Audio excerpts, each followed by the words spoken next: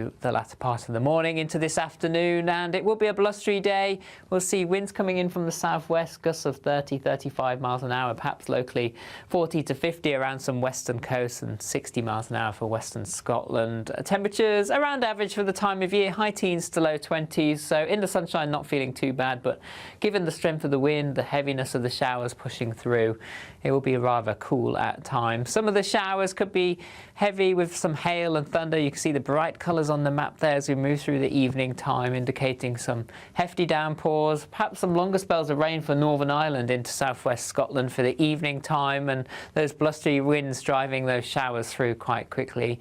Overall, a fairly dry day for Orkney and Shetland with sunny spells. Into the evening time, we see further heavy showers across western parts of the UK as the low pressure slowly edges closer. Some clearer spells developing during the early hours across eastern parts of the Midlands, East Anglia, but generally showers continue through the night for many of us, perhaps some longer spells of rain, and also still some rumbles of thunder possible, and the winds staying rather brisk. Temperatures overall will be around 14 or 15 Celsius for many, so not a cold night to come. And then for Monday, low pressure still in charge, a mixture of sunny spells and showers. Some of the showers will be heavy at times. Monday is the first day of meteorological autumn, and everyone will feel that. It'll be rather cool and breezy. Some showers will be heavy with hail and thunder, and temperatures around average, generally around 19 to 21 Celsius as we get into the afternoon. See you soon. Expect warm spells with the odd... It's our biggest Great British giveaway to date. You could be driving away with this brand new Benamar Primera motorhome. This 4-berth home from home comes complete with integrated kitchen and bathroom areas and has all of the tech you'd expect from the latest 2025 model. We'll also give you an incredible £30,000 in tax-free cash to make sure that any adventures you take in your new motorhome are taken in style. For a chance to win, text WIN to 63225. One entry costs £2.50 plus one standard network rate message, or text BONUS to 63225. 5 entries cost £5 plus one standard network rate message. Go to gbnews.com/win. Entries start at £2.50. Call 0903 686 3232. Calls cost £2.50 plus your network access charge. Or post your name and number to GB16 PO Box 8690 Derby DE1 9TT. UK only. Entrance must be 18 or over. Lines close at 4 p.m. on the 31st of October. Please check the closing time if listening or watching on demand. Mornings don't have to be tiresome, especially if you have the right company. Wake up to news as it happens, opinion and debate, and of course, a little bit of entertainment too. Because when the kettle's on, we're on. That's Breakfast on GB News, a show worth waking up for. Every morning from 6 a.m. Only on the People's Channel, Britain's news channel. We'll spread the news, you spread the word. From the school run to the home run, watch a new show for all of Britain. So he can say whatever he wants. A straight-talking show where all voices are heard. And, you know, when are we going to stop talking about smashing the gangs and actually do it? With the stories that matter from every part of our country. There's a bit of a crash landing there for your Chancellor. Bold, fearless and standing up for you. That's me, Martin Dordme, 3 p.m. till 6 p.m, weekdays, here only on GB News. The People's Channel, Britain's news channel. Westminster's full of talk, but out here, it's the real world. Am I allowed to talk then? No, that's it. This is where it matters, real people and real lives. That's what politics is all about. In fact, has Trump made a good start? No. Straight answers, no spin, and just a couple of pints. How many fingers have I got up? About 10. So join me for Lee Anderson's Real World every Friday at 7 p.m, only on GB News. The People's Channel, Britain's news channel. You want to know what's really going on in the corridors of power? Labour don't know what to do with you half the time, and that makes you quite lethal in the chamber. Get behind the headlines with Chopper's Political Podcast. Join me, Christopher Hope, as I sit down with the great and the good of British politics. We'll see where this ruling takes us. These are the stories shaping our nation. Chopper's Political Podcast, available now on all platforms. Listen in and stay ahead.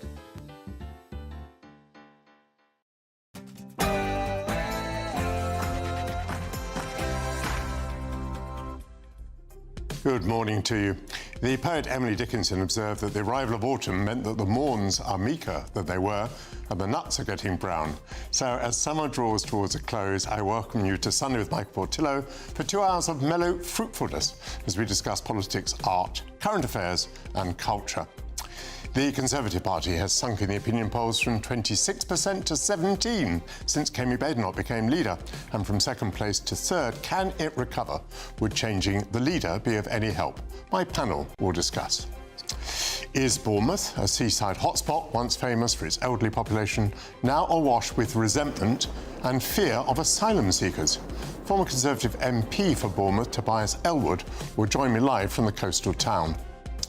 28 years ago, the world stood still as Princess Diana tragically died at the age of 36. We'll be remembering the princess and her legacy, but I'll be joined by the editor-at-large for the Mail on Sunday, Charlotte Griffiths. And an Italian master painting stolen by the Nazis more than 80 years ago was rediscovered in the most unlikely of ways. Historian Michaela Hume will explain. But before all of that, your latest news headlines with Bethany Elsey.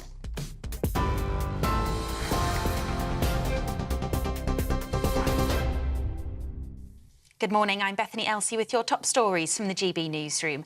As millions of children in England return to school this week, the Education Secretary is urging parents to do more to improve attendance and behaviour. More than half of pupils who missed a day during the first week of school during September 2024 went on to be persistently absent throughout the rest of the year, missing at least 10% of lessons.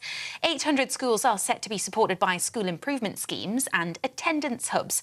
Bridget Phillipson says there's a particular concern about white working class children who have among the highest overall absence rates. Behaviour is a massive challenge alongside attendance.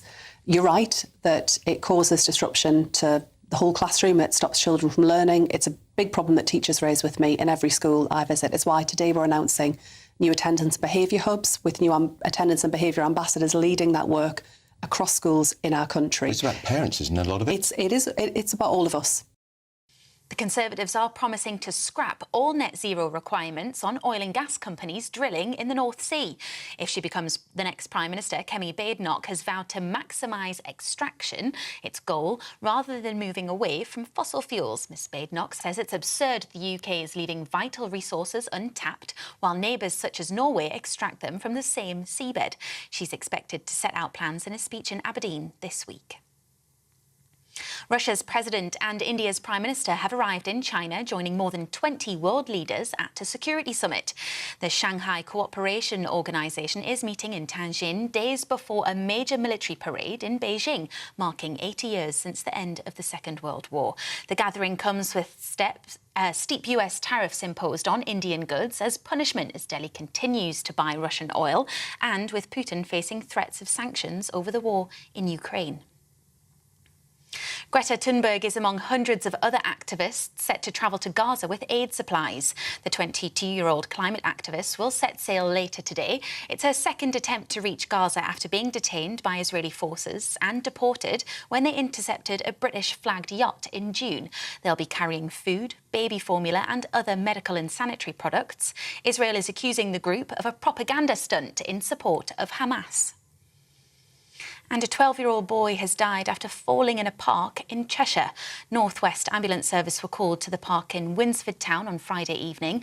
The boy, who had been seriously injured after falling from park apparatus, was treated by paramedics but died at the scene. You're up to date. I'll have more for you in an hour's time. Tune into GB News Radio wherever you are, online, on DAB digital radio, on TuneIn, on Radio Player and on your smart speaker. Just say, play GB News.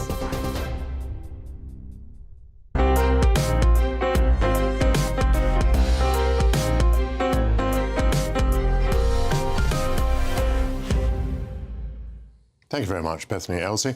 Despite a bad first year for the Labour government and poor levels of support in the polls, the Conservative Party is doing worse. And so far from being on the brink of a return to office, a recent poll would suggest that it might be reduced to 24 seats in the House of Commons. The game changer has been the rise to first place in the polls of Reform UK. Is Nigel Farage about to destroy the Tories? My panel is here to focus on them, one of the world's most successful political parties, historically speaking. The panel is Chief Political Correspondent Aubrey Allegretti at The Times, former Labour advisor Matthew Lazar and political commentator Alice Grant. Good morning to you all. Good morning. Good morning. Alice, what is the problem with the Conservative Party? If we understand the problem, we might have a better idea of whether it could recover. There was a golden age under Margaret Thatcher. There was energy, there was vitality, there was a true belief in Conservative principles and a courage to stand up and defend them, no matter what. And that has just waned and waned and waned over the decades. And this is the result. And meanwhile, Reform, who has sort of almost pulled and sucked all the energy, is marching on ahead in the polls because they're actually speaking to voters in a language that they can understand and they can relate to. And I think it makes sense to me that we're where we are at. And You're something saying we, so by the way. drastic. You're a Tory. Something so drastic needs to happen in order to resuscitate the dying party. Otherwise, I really fear that there's not much hope of rejuvenation. I mean, one problem clearly is that people can remember the Tories in office, and many of its own supporters were very unimpressed. The other problem that I would identify is it seems to me to be at least two parties, and one lot who would feel quite happy with the Liberal Democrats, another lot who would feel quite happy in Reform UK, and therefore anything that a leader puts forward is going to fall foul of half the party, and therefore she can make no progress. Discuss. I agree with that analysis. I think that's true, and I think the issue is that if there was a leader who could unite these two factions, because it is possible. I mean, Boris Johnson commanded an 80-seat majority because he had the charisma that people want, and I think people really want to see is a figure who is good at political oratory, who identifies issues that voters care about, who is unafraid to stand up against them, and who's actually leading the conversation, not just riding on the coattails of the mainstream media or of what Farage is putting out, but actually has ideas and brings them forward. And I think the issue is that there's such a vacuum of that in the Tory party. There is no one who's actually leading any national dialogue on the issues that the British people care about or contributing anything that is new and that will inspire people. So if there was a leader, I think the faction issue could be solved. And, I think you make a good point in that I have never known any political party to be united. I mean, that is fool's gold. But what we have known in the past is parties to be led. Indeed. And parties that are led and leaders who are successful, who are ahead of the opinion polls, crush the opposition, or at least silence the opposition in their own parties. I think a good leader is a unifying force. What I'm saying is that under a good leader, people feel as though that their object and their purpose is on the commonly shared goal rather than in time for individual faction fighting. And that's, I think, a key problem that we're facing. And on the other hand, Reform, who are made up of an eclectic bunch of people with all sorts of different ideologies and beliefs and motivations, are entirely united under Nigel Farage. So certainly they're very, very strongly led. Absolutely. Matthew, what do you make of Alice's analysis? Do you agree with it? Well, I think the Tory party is in pretty serious trouble. I think so is my own party, the Labour Party, as well. But I think the Tories, it's more existential because I'm not sure there's a lot of space left for them in the political firmament, because the space that they might carve out, which is a kind of messy compromise between sort of economic liberals and social conservatives, is being eaten away. And as Alice says, all political parties survive on momentum, and the Tory party are going to have exactly the opposite. I mean, we are facing the prospect of the Tory party coming fifth in Scotland and Wales next May, and when you're at that level of support, it becomes existential, which is what we saw in the European elections, which actually did for Theresa May, which was the worst ever result for the Tory party. And, then they thought changing the lead, they had an alternative, they had Boris, they had a solution.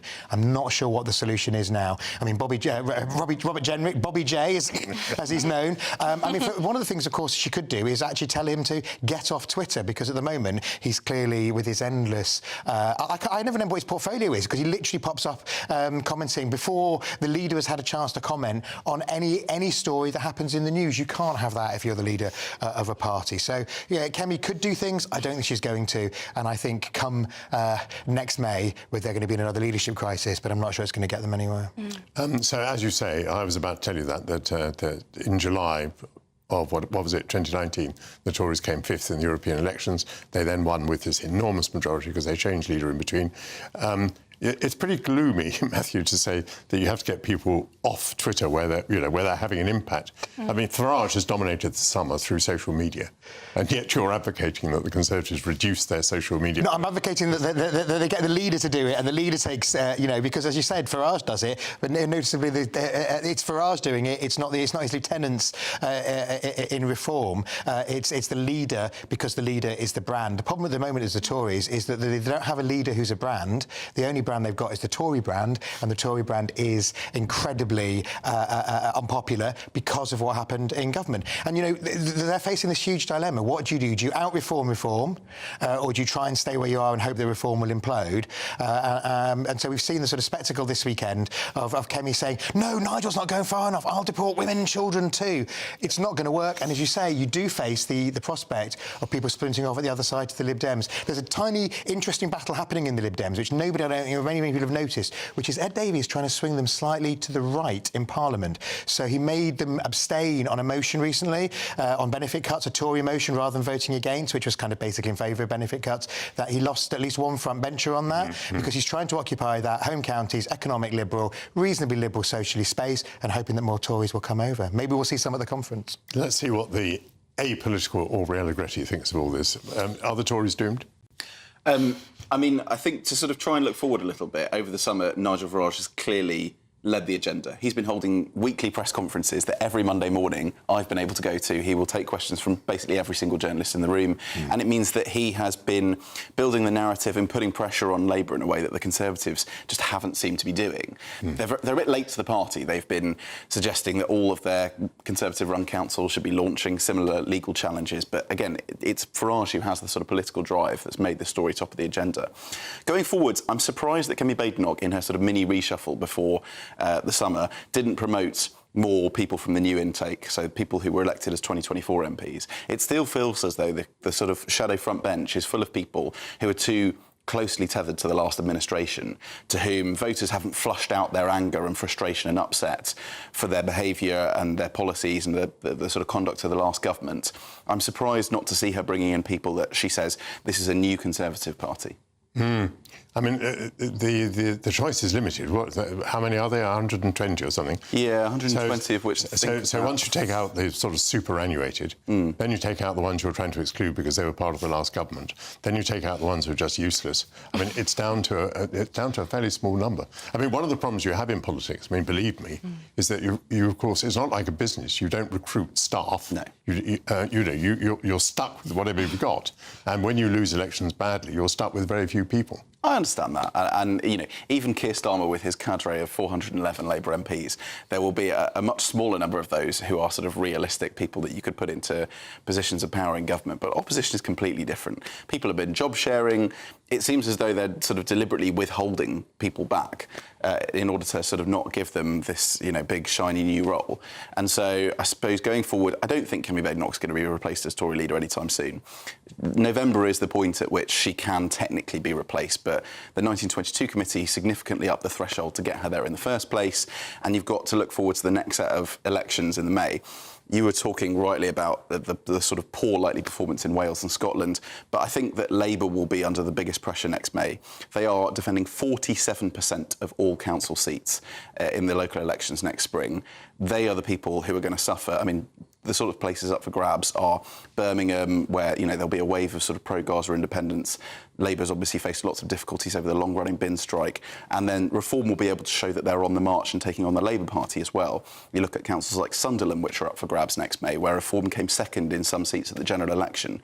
I think that Kemi Badenoch will feel as though the sort of political antagonism is much more towards Labour after the next set of local elections. So I think she's probably safe for at least the next 7 or 8 months. Yeah, I wonder whether you agree, Alice. I mean, you seem to launch a fairly trenchant attack on the leader, not by name, but you said the leadership was very poor, so it sounds as though you thought there was something to be gained from changing leader. Do you? There is no hope. As you identified, you seem surprised. As you identified, with the current cohort, there is nobody who commands the attention and the momentum needed to resuscitate the party. On the other hand, remove Farage and what is Reform? it's pretty dead too. I mean, so that is a very big question. It's a different question, but I mean, one does think about it, and I hope I'm not being gloomy here, but, you know, Farage is a certain age and people suffer from illnesses and all sorts of things happen. Reform without Farage will be a completely different proposition. But for the moment, it is reform with Farage. Yeah. But let me just understand your position. You think the Tories are in a hopeless position, and if they change their leader, hopeless still. Indeed. I mean, what I'm trying to emphasise here is that leadership is that important these days, and it's because we're living in an age where personality really matters on social media, on TV, and, you know, perhaps it's the influence of America and their presidential style where the leadership is everything. But we have unwittingly, obviously, you know, subconsciously adopted some of that mentality, and in part thanks to a media which is now an enormous organisation and one of the most powerful institutions shaping public opinion. Do you hanker after Boris? No, not at all. So no solution at all, not even that? Not at all. I think he was actually what sort of killed the party stone dead through his policies, especially during the COVID lockdown. I mean, they were so fundamentally anti every principle which is conservative that no wonder we're in the place that we're in. He killed it stone dead. But in terms of observing the way he operated and his public attention and the way he was able to capitalise on his presence in the media and familiarity with the public was something obviously exceptional. Matthew, Aubrey made a very interesting analysis about the strains coming on the Labour Party. I dare say you would agree with that. But I'm not sure I agree entirely that it will put strain on the Labour Party. I'm not sure it will take much strain off the Conservative Party. What do you think? I absolutely agree with you, Michael. I think it's going to be a crisis for both parties. The issue with the Tory party is because you're in opposition and because even with the changes that the Tories have introduced, it's easier to get rid of a Tory leader than a Labour one. I fear that, yes, there'll be huge pressure on both, but the Tories will be able to do something about it, while Labour will have to limp on wounded, at least for the time being. And it looks like it may be pretty wounded. Whether it's terminal is the big question for Labour as well. Matthew, do you take it for granted that Reform UK marches on more or less as it is? I mean, enjoying support levels, you know, between 30 and 40. I think for the moment, yes. The big question for Keir Starmer is whether he wants to sacrifice his premiership for the European Convention of Human Rights and whether he wants to destroy the Labour Party on that rock. So I think what you might see is, over the next few months, is a pressure to do something on migration and small boats, something like our sister party in Denmark has done, which is get tough, but do it in a kind of Labour way, as it were. But at the moment, we don't see any sign of that, but the pressure will build, certainly if it's carnage next May electorally. Well, you give me a very good idea for a future topic. I think, you know, does Labour want to be destroyed on the ECHR would be a very, very good topic for a future discussion. But for the time being, thank you very much to Aubrey Allegretti, Matthew Lazar and Alice Grant. With Angela Rayner enjoying 3 homes, my panel will be back to answer the question, is there anything wrong with champagne socialism? That will be at noon. Coming up more immediately, the reputation of Bournemouth, famous for 7 miles of golden beaches, 2 piers and a microclimate, has been tarnished. I'll discuss the new reality with the former Conservative MP for Bournemouth South, Tobias Elwood, next. This is Sunday with Michael Portillo, only on GB News.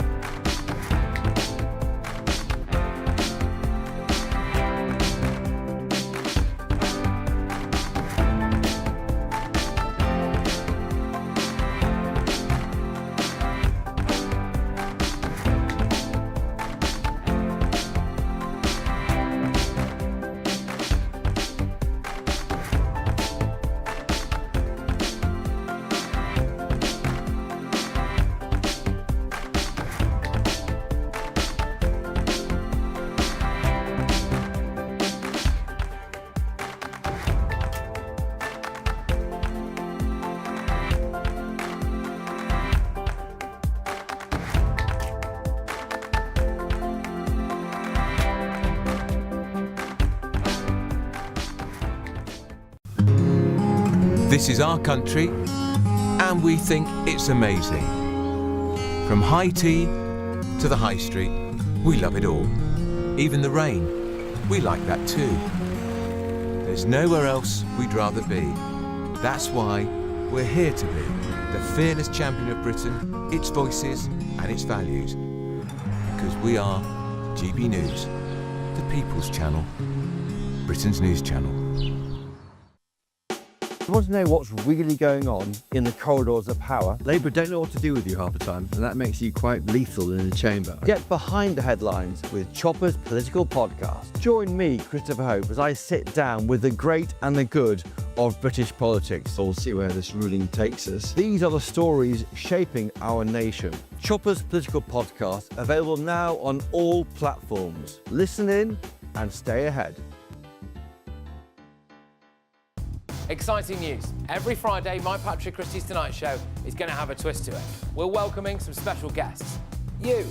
That's right, on Fridays I'm going to be doing my show in front of a live studio audience because this show is about you and what you have to say. It's going to be the same big debates, same big topics, same big opinions, but every Friday night at 9 p.m. you are invited to come on down to Patrick Christie's Tonight to be a part of the action.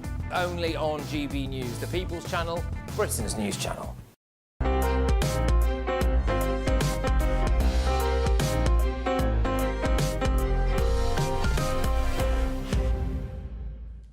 Welcome back to Sunday with Michael Portillo. Let's transport ourselves to Bournemouth, a charming seaside resort known for its golden sands, Victorian elegance and happy pensioners. But beneath the picture postcard facade, a new image is emerging. Some say this once tranquil resort has become a flashpoint, a place where national change is writ large. Joining me now is the former Conservative MP for Bournemouth South, Tobias Elwood. Hello, Tobias. Good morning to you. Good morning to you. If I may just correct you, it wasn't Bournemouth South I represented, it was Bournemouth East. Bournemouth South is probably in the sea somewhere, so just wanted to clarify. Thank you very much. We're off to a very good start. Now, listen, I have been reading these articles in The Telegraph and in The Spectator about Bournemouth, and I simply don't recognise the description. So people are talking about drugs being openly taken, gangs fighting each other on the beaches, people using the beaches as public urinals. We have apparently 3 hotels where asylum applicants are being housed, and we've got a private safeguarding force, which apparently is a reflection of a lack of confidence in the police. How many of those are true?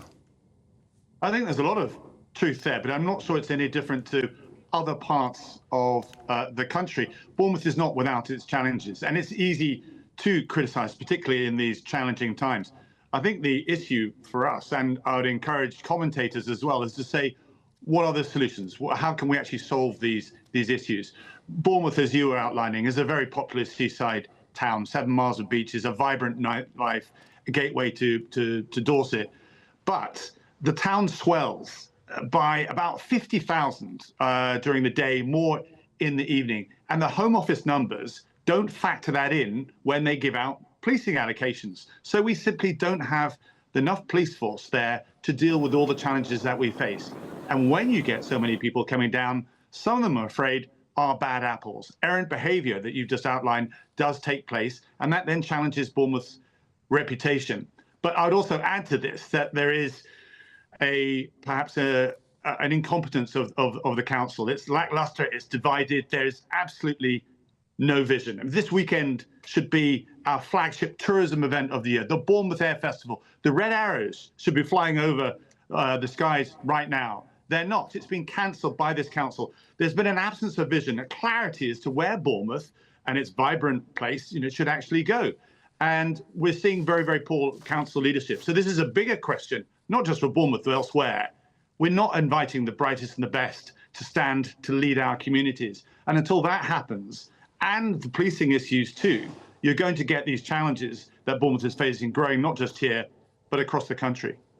To your very first point about whether Bournemouth was being picked out, I think not, indeed. I think the articles are saying that this is an example of what is happening across Britain. I mean, the example of Bournemouth is particularly shocking because of its past reputation, so genteel and with such fabulous resources such as these beaches.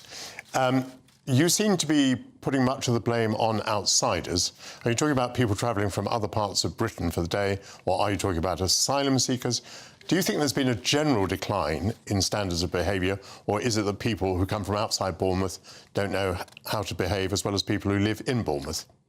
I think it's a combination of all those things. The asylum seeker piece has not resonated as much as we've seen in the news in other parts of the country, but simply the scale of the numbers of people coming down.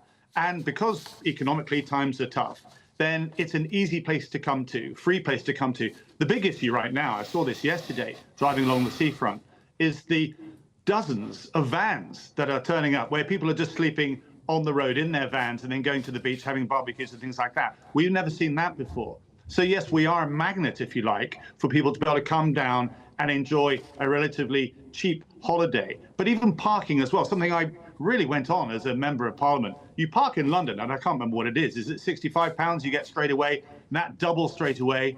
You park in Bournemouth on a double yellow line, it's £25. So people park up deliberately for the day on a double yellow line, and the council isn't able to do anything about it. I tried to change the laws in London, in Westminster, about this, and I didn't get anywhere.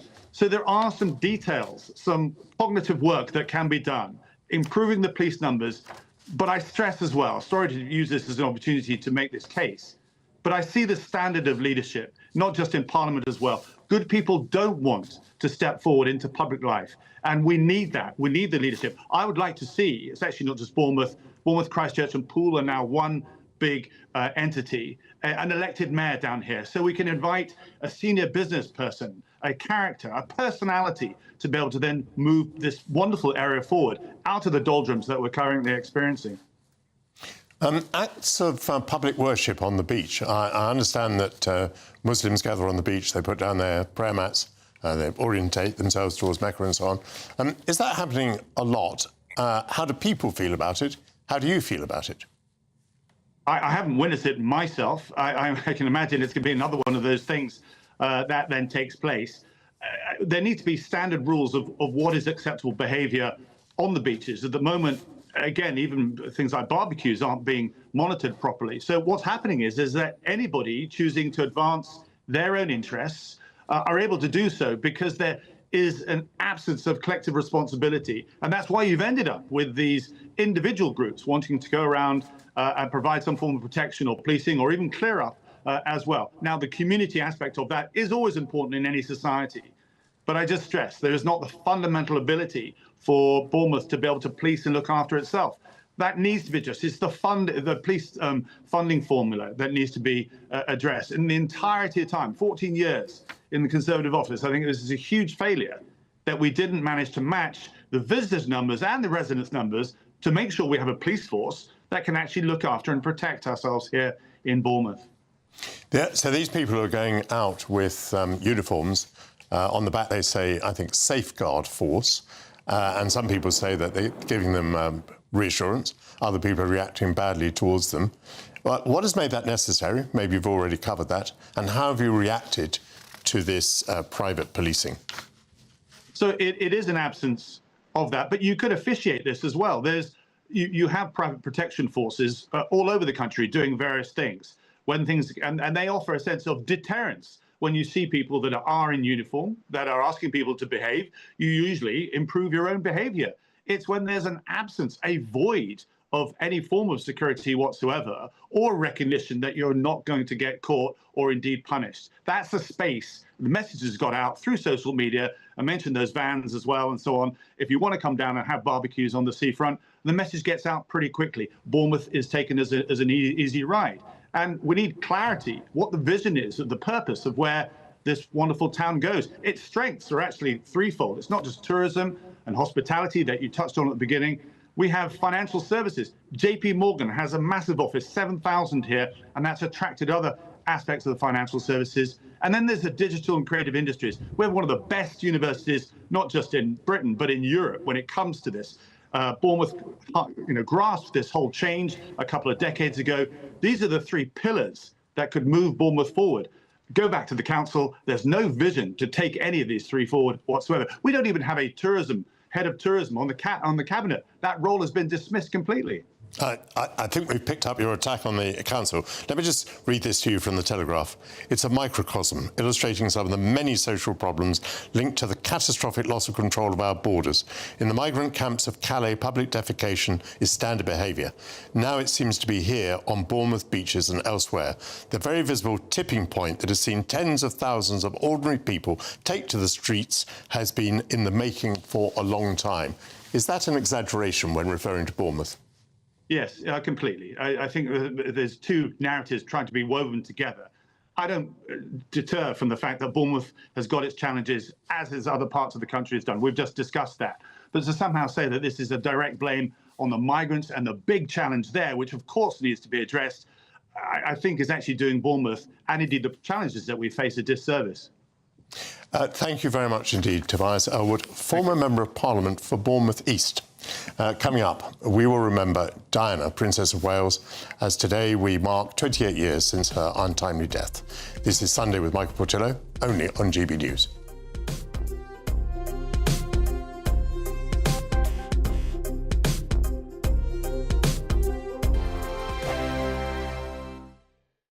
Hello there, welcome to your latest GB News weather forecast from the Met Office. Well, summer's certainly going to end on an unsettled note for most of us. We see a mixture of sunshine and showers across the UK today. It's all down to this huge area of low pressure, which is not going to go very far over the next 24 to 48 hours, bringing in further rain and showers. And note the tightly packed isobars in the west, indicating it's going to be also quite windy. So for most of us, a mixture of sunshine and showers. Some of the showers will be heavy and thundery, most frequent towards the west, where it could start to merge into a longer spell of rain later on across Northern Ireland. In the sunnier moments across the east, still feeling fairly warm, could see highs reaching 22 or 23 degrees here. So we end the weekend on a fairly unsettled note across Scotland. Most of the showers across the east beginning to fade away a little, but out towards the west we could start to see a longer spell of rain beginning to arrive here. A wet end to the day for Northern Ireland, some heavy rain especially across the western parts of the country. But for much of England and Wales it is just that continuation of sunshine and scattered showers. Showers most frequent out towards parts of Wales and the West Country. Throughout the night, actually, many central and eastern parts of the UK will turn largely dry and clear. But out towards the west, further showers, and some of these showers will continue to merge, especially across Scotland. We could see a heavier spell of rain here later on in the night. Could get some difficult conditions on the roads here. But with the cloud and the wind around, most of us seeing temperatures staying in double figures as we start Monday morning. So we do start off the day with some sunshine out towards the east, but it won't last. Cloud will bubble up here, as showers across the west will just become quite widespread across the country. Again, some of them will be heavy, potentially thundery in places, but in between we'll continue to see some brightness. Not as windy tomorrow as today, and that will help the temperatures a little bit. We'll continue to see highs reaching the low 20s. At GB News, we love to hear from you, our loyal community. So drop us a line at gbnews.com/yoursay. There you can talk to each other and also to the presenters live on air. gbnews.com/yoursay, because GB News is your channel, Britain's news channel. Join me, Nana Akweer, for an informative, interactive news programme with a difference. It's fun. No, you didn't say that, Dave. I'm so surprised. I think there's an element of truth to that. Join me from 3 p.m. every weekend, only on GB News, Britain's news channel. In the GB Newsroom, we bring you the news as it happens. With our team of dedicated journalists across the UK, we're ready to keep you up to date with what's happening every half an hour, every single day. Bulletins here on GB News, the People's Channel, Britain's news channel.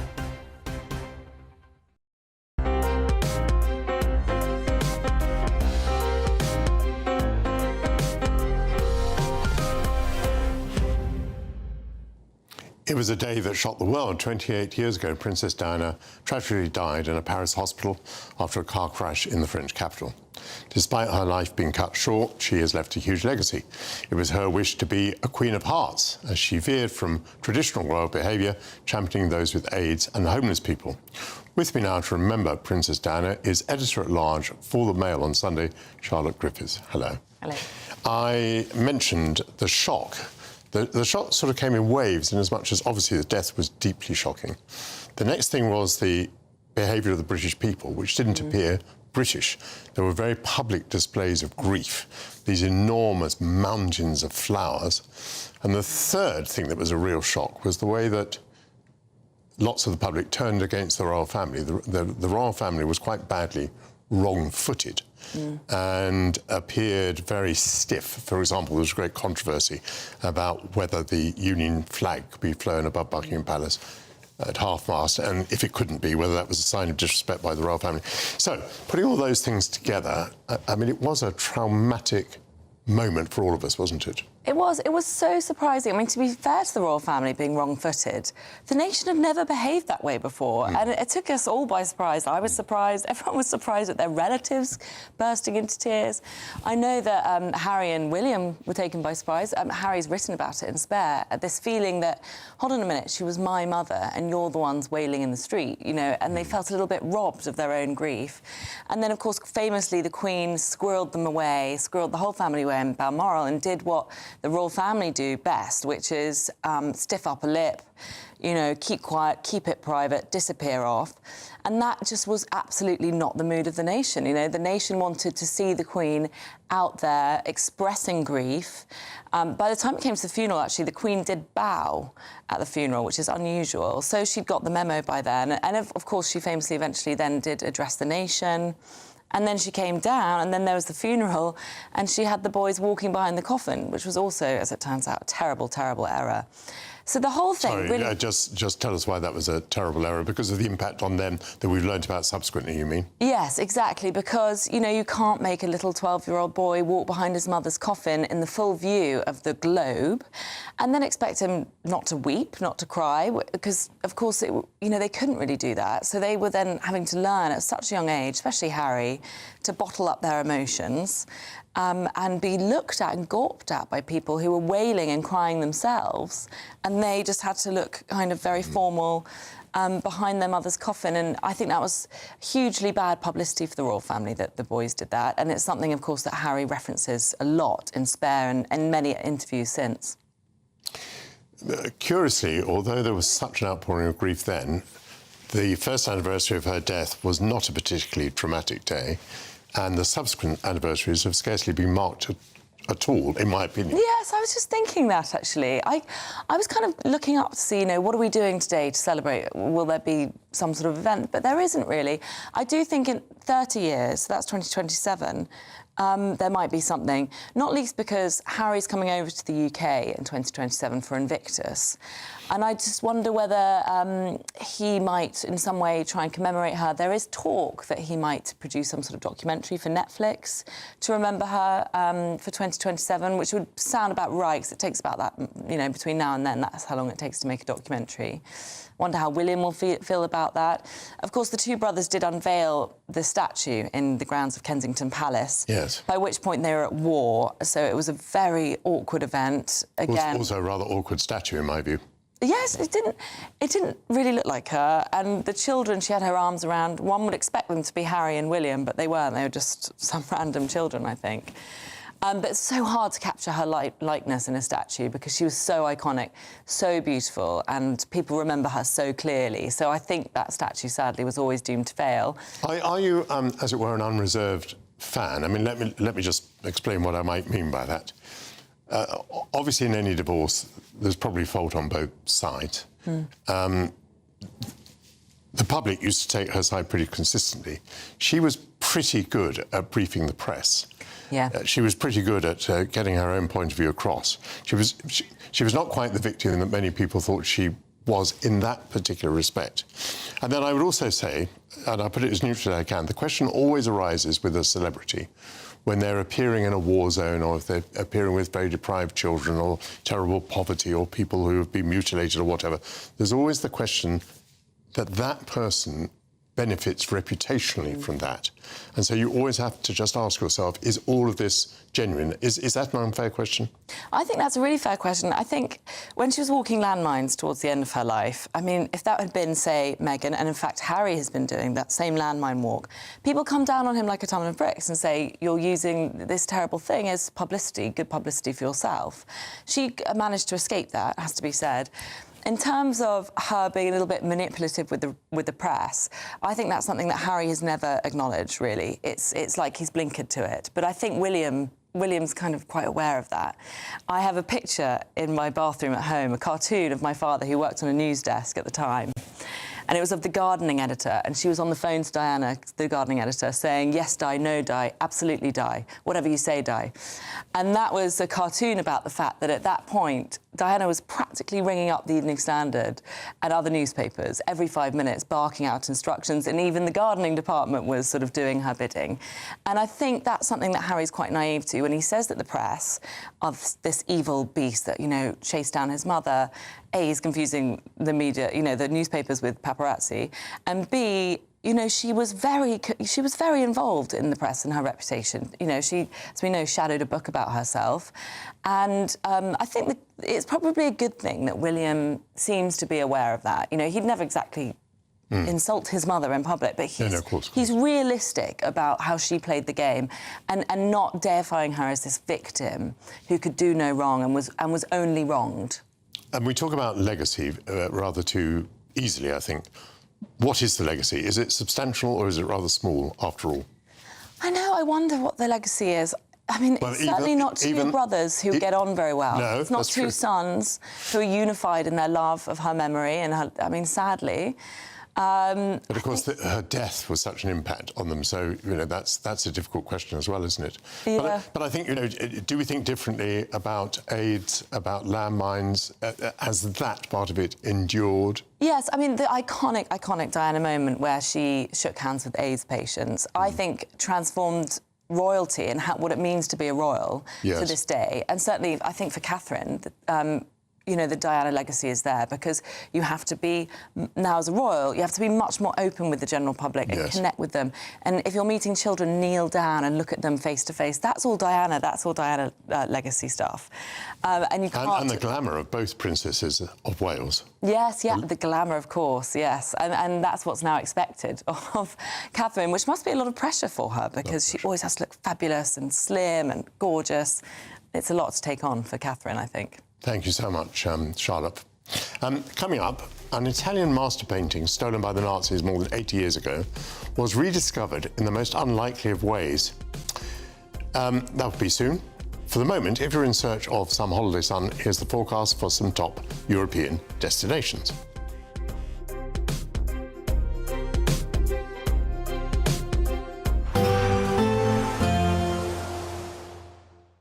You're looking happy. Well, the forecast looks good. So you've sorted the travel insurance then? All Clear Travel Insurance sponsors GB News Travel Destinations Forecast. Hello, there's still the risk of heavy rain and thunderstorms across central western parts of the Mediterranean over the next few days. Elsewhere it should be largely dry and sunny, largely dry across Madeira, the Canary Islands, but you can see the risk of rain across parts of Spain, Portugal, into France, northern Italy, seeing some heavy downpours and thunderstorms. A few showers possible towards Greece as well, but Turkey largely dry with plenty of sunny spells, temperatures still in the 30s here, and it remains similar over the next few days. All Clear Travel Insurance sponsors GB News Travel Destinations Forecast. Welcome back to Britain's Newsroom with Andrew and Beth. Hello everyone, Patrick Christie is here. I'm Michelle Duke, Britain's News Channel. Access the stories that matter to you. Take the GB News family with you on any device. And as long as you have an internet connection, tune in to GB News anywhere on the planet or beyond. GB News, the People's Channel, Britain's news channel. Miriam, you can't be serious. Scrapping the triple lock on state pensions? Madness. Andrew, we just can't carry on pretending. The numbers just don't add up. We've got to be honest with people. We've got to face the facts. That's what people want. Well, that's what you get on GB News and on Britain's Newsroom. Lively debates, lively conversation, Britain deserves a newsroom that puts the facts and your voice first, and we're not afraid to hold power to account. and each other. So join me, Andrew Pearce, And me, Miriam Gates, for Britain's Newsroom, weekdays from 9:30 on GB News. the People's Channel, Britain's news channel. Mornings don't have to be tiresome, especially if you have the right company. Wake up to news as it happens, opinion and debate, and of course, a little bit of entertainment too.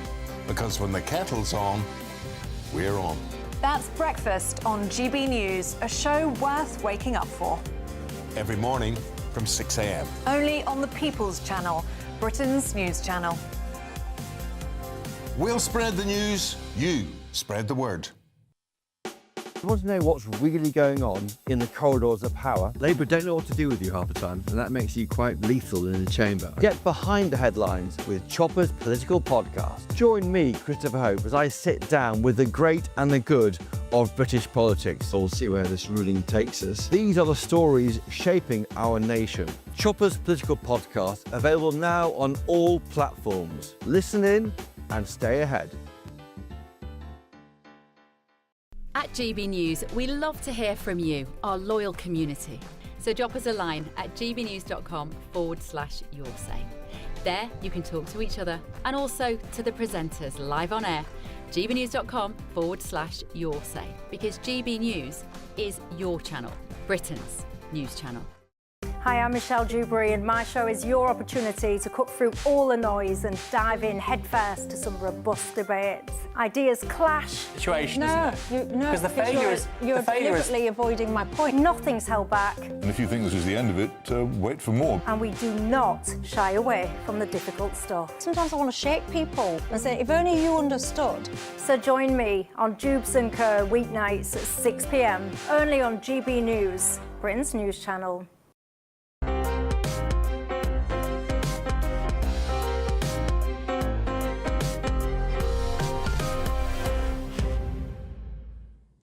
Welcome back to Sunday with Michael Portillo. This week, an extraordinary art discovery was made on an estate agent's listing in Mar del Plata in Argentina. Above a velvet sofa hangs an old master portrait lost for more than 80 years, looted by the Nazis. Its reappearance has reignited interest in the long quest to restore stolen heritage.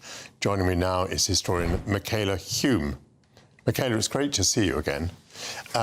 Welcome back to GB News. Could you just tell us about this discovery in Argentina, please? Yeah, so I don't know, I'm sure many people watching may have seen this already, but it was a fascinating story. So a lady who is a descendant of a former soldier who worked with Hermann Göring has, it is believed for years, has had some art that has been looted, that was looted during World War II. And I think people have approached her about this over the years, and she's categorically denied having any looted art.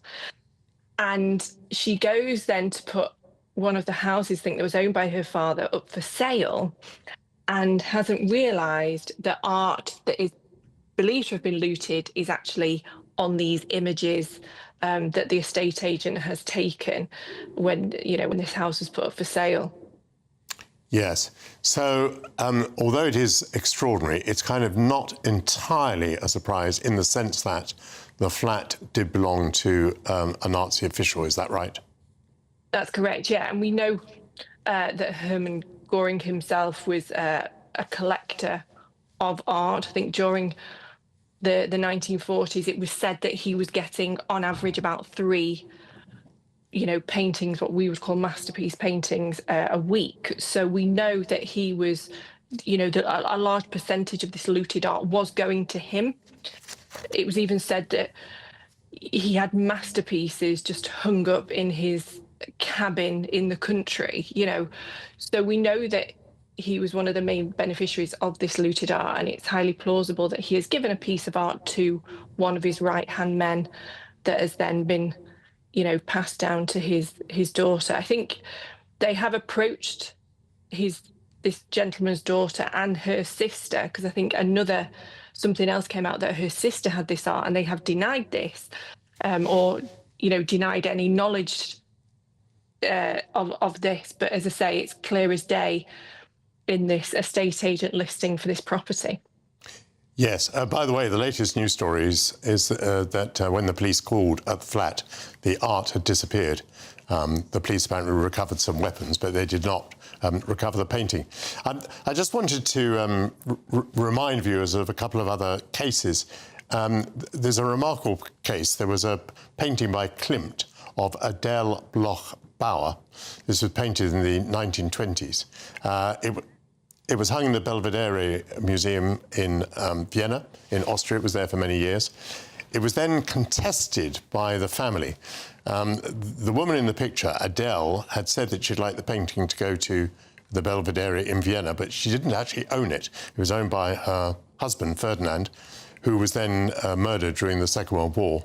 Eventually, this painting by Klimt was restored following a 7-year court case to the family. It was sold by Marie Altman, who was related to Adele, for $135 million, is now in display in New York. I don't know whether you've been to see it, Michaela, but it's in the Neue Galeria in New York, well worth visiting.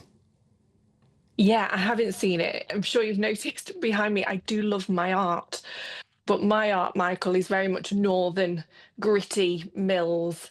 And, yeah, not as extravagant as that, I'm afraid. But there is obviously this discussion around the looted art and how we get it back to its rightful owners. And I think that sort of highlights one of the issues that the heirs of this art are struggling to get it back. Because what happened is, obviously, the Nazis, there was a scheme, the ERR, which seized all this art.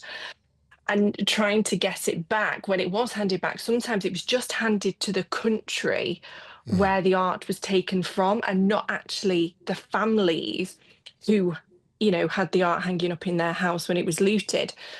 And then the families are trying to prove provenance. They're trying to, with a paper trail, say, well, look, I'm the rightful beneficiary of this art.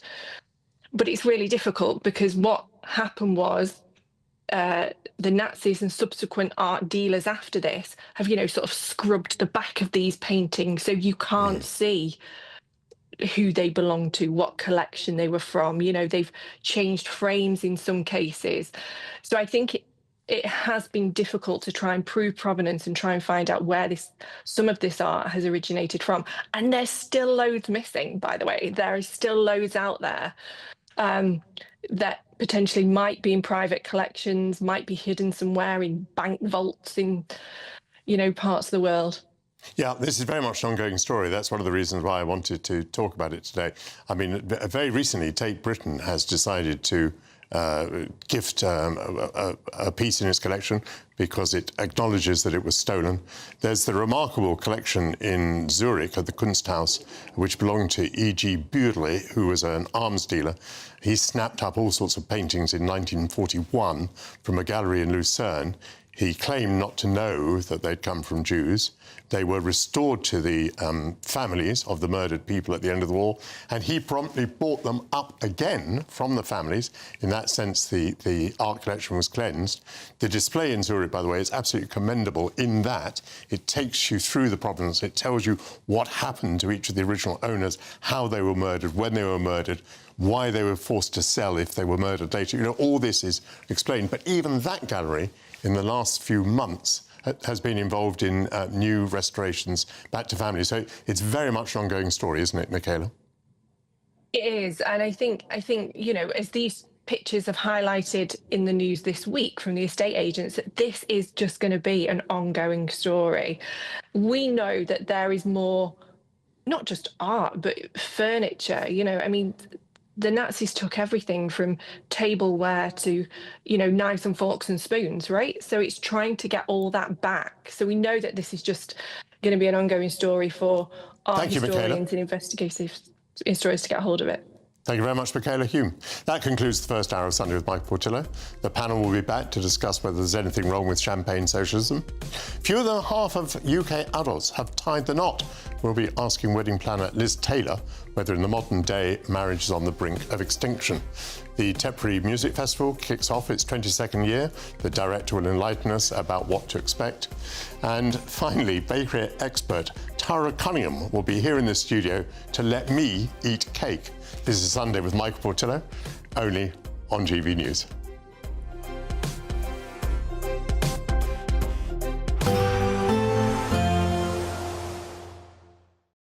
Today, cloud overhead, total zen within. Vox Solar sponsors the weather on GB News. Hello there, welcome to your latest GB News weather forecast on the Met Office. Well, we start September off where we end August, really, on an unsettled note across the country. Most of us seeing some further rain as we go through the new working week. And we really end the weekend with still this area of low pressure in charge. Note the tightly packed isobars, especially out towards the west, indicating a fairly windy picture. And also quite a wet picture as we go through the course of the night across parts of Northern Ireland and Scotland. It does turn largely dry and clear, however, down towards eastern parts of England, parts of the Midlands too. But we are keeping a very close eye on a band of rain potentially developing across Scotland later on in the night. Could give some fairly poor travelling conditions here. But for most of us, it's a fairly mild night. Most towns and cities stand in double figures. So we do start off Monday with some sunshine across parts of Yorkshire, Lincolnshire, into East Anglia and the southeast too. But further west across Wales and the West Country especially, a mixture of sunshine and showers from the word go. Very similar story for northwest England, Northern Ireland too. And then we come up to this line of heavy rain across Scotland. As I said, we are keeping a close eye on things here. Could see some poor travelling conditions as we start the new working week. But that will gradually clear its way towards the east, and really for most of us it is going to be a day of sunshine and scattered showers. Some of the showers will be quite heavy, potentially some thunder and hail mixed in at times too, but they will be moving through fairly steadily because the winds will still be fairly brisk. Maybe not as windy as Sunday, but still a quite breezy day out there. In the sunnier moments, not feeling too bad for the beginning of September. We will see highs just reaching the low 20s in places. So if we move into the evening hours, the showers generally fading away a little bit across central and eastern areas, but will continue as we go through the course of the night out towards the west. And really, as we go through the new working week, it remains unsettled. All of us seeing some further spells of rain, with temperatures around average for early September. Today, clouds overhead, total zen within. Vox Solar sponsors the weather on GB News. It's our biggest Great British giveaway to date. You could be driving away with this brand new Benamar Primera motorhome. This 4-berth home from home comes complete with integrated kitchen and bathroom areas and has all of the tech you'd expect from the latest 2025 model. We'll also give you an incredible £30,000 in tax-free cash to make sure that any adventures you take in your new motorhome are taken in style. For a chance to win, text WIN to 63225. One entry costs £2.50 plus one standard network rate message, or text BONUS to 63225. 5 entries cost £5 plus one standard network rate message. Go to gbnews.com/win. Entries start at £2.50. Call 0903 686 3232. Calls cost £2.50 plus your network access charge. Or post your name and number to GB16 PO Box 8690 Derby DE1 9TT. UK only. Entrance must be 18 or over. Lines close at 4 p.m. on the 31st of October. Please check the closing time if listening or watching on demand. Westminster's full of talk, but out here, it's the real world. Am I allowed to talk then? No, that's it. This is where it matters, real people and real lives. That's what politics is all about. The fact is Trump made a good start, no. Straight answers, no spin, and just a couple of pints. How many fingers have I got up? About 10. So join me for Lee Anderson's Real World every Friday at 7 p.m, only on GB News. The People's Channel, Britain's news channel.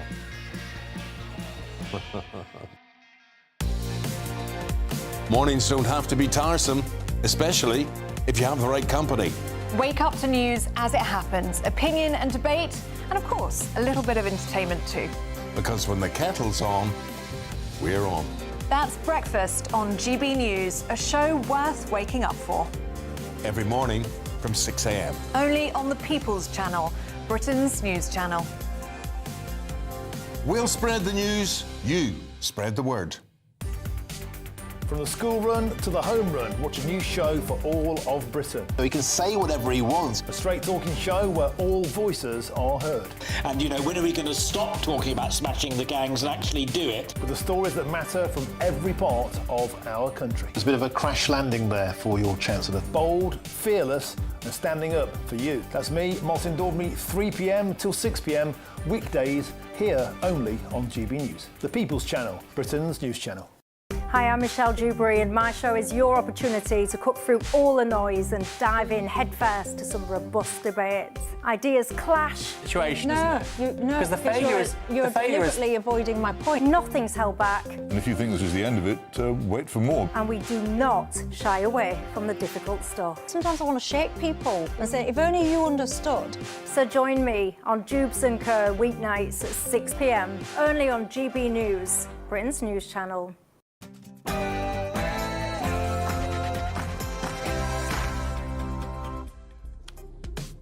May I be the first to wish you a good afternoon. Author F. Scott Fitzgerald described guests at the Great Gatsby's parties as moths among whisperings and the champagne and the stars.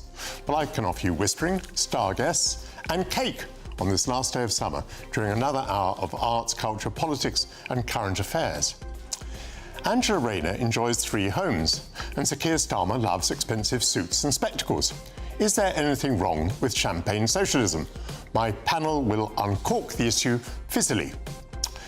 Fewer than half of UK adults are now married, and if the current trend continues, the institution could all but vanish within a generation. In the modern day, is marriage on its way out? Wedding planner Liz Taylor will explain.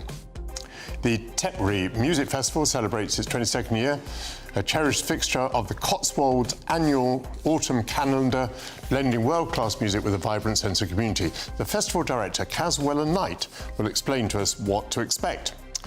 The Mad Hatter said in Lewis Carroll's Alice in Wonderland that it's always tea time. Well, there's never a bad time for cake.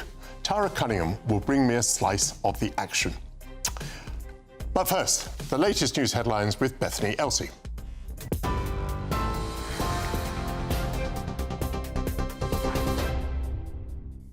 Thank you, Michael. Good afternoon. Here's your top stories from the GB newsroom at 12:01.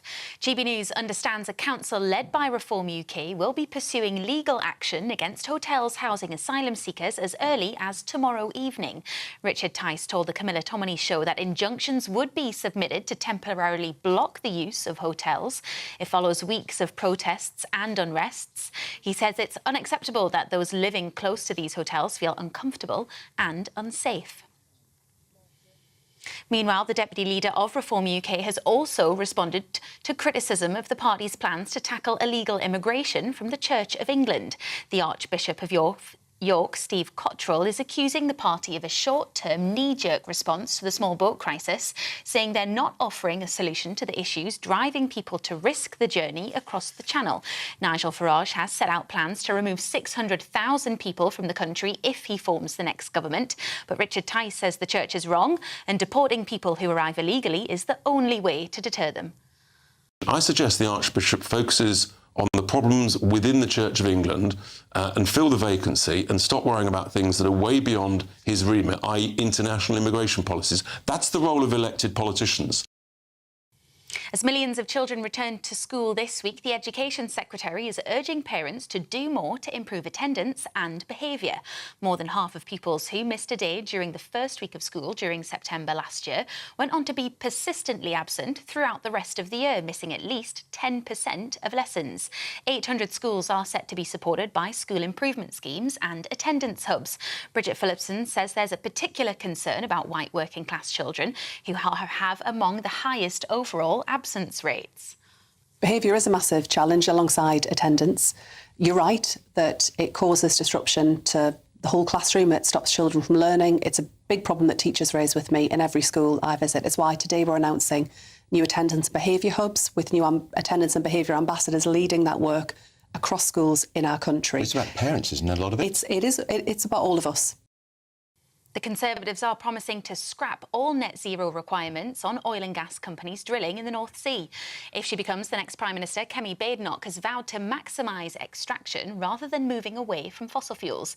Ms Badenoch says it's absurd the UK is leaving vital resources untapped while neighbours such as Norway extract them from the same seabed. She's expected to set out plans in a speech in Aberdeen this week. Greta Thunberg is among hundreds of other activists set to travel to Gaza with aid supplies. The 22-year-old activist will set sail later today. It's her second attempt to reach Gaza after being detained by Israeli forces and deported when they intercepted a British-flagged yacht in June. They'll be carrying food, baby formula and other medical products. Israel is accusing the group of a propaganda stunt in support of Hamas. And a 12-year-old boy has died after falling in a park in Cheshire.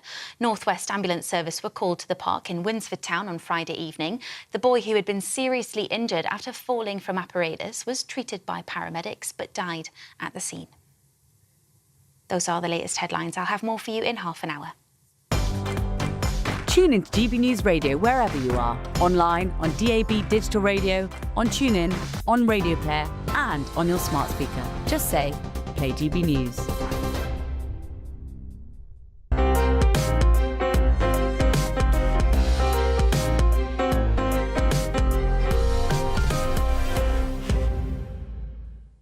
Thank you, Bethany Elsie. Socialism is about equality and redistribution. So why do the Prime Minister and his deputy flaunt their wealth? He by accepting expensive clothing and she by acquiring expensive property. On the other hand, why shouldn't the rich believe in high taxation and high levels of welfare? Doesn't that simply demonstrate that their politics are not based on self-interest? The debate about champagne socialism bubbles on. My panel is equipped with exquisite political palettes. Rejoining me, Chief Political Correspondent at The Times, Aubrey Allegretti, former Labour advisor Matthew Lazar, and political commentator Alice Grant. Welcome back to you all. Thank you. Matthew, is there anything wrong with champagne socialism? Absolutely not. Look, I mean, I have one adage about all this, which is what my gran used to say, which is there's nout is too good for the workers. And I don't see why people who are on the left of politics, who have money, shouldn't enjoy spending it, as long as they're not being hypocritical in doing so. So if you're, trying to call for lower taxes for rich people, but sort of say you're on the left, which sometimes celebrities do rather than politicians, I find that rather hypocritical and difficult. But no, I don't think people are flaunting their wealth. Angela's bought a house on the south coast. She's got complicated arrangements due to her changing private life and the fact she's the deputy prime minister, which comes with a grace and favour apartment just while she's in that role, quite rightly. So no, I think lift those champagne glasses away. And I think the moment that Angela actually really cut through with a lot of people was when she went to the opera at Glyndebourne, and there were Tory MPs standing up in the Commons saying how outrageous this was, what a fraud she was. I thought that was, and she said, I'm a working class lass, but why shouldn't I go to Glyndebourne? Why shouldn't I, have a glass of champagne in the long interval at the Country House Opera? So, I don't think anybody should flaunt their wealth, but I think that there's nothing wrong with those on the left of politics who are able to enjoy nice things in life. Does it make any difference how you acquired your wealth, Matthew? I mean, obviously some people have been very successful business people, other people have inherited wealth, and they may well be socialists, they may believe in high taxation. But the people we're talking about here have made their money entirely in the public sector. So they've made their money by, going up the ladder that was provided for them by taxpayers. Does that make it different? Well, I think it depends if you think they've been overpaid in the jobs that they've done in the public sector. So I don't think there's anything wrong with people who worked in the public sector who may have had very senior roles who acquire money. I mean, Angela Rayner isn't actually that rich. I mean, she's basically worked in the care sector, been a union official, and been an MP. I suspect we will find out that the flat in Hove is very heavily mortgaged when the details fully emerge. I mean, you talked about the spectacles, etc. Well, they were bought by a Labour-supporting business person because he wanted Keir to look good on the campaign trail. His background was in television, so he knew what looks good on camera and what doesn't, and he wanted to help. Now, whether it was wise or not to accept that in the particular instance, that particular moment is a different argument. But I don't think it matters where you've made your money. Look, we have a problem in politics.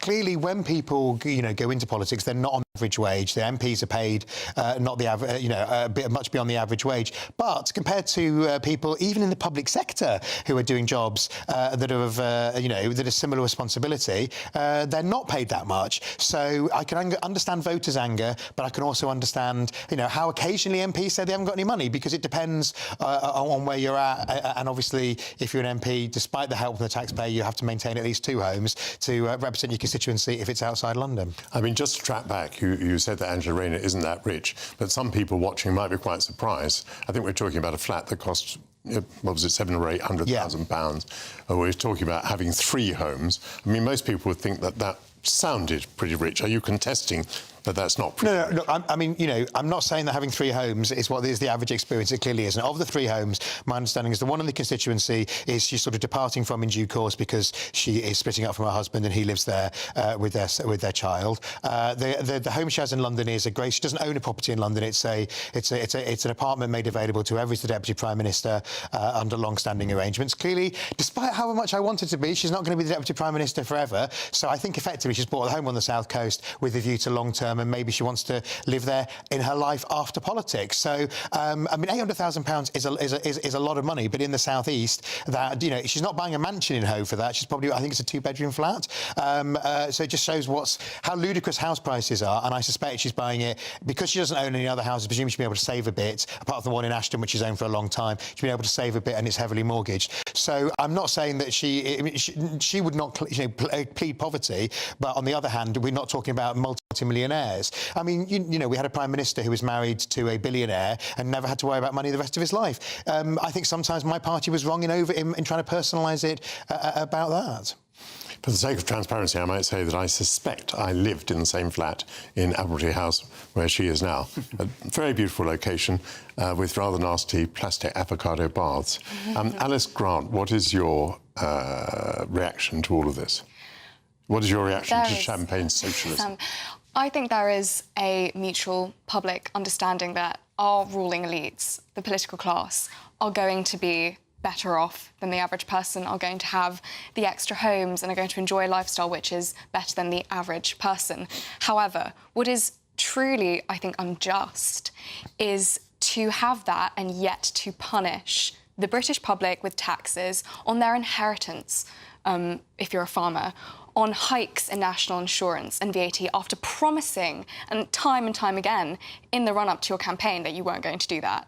Obviously, we all knew that was a lie, but the hypocrisy and the dishonesty, I think, is really unforgivable, and especially for my generation, because a lot of us know that we are not going to be able to afford our own houses in the future, no matter how hard we work. And that's unjust. Previous generations knew that if you worked hard, that money would pay off. You'd be able to afford to buy a house to provide for your family.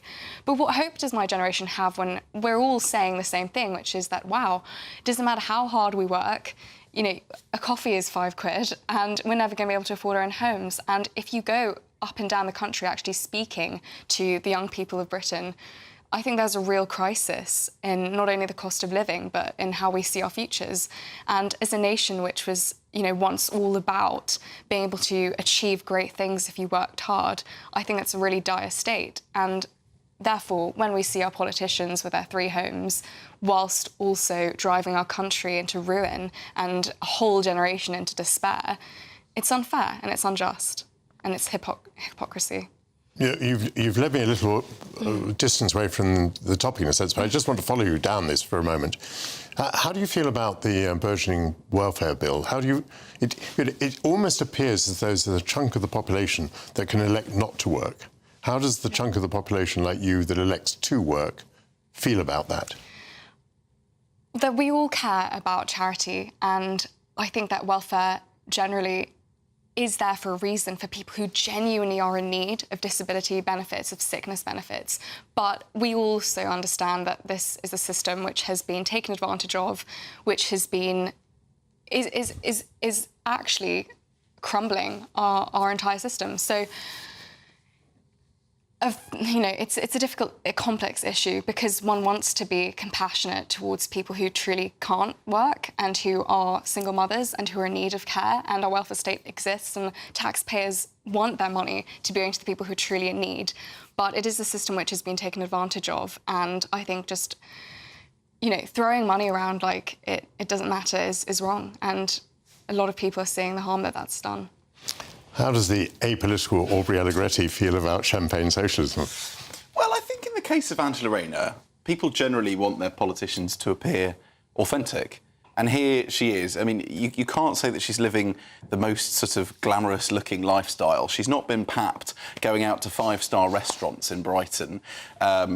You know, she was on an inflatable canoe in a dry robe with a sort of plastic glass drinking like fizzy rosé or something. She just seemed to be a normal person with a vape having a sort of, you know, a holiday or a short trip down to the seaside. So I generally think that she will be largely endeared to the public for the sort of view of what she wants her life to be. And there are plenty of Conservatives who think that it's right to promote aspiration and to allow her, as somebody that has deep working class roots, who has a disabled son, who came up as a union worker and by her own admission sort of never envisaged that she would be in the powerful position that she is today, to be able to afford, in this case, I think it's 2 properties that she would say technically own, because obviously she doesn't own the property she lives in central London by virtue of being in office. And so James Kirkup wrote, I think, a good piece for The Telegraph this week, basically saying it was the politics of envy for Conservatives to try and sort of hoard their wealth and to tell people that this wasn't something that people like Angela Rayner should deserve. So I actually think, you know, there are questions about the arrangements, certainly to do with stamp duty, and this will be a big test for her. If she does want to go on to be leader of the Labour Party, she's going to have to face these sorts of questions all over the place. So she will have to go on a journey in terms of how transparent she wants to be about her own finances. But broadly speaking, I think most people will look at this and say, here's a woman who's sort of pulling herself up by her bootstraps and doing what she wants to do. If you believe in high levels of public spending, shouldn't you sort of rejoice at paying taxes? And therefore, is there an ethical question as to whether people in this position should be seeking to minimise their tax bills, or should we be saying, no, that's too exotic, I'm not going to do that? My tax bill is going to be 30,000 higher than it need be, but I rejoice in paying money because, you know, I believe in public spending. Would that not perhaps be a better-looking position than the one she's in? The bar is certainly higher, not least just because you're an MP, nor because you're the Deputy Prime Minister, but also because you're the Housing Secretary. And so at the same time as you're trying to tell the country that you want to discourage people having second homes and that you do want to collect sort of maximum revenue, doing things which invite questions about whether or not you did so in order to save £30,000 of tax on stamp duty, as she is alleged to have done by The Telegraph this week, and obviously having now a sort of second property, although there might be some sort of personal reasons for that as she transitions out of the first one. I think there are completely legitimate questions to ask of her. And Labour MPs understand this as well. They say they want her to set it all out, set the record straight. I thought the questioning of the Education Secretary on the programme this morning was really interesting, basically saying the issue to do with freebies, there was no question of illegality there. It was completely about perception, about optics, and the extent to which you were sort of willing to take handouts. So again, she has, it is incumbent on her to sort of take that extra layer of responsibility. Very interesting panel. Thank you very much. Enjoy the rest of your Sunday. Thank you for being with me, Aubrey Allegretti, Matthew Lazar and Alice Grant. Shortly I'll be discussing calls for a marital czar in the town of Gretna Green as wedding costs soar. That's coming up soon.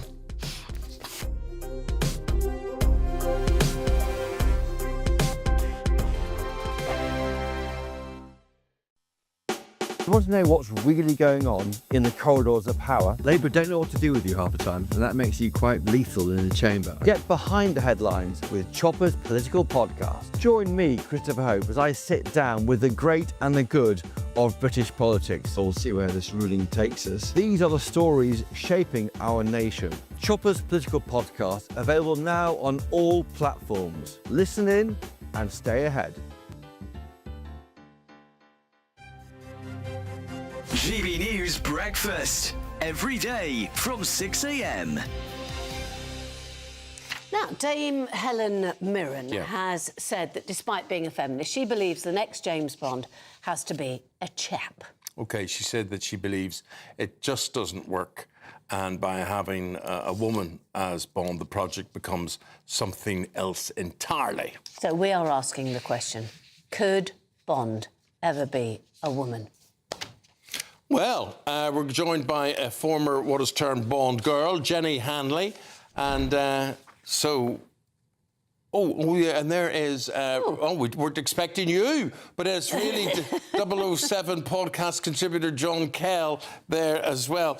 Jenny, you've been there, done it, got the T-shirt, been involved in it. What's your take? I think James Bond has to be a male because he came from the imagination of Ian Fleming. If you want a female 007, don't ride on his coattails and take the fame that has come from his character, James Bond. Write your own. Yeah, you see, that's what I tend to think. But No, I just think that you just go 007. The problem is, right, the last Bond film, he died. James Bond died. I mean, there was a... Oh, sorry. Great, I haven't seen that one. Sorry, yeah. I think everybody pretty much now knows that he definitely... I mean, there was an absolutely... It wasn't even did he or didn't he, can he or can he not survive. It was 100% gone. So it's now time for a clean... The nice thing about a clean sheet, surely, John, is that you can actually go, right, so 007, let's do the 007, and then we can do different stories because the books that have been written by Ian Fleming have been well and truly milked, haven't they? GB News, the People's Channel. From the school run to the home run, watch a new show for all of Britain. So he can say whatever he wants. A straight-talking show where all voices are heard. And, you know, when are we going to stop talking about smashing the gangs and actually do it? With the stories that matter from every part of our country. There's a bit of a crash landing there for your Chancellor. Bold, fearless and standing up for you. That's me, Martin Daubney, 3 p.m. till 6 p.m, weekdays, here only on GB News. The People's Channel, Britain's news channel.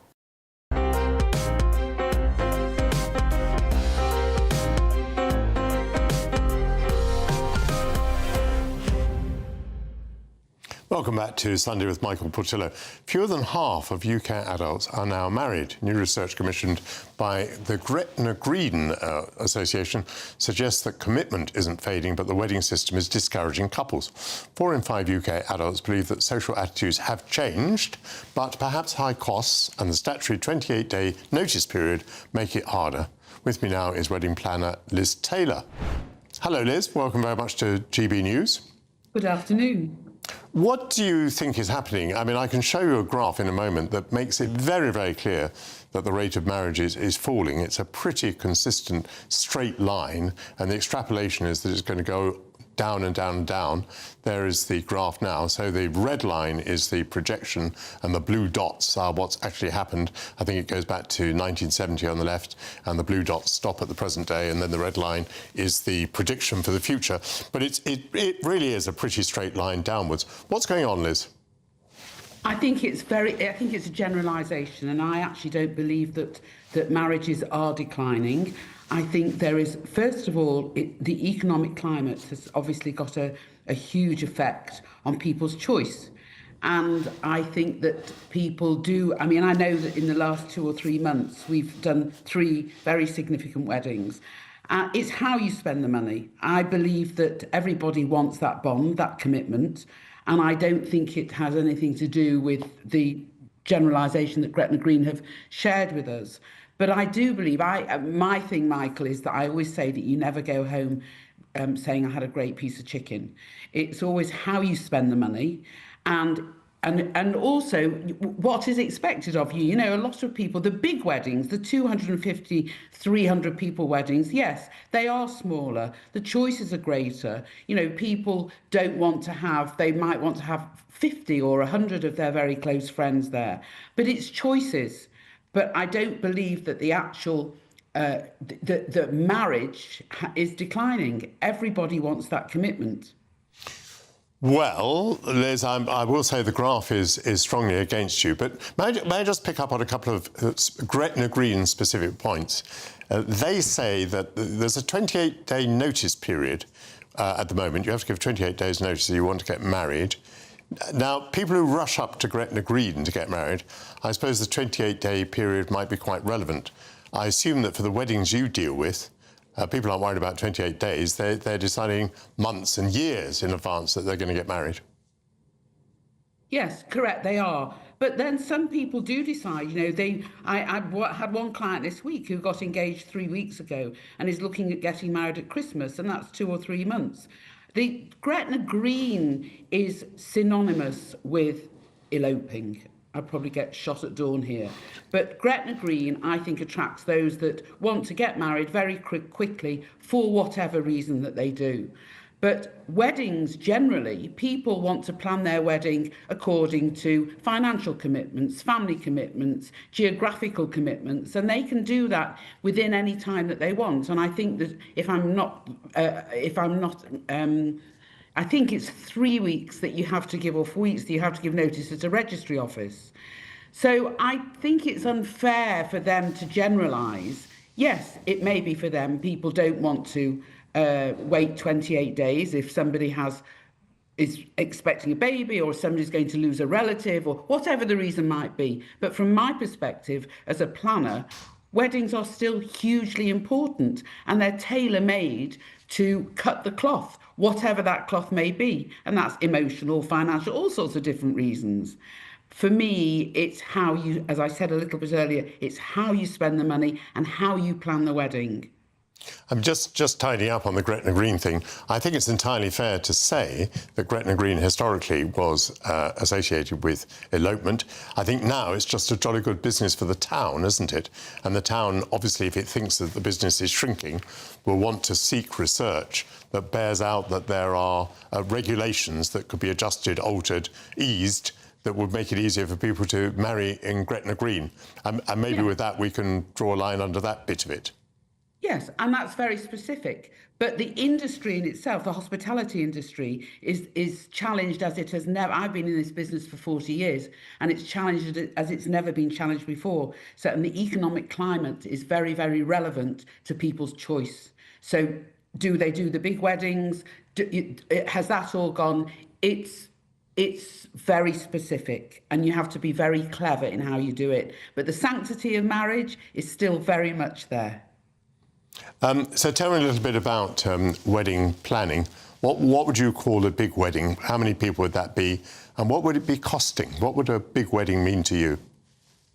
Gosh, you're throwing me under the bus here. The biggest wedding, or the biggest weddings that I've done have been for ethnic communities where they can have anything from 1,000 to 1,700 people. And I've done many, many of those. And I've done weddings where there have been 50 people. We did one recently in Barbados where there were 50 people round the table.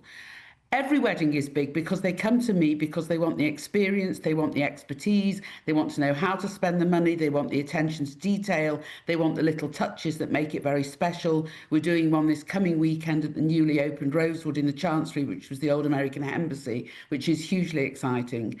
And so weddings to me, for me, I like to think that they're coming for my experience. Having been married 3 times, Michael, unsuccessfully, I've had plenty of experience. Oh, well, that's an interesting postscript on that. Is it right to spend a lot of money on a wedding? I mean, you know, marriage is an expensive business and it's for the long term. What should be the proportion that you spend on a wedding? Is it right to spend an enormous sum at the beginning of your partnership in life?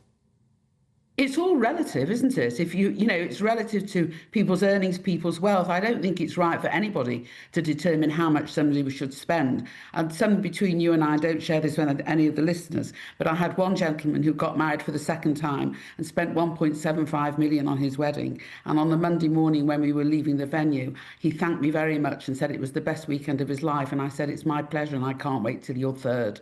And so we had a laugh about that because it was his second wedding. I think it's all relative. If you're asking me what the average spend is, I would say that to do something that is special with a third party, with a planner, you would probably be looking about £50,000, but you don't have to spend £50,000 to get married. There are some very, very ingenious ideas out there that you could do, whether it be on a beach, whether it be in a barn. There's all sorts of ideas, and I think it's difficult to generalise, but I think it's wrong to ask me whether it's right to spend that sort of money, because I think it's everyone's preference. No, fair enough, but I'm quite pleased that you put a figure on it, that 50,000, because people can relate to that. They think, if you're marrying in your, let's say you're marrying in your 20s or your 30s, you can think about the sort of salary that you've achieved by that time, what kind of earnings you've achieved by that stage of life, and think what £50,000 represents as a proportion of the income of the two people in the couple. It just makes quite an interesting debating point. Thank you very much, Liz Taylor. It seems that marriage is declining, but I think that your business is doing quite well. Coming up, the Tatebury Music Festival celebrates its 22nd year, blending world-class music with a vibrant sense of community. The festival director, Caswell and Knight, will join me next. But first, your news headlines with Bethany Elsey.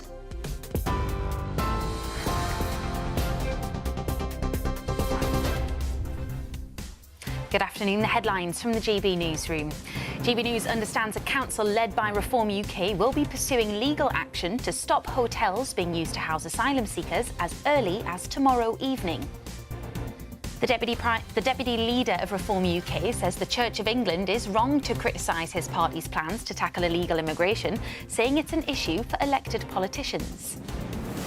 More than half of children who miss school during the first week of a new academic year are more likely to be persistently absent throughout the rest of the year.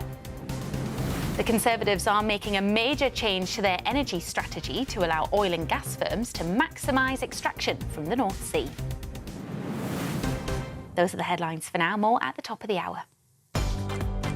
Tune into GB News Radio wherever you are, online, on DAB digital radio, on TuneIn, on Radio Player and on your smart speaker. Just say, play GB News.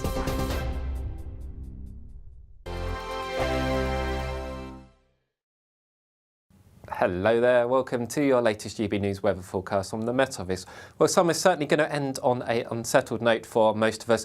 We see a mixture of sunshine and showers across the UK today. It's all down to this huge area of low pressure, which is not going to go very far over the next 24 to 48 hours, bringing in further rain and showers. And note the tightly packed isobars in the west, indicating it's going to be also quite windy.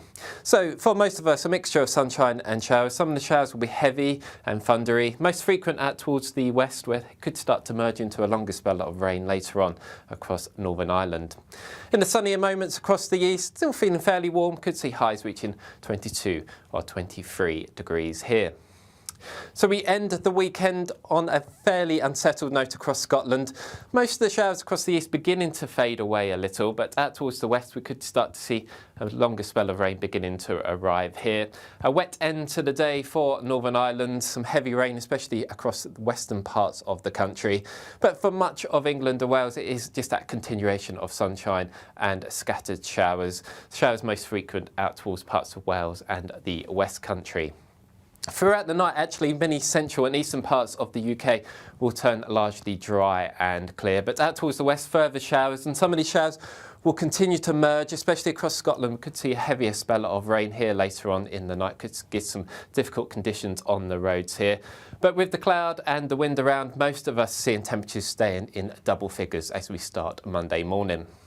So we do start off the day with some sunshine out towards the east, but it won't last. Cloud will bubble up here, as showers across the west will just become quite widespread across the country. Again, some of them will be heavy, potentially thundery in places, but in between we'll continue to see some brightness. Not as windy tomorrow as today, and that will help the temperatures a little bit. We'll continue to see highs reaching the low 20s.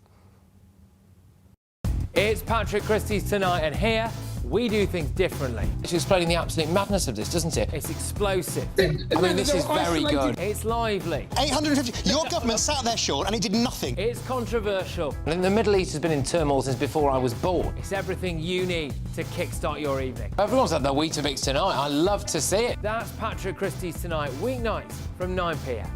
Only on GB News, the People's Channel, Britain's news channel. From the school run to the home run, watch a new show for all of Britain. So he can say whatever he wants. A straight-talking show where all voices are heard. And, when are we going to stop talking about smashing the gangs and actually do it? With the stories that matter from every part of our country. There's a bit of a crash landing there for your Chancellor. Bold, fearless and standing up for you. That's me, Martin Daubney, 3 p.m. till 6 p.m, weekdays, here only on GB News. The People's Channel, Britain's news channel.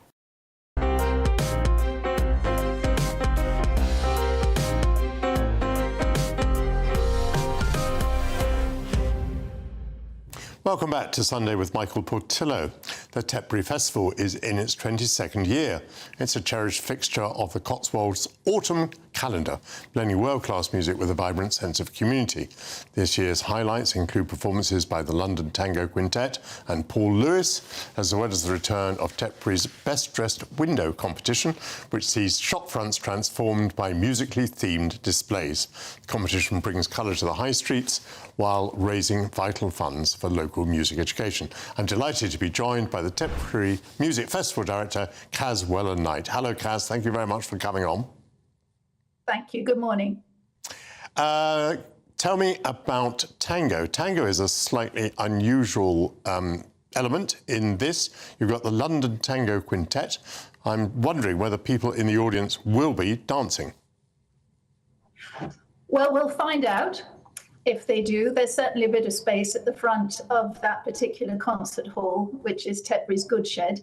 And I have to admit right now, I'm not a tango expert myself, so I'm expecting to be entertained and educated on that evening. But what that concert for us is all about is it occupies a space at the beginning of the festival, which we ring fence for platforming artists who probably have a classical career, but do something else as well.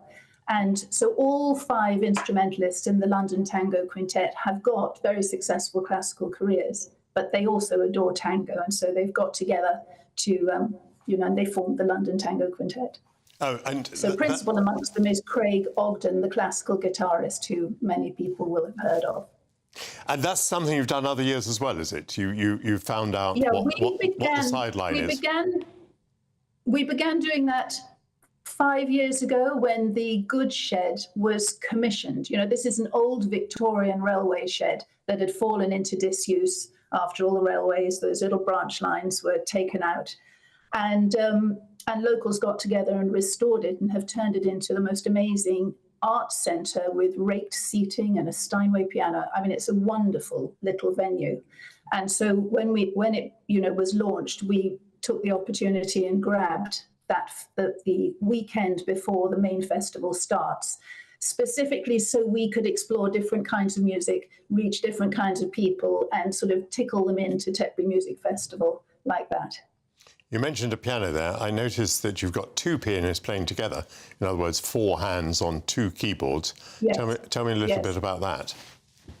Well, funnily enough, and I was a little disappointed, I have to say, it's 4 hands on 1 keyboard. Oh. Because it's French repertoire, and they prefer to play it on 1 keyboard for the intimacy and all the rest of it. So I'm having to save my ambitions to have 2 massive Steinway D grand pianos on 1 stage for another year. But we'll do it at some point. But visually, that's absolutely fascinating to see 4 hands racing up and down a single keyboard, because, apart from anything else, the physical coordination between the 2 pianists has to be absolutely exquisite. Well, it is Paul Lewis and Stephen Osborne. So they're 2 phenomenal pianists who know what they're doing. I can tell you that they're not sharing a piano stool. So that's their choice. They've got 1 each. So obviously 1 piano stool is too much closeness, but they will be shoulder to shoulder. No, it's going to be an amazing evening. You're featuring Purcell. You've got Dido and Aeneas. Yes. And also, you've got Nicholas Kenyon, who's quite often on this programme with me. He's coming to talk about Purcell before that performance. Yeah, we're thrilled to bits that Nicholas Kenyon is coming back to Tatebury for the 2nd year to give, this time, 2 lectures. He is, so knowledgeable in this space of period performance and those composers. And so, last year he came and he spoke to us, and his lecture went down incredibly well. And in fact, this year, when he's giving 2 lectures, we've got our best ticket sales we have ever had for lectures. So I think people really recognise that he was a very good thing when they came last year, and the word has spread. And as for the Purcell, we're very, very excited by I Fagiolini's concert on the Friday night. They're going to do a first half of a little smorgasbord of Purcell's greatest hits, so we can sort of see the depth and the breadth of what he does. And then the second half will be his short opera, Dido and Aeneas, and with some of the most wonderful British soloists of their generation. We've got some fantastic voices coming. When you say their generation, I was looking at the photographs on your website. You seem to have a lot of very young musicians. Is that a policy? Oh, that's an interesting question. It's not a policy as such. I think our main goal always for Tatebury Music Festival is to bring people who are at the top of their game. So we don't really platform emerging artists in that we've only got 4 nights of the main festival. You know, we're quite limited on time and space. So what we try to do is bring people who otherwise one would have to go to London or abroad to hear them. And it just so happens that this year a lot of them are young. So that's the way it is. And your patron is His Majesty the King. Yeah. Tell me about the connection. Well, we're thrilled to bits, not only that the King is our patron, and he has been the patron from the get-go in 2003. I think he was approached by a woman called Elise Smith, who founded the festival and who remains closely involved as our president. And she met him and told him about it, and he gave us his support, which was really key at the beginning. And then when he became king, you know, of course, we thought maybe he'd be too busy and we would, you know, he wouldn't be our patron any longer, but he did in fact renew his patronage. So, you know, that's we're very, very proud of the association and honoured. Prince of Wales, feathers in your cap, and now it's His Majesty the King. Well, I hope you have the most marvellous festival. We haven't mentioned the dates. Starting on the 27th of September? The first concert, London Tango Quintet, is on the 27th of September. Then the festival runs for the following week. Visitors to Tatebury who are coming to any of the concerts, and it's not too late to get tickets. We've got a couple of sellouts, but there's still tickets to hear some wonderful music. We'll also enjoy walking through the town and seeing all the musically decorated shop windows, these wonderful retailers selling all kinds of, you know, independent shops. It's a lovely way to spend a day, actually, to come spend a day in Tatebury before coming to a concert. And yes. Kaz, I'm going to move you on. Thank you very much indeed. Kaz, well a night, and have the most marvellous festival. Coming up, we'll be indulging in a sweet treat. In time for the start of the cosy season, Tara Cunningham will teach us what's best in cakes. But first, if you're in search of summer holiday sun, here is the forecast for top European destinations. Be nice to escape the grey. Clear skies, here we come. As clear as our travel insurance. All Clear Travel Insurance sponsors GBNews Travel Destinations Forecast. Hello, there's still the risk of heavy rain and thunderstorms across central western parts of the Mediterranean over the next few days. Elsewhere, it should be largely dry and sunny. Largely dry across Madeira, the Canary Islands, but you can see the risk of rain across parts of Spain, Portugal, into France, northern Italy, seeing some heavy downpours and thunderstorms. A few showers possible towards Greece as well, but Turkey largely dry with plenty of sunny spells. Temperatures still in the 30s here, and it remains similar over the next few days. All Clear Travel Insurance sponsors GBNews Travel Destinations Forecast.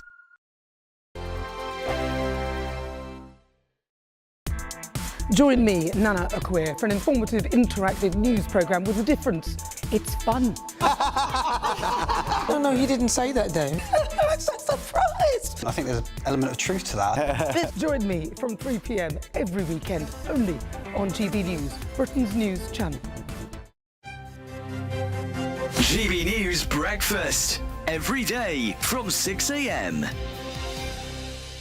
Despite what Donald Trump's saying about ceasefires and whatever, reports have been coming out overnight about continuing missile attacks.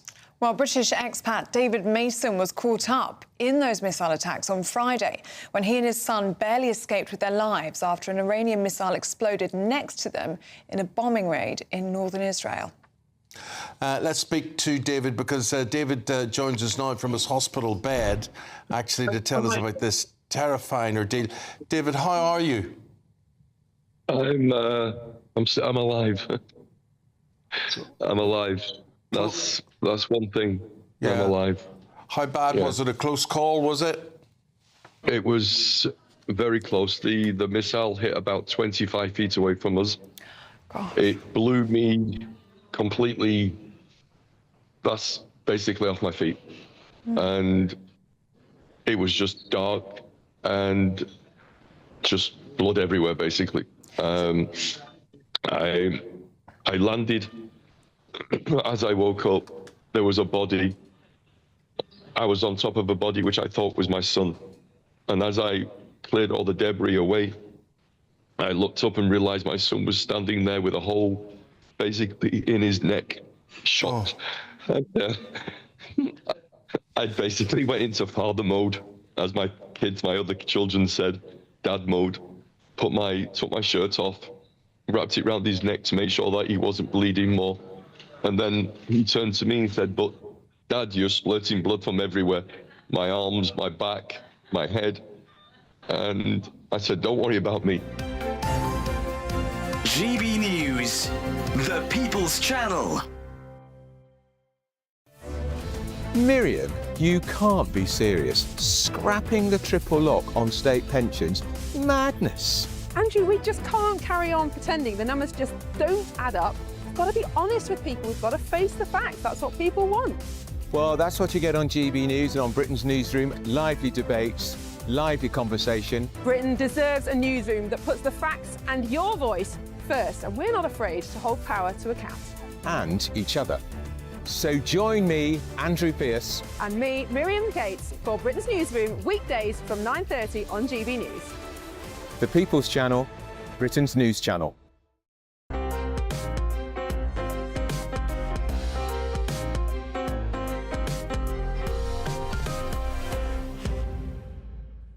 Welcome back to Sunday with Michael Portillo. We've reached the final day of summer. But fear not, as we welcome the season of cosy gatherings and indulging in sweet treats. Today we're going to take Marie Antoinette's advice to let them eat cake, something which I'm sure cake expert Tara Cunningham would endorse. It's lovely to see you. Lovely to see you. Thank you. Welcome to GB News. What is your relationship to these cakes? So Cake Box is a UK-wide celebration cake company. We're the go-to for any celebration. I'm head of marketing at Cake Box. And are these cakes sold in the shops or online or both? Both. So we have over 260 stores across the UK. We do fully personalised cakes, also available in 1 hour, click and collect. So you can order online or you can go into our stores. First, personalised with my name on it, for example. So, photo cakes, as you can see there, we've got your very own GB News cake. Or well, I was going to show that later, but I'm now going to show it now. Look, this is absolutely lovely, isn't it? I hope the camera can see my lovely. I'm. So yes, fully personalised. Is that the one? I'll keep holding it, you'll find it. Anyway, that's very nice of you to make us a lovely GBN cake. You're welcome. Britain's new... There, we got it at last. And by the way, now that we're talking about this GBN cake, what is it made of? This is our traditional chocolate and vanilla sponge. All our cakes are also egg-free. We're famous for egg-free and fresh cream. So for those people who have egg allergies, but the great thing is you cannot taste the difference. Super fluffy, super light. You would not know they were egg-free. We've got a couple right here in front of us. So here's a lovely little cupcake. It is. Would you call that a cupcake? It is. It looks a little bit like a factory. It's got two little chimneys here. Tell me about this cake here. This is one of our best sellers. So this is our pistachio cupcake. Now, pistachio, since 2023, has grown by 80% in dessert menus. Super popular. This is our take on it. So you'll see pistachio on the top, but we've actually deep-filled it with pistachio cream as well. So super indulgent, part of our Lux cupcake range. Which brings us to the question of cakes and health. Yeah. How sugary are these? Well, I'm not going to lie to you. Of course, there is sugar in them, but delicious. These cakes are for celebrations, and what we find with our customers, obviously, everyone is health conscious, but when it comes to celebrations, that's out the window. It's a celebration. We want everyone to enjoy it. So, yes, there's sugar in them, but I'm sure you'll agree they're delicious. No, they are delicious. So what you're saying really is if you're going to have days when you celebrate, you've then got to have other days when you take it easy so you can prepare yourself for those days when you but every celebrate. day's a celebration. There's always something to celebrate. What about this one here? What have you done here? So what I've brought today, and I've also brought you a slice, this is our Dubai chocolate range. Now, obviously, the trend with Dubai chocolate took the world by storm. Yes. Still super, super popular, and the Dubai range is one of our top sellers. So essentially, Dubai-style chocolate is milk chocolate with cream pistachio and a canapé crunch. So we've taken that. We launched our first Dubai-style chocolate cake in March, and since then we've extended the range. So we have cheesecakes, we have sundae cups, we have brownies, we have cookies, and it is still a top seller. Our customers absolutely love the Dubai range. So what I picked out here, just under the topping, is that the Dubai chocolate there? You've got to go deeper. Got to go deeper. Go all the way to the bottom, scoop up, and you'll get the full taste of everything. Mm-hmm. Have I gone deep enough yet? Yeah, you have. Okay. You've got a little bit of everything in there. God. I have got the mixture, yeah. Crunch. Oh, lots of crunch. Yeah. Oh, that is great. A little bit about prices. Yes. What would you expect to be paying for, well, these little slices here, for example? Well, these slices, which are... Let's have a look at those. So this is a pistachio, and that is a Dubai chocolate. That will only cost you £3.99, which is amazing value for money. The quantity is a great size for that. So we find people coming to our stores for their big celebration cakes, whether it's weddings, graduations, back to school for next week, or if it's a Friday treat, which might just be a slice like this. So that we do a slice version of every celebration cake, and they're just £3.99. You mentioned the arrival of Dubai chocolate. What else can we say about the changes in public taste? People like bold flavours. That's the trend that we see. So obviously the Dubai chocolate was huge. It was absolutely massive. We're on the lookout for the next one. But customers want bold flavours. They want old tradition with new innovations. So get products they've loved for years, but with a bit of a twist. Fusions of different cultures as well. They're the kind of trends that we're seeing coming through. Plus personalisation. People want a cake that means something to them, whether it's a photo of their loved one, whether it's their name on a cake, whatever's special to them. Personalisation is really, really key. Can you personalise the shape as well as the message? We do various shapes. We do squares, we do circles, we do heart shapes, we do platters. So if you look on our website, cakebox.com, hundreds of variations of our cakes. Everything's finished fresh in store, so really easy to customise and personalise. And if you order it online, how can you be sure that it arrives fresh to you? We have a delivery service and a collection service, so everything is finished. So you would never get something that was prepared a day before. It's made as soon as that order goes into that store. That's when it's finished. Where have you come from? Have you been in cakes all your life, or are you new to cakes? I have loved cakes all my life. I haven't worked in cakes all my life, no. Always food. I'm a big, big foodie. And, big, big cake fan. So working for Cakebox, I'll be honest, is just a joy. Celebration cakes every day. We bring joy to everyone's day through the products we do. So it's a really exciting place to be. I mean, the catering sector recently has been quite miserable, hasn't it? Been worrying about the imposition of high national insurance charges, people maybe not having so much money to go out. How are cakes doing? The reason that we think that we are doing well throughout all that is because celebration happens every day. There's always birthdays, there is always something to celebrate. And as you mentioned, doom and gloom, there's a lot going on out there. We feel like celebration cakes can bring that glimpse of joy to people, and people don't want to give that up. They still want joy, they still want to celebrate with their loved ones. So rather counterintuitively, if people are a bit more miserable, a bit harder up, they might actually want to spend more on cakes, not less. Exactly, because they really want to make the most of those special moments, which they can do with Cakebox. Which takes us back to Marie Antoinette, because, of course, Marie Antoinette famously was told that the peasants had no bread, and she said happily, cheerily, let them eat cake. It rather sounds as if she wasn't too far from being right. Exactly, I could not agree more, We've made such a fuss in the studio here today with our cakes that we can't keep Dawn at bay. Hello, Dawn. Oh, hello. Would you like to to see you here? Would you like to come? I'm just sorry. I'm just going to squeeze in front of you. I just happened to be passing, obviously. I saw you waiting. And obviously, Can I tempt you to anything before your programme? No, I couldn't pass it. Yes, please. What can I have?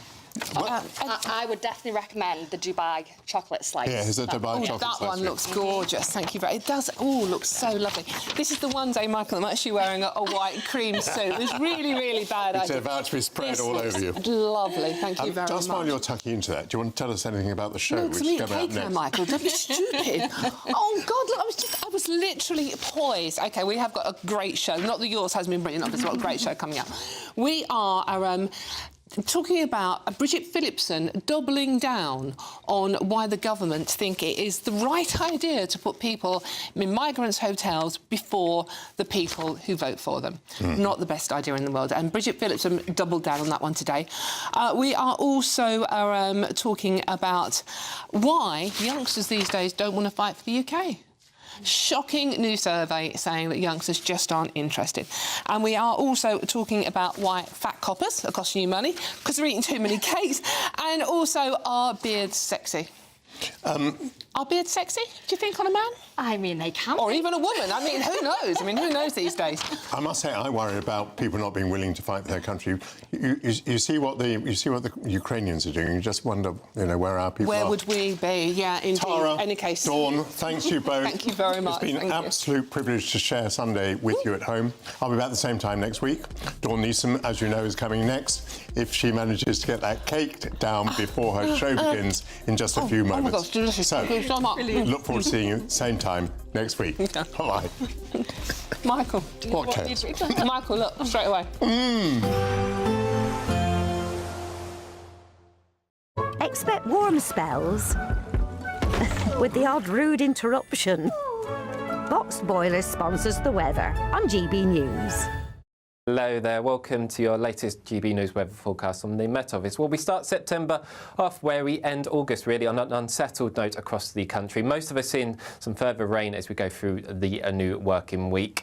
And we really end the weekend with still this area of low pressure in charge. Note the tightly packed isobars, especially out towards the west, indicating a fairly windy picture and also quite a wet picture as we go through the course of the night across parts of Northern Ireland and Scotland. It does turn largely dry and clear, however, down towards eastern parts of England, parts of the Midlands too. But we are keeping a very close eye on a band of rain potentially developing across Scotland later on in the night. Could give some fairly poor driving conditions here. But for most of us, it's a fairly mild night. Most towns and cities stand in double figures.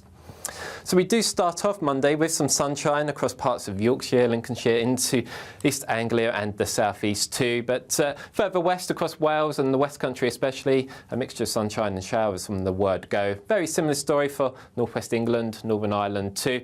And then we come up to this line of heavy rain across Scotland. As I said, we are keeping a close eye on things here. Could see some poor travelling conditions as we start the new working week.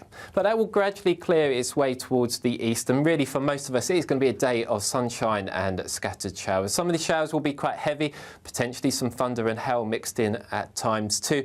But they will be moving through fairly steadily because the winds will still be fairly brisk. Maybe not as windy as Sunday, but still a quite breezy day out there.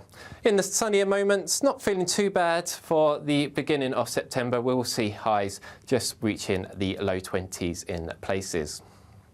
So if we move into the evening hours, the showers generally fading away a little bit across central and eastern areas, but will continue as we go through the course of the night out towards the west. And really, as we go through the new working week, it remains unsettled. All of us seeing some further spells of rain, with temperatures around average for early September. Expect warm spells with the odd rude interruption. Box Boiler sponsors the weather on GB News. It's our biggest Great British giveaway to date. You could be driving away with this brand new Benamar Primera motorhome. This 4-berth home from home comes complete with integrated kitchen and bathroom areas and has all of the tech you'd expect from the latest 2025 model. We'll also give you an incredible £30,000 in tax-free cash to make sure that any adventures you take in your new motorhome are taken in style. For a chance to win, text WIN to 63225. One entry costs £2.50 plus one standard network rate message, or text BONUS to 6 63225. 5 entries cost £5 plus 1 standard network rate message. Go to gbnews.com/win. Entries start at £2.50. Call 0903 686 3232. Calls cost £2.50 plus your network access charge. Or post your name and number to GB16 PO Box 8690 Derby DE1 9TT. UK only. Entrance must be 18 or over. Lines close at 4 p.m. on the 31st of October. Please check the closing time if listening or watching on demand. Britain was once the envy of the world. But look around. A nation that no longer knows what it is or where it's going. A country that's broken. How do we fix Britain? How do we bring it back? Friday night with Matt Goodwin at 8 p.m. only on GB News. You want to know what's really going on in the corridors of power? Labour don't know what to do with you half the time, and that makes you quite lethal in the chamber. Get behind the headlines with Chopper's Political Podcast. Join me, Christopher Hope, as I sit down with the great and the good of British politics. We'll see where this ruling takes us. These are the stories shaping our nation. Chopper's Political Podcast, available now on all platforms. Listen in and stay ahead. At GB News, we love to hear from you, our loyal community. So drop us a line at gbnews.com/yoursay. There you can talk to each other and also to the presenters live on air. gbnews.com/yoursay, because GB News is your channel, Britain's news channel. Hi, I'm Michelle Dewberry, and my show is your opportunity to cut through all the noise and dive in headfirst to some robust debates. Ideas clash. Situation, no, because the failure is you're deliberately avoiding my point. Nothing's held back, And if you think this is the end of it, wait for more. and we do not shy away from the difficult stuff. Sometimes I want to shake people and say, if only you understood. So join me on Jubes & Co. weeknights at 6 p.m. only on GB News, Britain's news channel. Join me, Nana Akweer, for an informative, interactive news programme with a difference. It's fun. No, he didn't say that, though. I'm so surprised. I think there's an element of truth to that. Join me from 3 p.m. every weekend, only on GB News, Britain's news channel.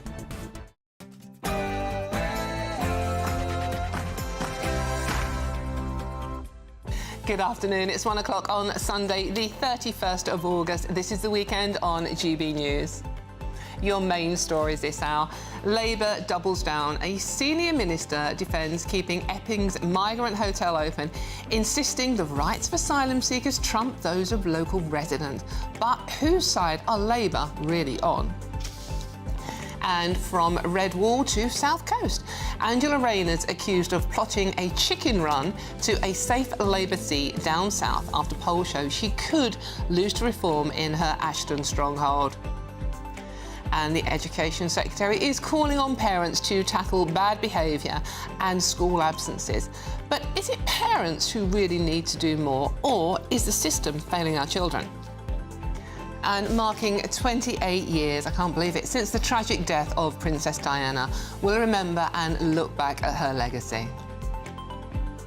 And 3 in 5 Brits say they wouldn't fight for Britain if we came under attack. So if war broke out, would you stand and fight, or would you run for the hills? I'm Dawn Neeson, and this is The Weekend.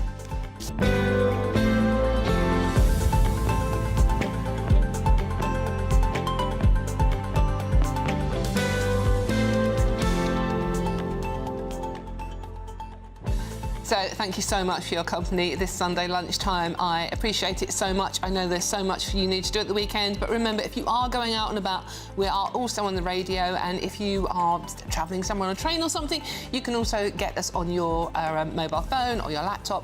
There's no escape, basically. But that's good, because this show is all about you and your views. So let me know your thoughts today on everything we're discussing by visiting gbnews.com/yoursay and join in the conversation. But before we get stuck into today's stories, let's get the latest news headlines with Bethany Arty.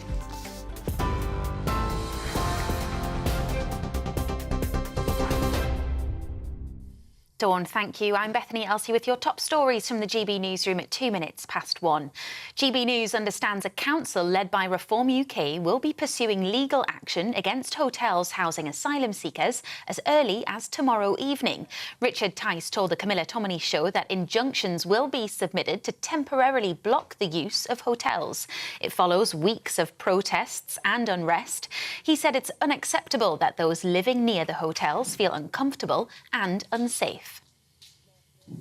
The deputy leader of the Reform UK party has responded to criticism of their plans to tackle illegal immigration from the Church of England.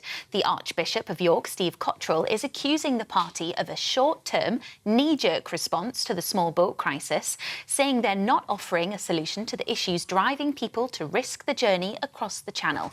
Nigel Farage has set out plans to remove 600,000 people from the country if he forms the next government. Richard Tice says the Church is wrong and that deporting people who arrive illegally is the only way to deter them. I suggest the Archbishop focuses on the problems within the Church of England and fill the vacancy and stop worrying about things that are way beyond his remit, i.e. international immigration policies. That's the role of elected politicians. As millions of children return to school this week, the Education Secretary is urging parents to do more to improve attendance and behaviour. More than half of pupils who missed a day during the first week of school last year went on to persistently be absent throughout the rest of the year, missing at least 10% of lessons. 800 schools are set to be supported by school improvement schemes, including attendance hubs. Bridget Phillipson says there's a particular concern about white working class children who have among the highest overall absence rates. Behaviour is a massive challenge alongside attendance. You're right that it causes disruption to the whole classroom. It stops children from learning. It's a big problem that teachers raise with me in every school I visit. It's why today we're announcing new attendance behaviour hubs with new attendance and behaviour ambassadors leading that work across schools in our country. It's about parents, isn't it, a lot of it? It's about all of us. The Conservatives are promising to scrap all net zero requirements on oil and gas companies drilling in the North Sea. If she becomes the next Prime Minister, Kemi Badenoch has vowed to maximise extraction rather than move away from fossil fuels. She says it's absurd the UK is leaving vital resources untapped while neighbours, such as Norway, extract them from the same seabed. She's expected to set out plans in a speech in Aberdeen this week. Conservative MP Alex Burghardt says the move will boost jobs in Scotland. Net zero by 2050 is unachievable. There is no point in destroying British business and British jobs, chasing after something that won't happen, particularly when the US and China are not following net zero at all. We're not going to do what Labour's doing, which is sacrificing British business and British jobs on the altar of this unachievable goal. It doesn't make any sense. Greta Thunberg is among hundreds of people set to travel to Gaza with aid supplies. The 22-year-old activist will set sail later today. It's her second attempt to reach Gaza after being detained by Israeli forces and then deported after they intercepted a British-flagged yacht in June. They'll be carrying food, baby formula and other medical products. Israel is accusing the group of a propaganda stunt in support of Hamas. You're up to date. I'll have more for you in half an hour. Tune into GB News Radio wherever you are. Online, on DAB digital radio, on TuneIn, on Radio Player and on your smart speaker. Just say, play GB News.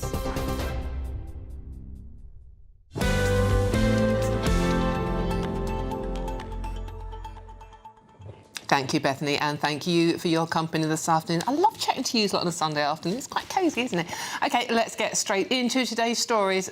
Some of them are going to annoy you. Got to warn you in advance.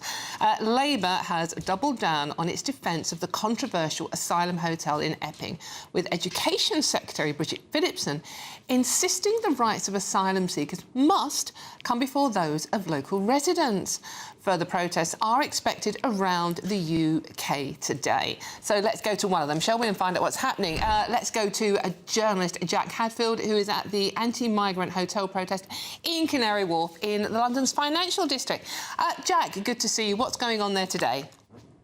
Yes, good to see you. Just behind me, as you can see over my shoulder here, we have Stand Up to Racism, who are gathering outside the Britannia Hotel now. Just across the other side of the road, slightly out of shot, are a few number of locals who are watching these protests going on. The main local protests from the people who are campaigning against the Asylum Hotel will be taking place later today around 2-3 o'clock, where I believe the Pink Ladies will be marching again from St. John's Park on the Isle of Dogs and then around to the Britannia Hotel as well. Obviously, I was at Braintree yesterday, and there were many, many more protests across the country on yesterday, of course. One big one in Skegness, and I was in Epping on Friday night, where there was a flash protest that took place over there. And I'll also be at Epping later today at 6 p.m., which will be the first organised protest, as in specifically scheduled protest, since that court decision on Friday. And Jack, you've been at many of these protests for us now. Are you seeing a change in the kind of people turning up, the number of people turning up, the level of aggression between the two groups? Just paint us a little portrait of how it's changing as the weeks go on. Sure. I think what is the case is that the numbers aren't changing that much. But what's happening is there are more and more locations propping up across the country. I believe a big one that took place in Skegness yesterday was the first one in the town, as far as I'm aware. And that mobilized around 1,000 or so people out onto the streets of Skegness. What I'm also seeing in terms of the change in how the protests are happening is I think the police are getting a little bit more, perhaps heavy-handed, one might say, with the policing of the protests, issuing Section 14 orders more liberally, perhaps sort of moving and pushing back physically against protesters more as well. It looks quite a small number of people behind you at the moment, but this is obviously the anti-racist group. But I don't know what is racist about protesting about a hotel, but they seem to think it is. So, I mean, what kind of people are there? How many are there? There's probably just under 100 or so, I'd say, around 60 to 70 behind me. This is around the same number of people that they've been able to mobilise here in Canary Wharf, which, if there was the anti-asylum hotel protest taking place outside them, they would certainly be outnumbered. Yeah, they've obviously been chanting, "Oh, there are many, many more of us than you," which was one of their favourite chants to say. But there's nothing scheduled going on, so they are chanting at no one. They're tilting at windmills, one might say. Sorry, what are they chanting, Jack? They're chanting things such as "Whose streets? Our streets," and of course most of them aren't from the local area. A lot of them, whereas I know there are people here at these protests who literally live in the buildings just behind me. They're also chanting things like, "Can you hear the Nazis sing? I can't hear an expletive thing." And of course another favourite of theirs, "Free Palestine," because why not? Why not talk about Palestine on a pro-asylum hotel demonstration? You know, there's always time to talk about that. It's their favourite issue. I get very confused about this Palestine issue when it's linked into the migrant hotels. I mean, very few of the people in these migrant hotels are from Palestine or have anything to do from Palestine. Yes, exactly. You know, also you have people coming from Afghanistan, Eritrea. I believe some more people are coming over from Sudan in recent months. But these people, they come with their canned chants. You know, I could pretty much tell you every single chant that they have, and I can chant along with them. The amount of times that they don't come up with anything new at all.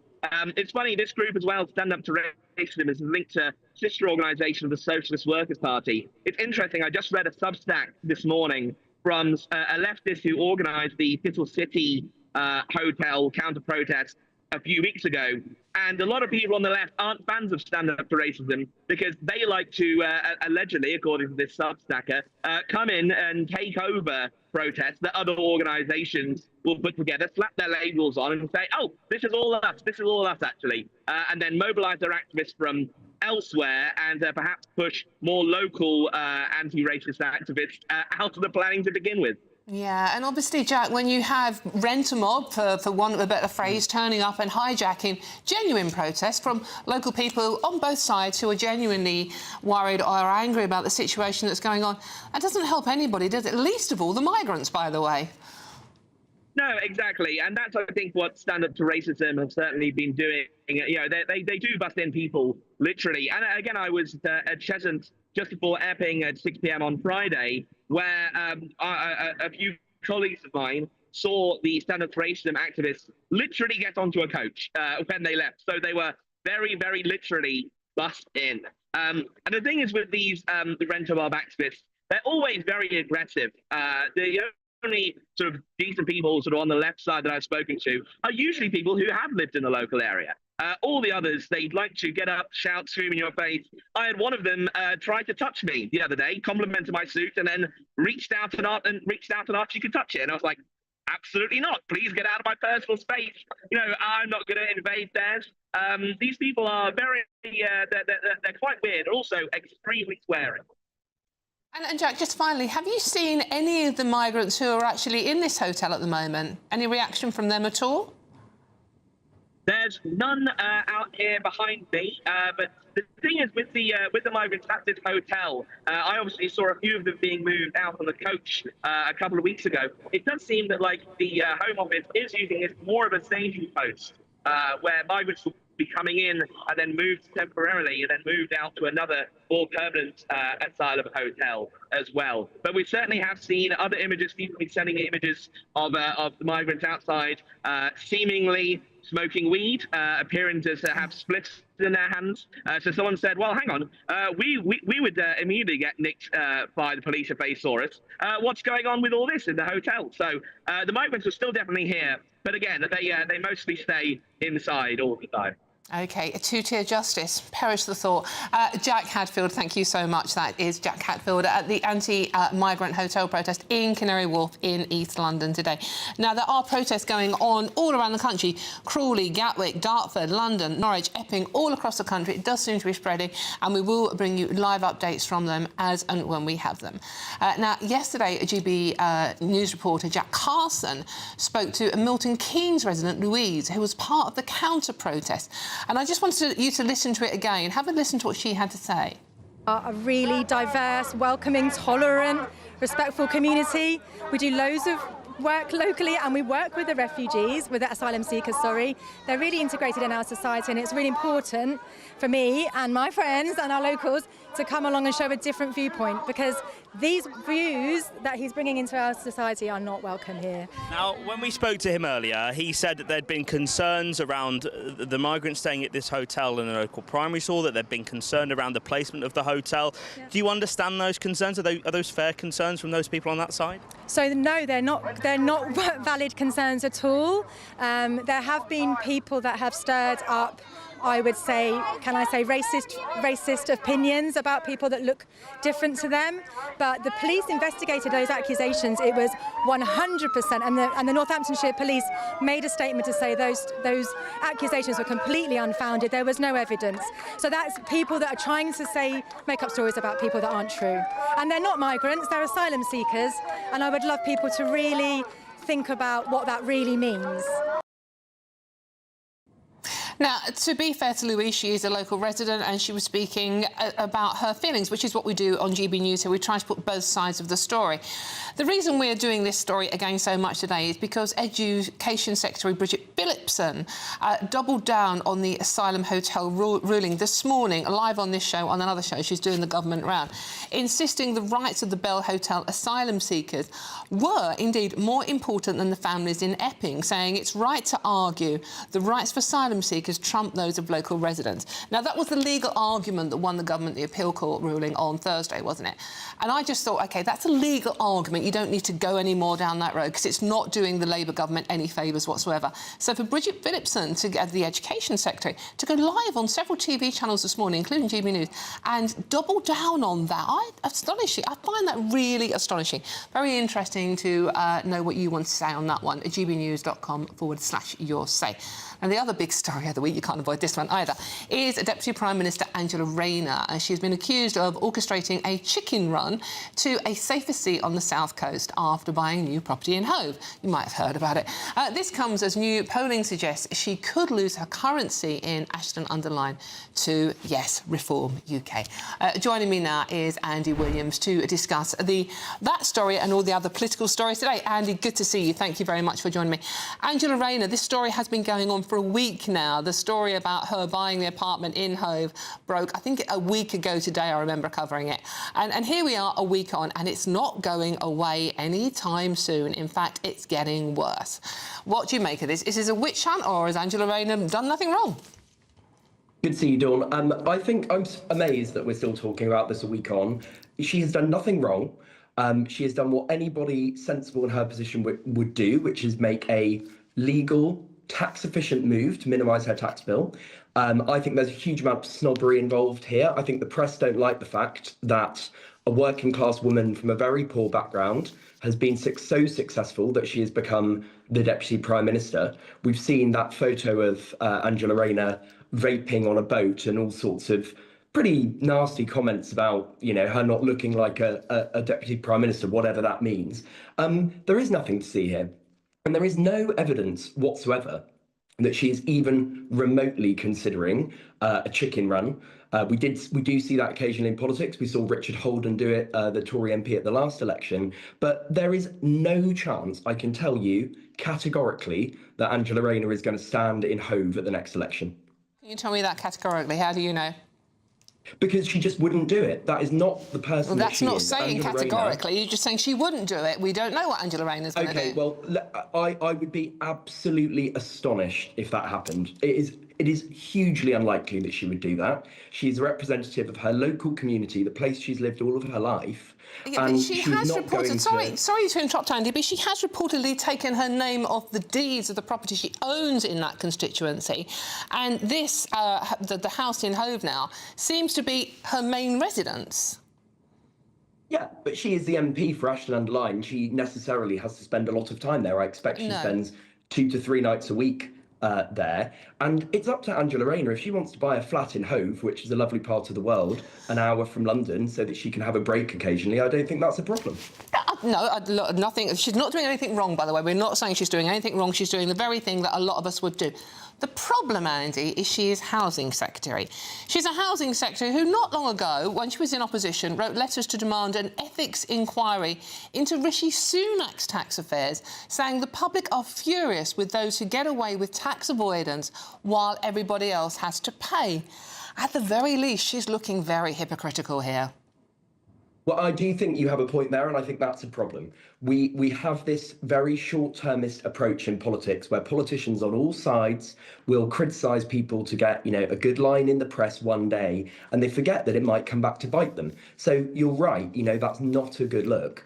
But the reality is, to reiterate, she's done nothing wrong here. This story that she might be looking to stand in Hove at the next election is completely invented. I mean, there is no evidence whatsoever that that's the case. And she's done nothing wrong. She has done nothing wrong, and I do agree there may be some misogyny and classism going on here. But let's move on to the other big story. Not Rachel Reeves, I've got Rachel Reeves on the brain, who hasn't this week? Bridget Phillipson this morning, doing the live political round that we know and love so well as journalists, but doubling down on the government's defence in that in the court ruling about migrants versus local residents. Now, I thought, if the government were going to use that as a point of law in a court, fine, it doesn't look great, but fine. But for a government minister to go on TV this morning and double down, literally saying the same thing, that migrants have to come before local residents, is she being stupid or is doing it deliberately? What's going on? Well, she gave a straight answer to a straight question, Dawn. She was asked the question. She didn't come out and proactively say that. She was asked the question, understandably, and she gave a straight answer. And I'm afraid, it politically is tricky for the Labour government, but she is absolutely correct. On the one hand, you have, whether people like it or not, you have the human rights of people who come here to seek asylum. Now, we know that many of them are economic migrants, but some of them are asylum seekers too. They have a right to have their cases heard in the UK. And people might dislike this, but it's a fact that people who are protesting outside migrant hotels, they have a right to protest, they have a right to make their voice heard, but they don't have a right to get their way. They have thoughts, views, and opinions which they're expressing vociferously, and that's up to them. But they're not the same as rights. They're two different things. OK, what about the rights of certainly the women and children, the girls, living in the areas of these migrant hotels where there have been, in the last year, well, this year alone, 49 alleged, we're saying this very carefully, alleged sexual assault linked to migrants in these hotels? What about their rights? Well, obviously, I think it's terrible that these incidents have happened, absolutely. And the first duty of any government is to protect its citizens, right? And so I understand why people are upset about this.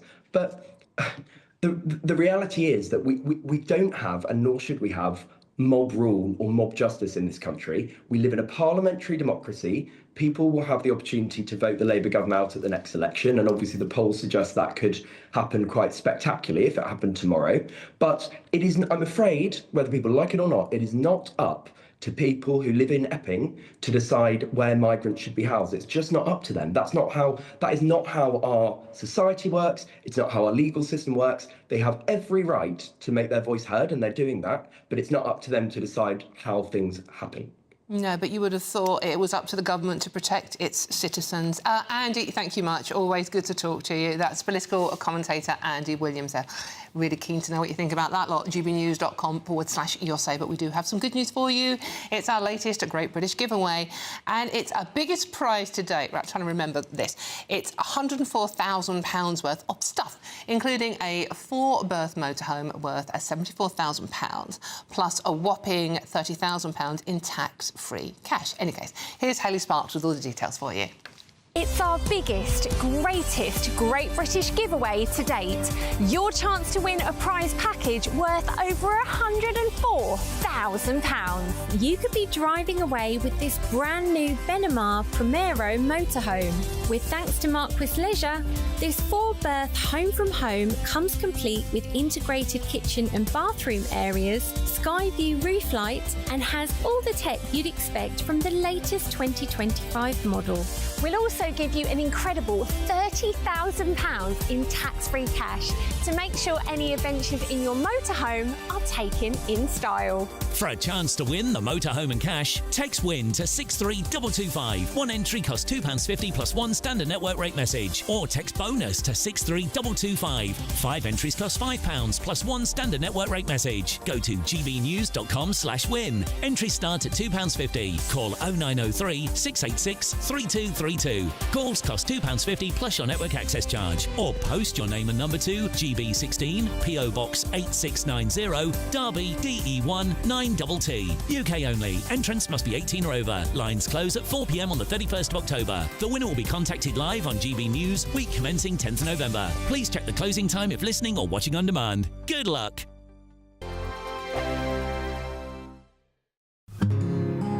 This is our country, and we think it's amazing. From high tea to the high street, we love it all. Even the rain, we like that too. There's nowhere else we'd rather be. That's why we're here to be the fearless champion of Britain, its voices and its values. Because we are GB News, the People's Channel, Britain's news channel. Westminster's full of talk, but out here, it's the real world. Am I allowed to talk now? No, that's it. This is where it matters, real people and real lives. That's what politics is all about. The fact is Trump made a good start, no. Straight answers, no spin, and just a couple of pints. How many fingers have I got up? About 10. So join me for Lee Anderson's Real World every Friday at 7 p.m. only on GB News. The People's Channel, Britain's news channel.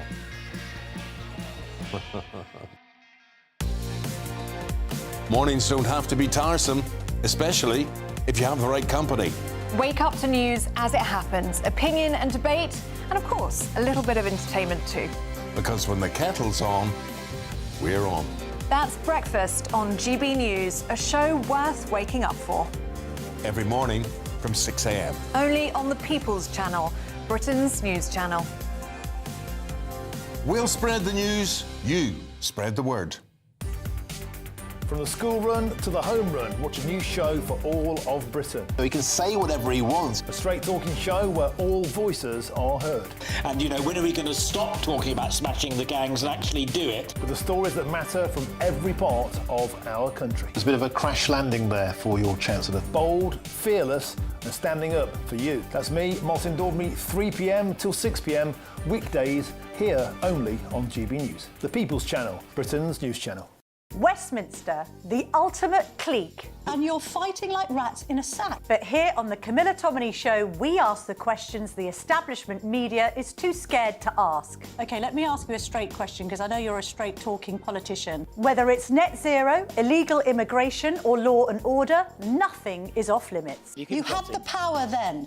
Yeah, as I and say, now you've lost it. That's the Camilla Tominey Show, a politics show that's fearless. But no, let me finish my question if you don't mind, because it is my show. Sundays at 9:30, only on GB News, the People's Channel, Britain's news channel. At GB News, we love to hear from you, our loyal community. So drop us a line at gbnews.com/yoursay. There, you can talk to each other and also to the presenters live on air. gbnews.com/yoursay, because GB News is your channel, Britain's news channel.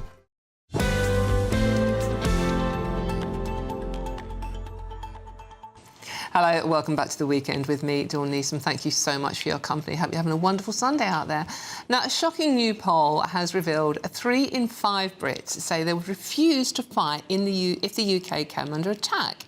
The reluctance spans every generation, but among young people, it is particularly high. No worry, no shock there, really. So, would you fight for your country? Joining us now to debate this is 2 young commentators, Zain Al-Bayati and Alex Metcalf. Thank you very much for joining me, gentlemen. Appreciate your time on a Sunday. I'm sure as young people you have much more interesting things to do. Let's come to you first, Zain. This is a fairly shocking poll today in the Sunday Express, saying that people are in your generation, only 52% would refuse to fight for their country. What do you make of this, and would you fight for the UK? I believe that we should defend our country, but not through combat.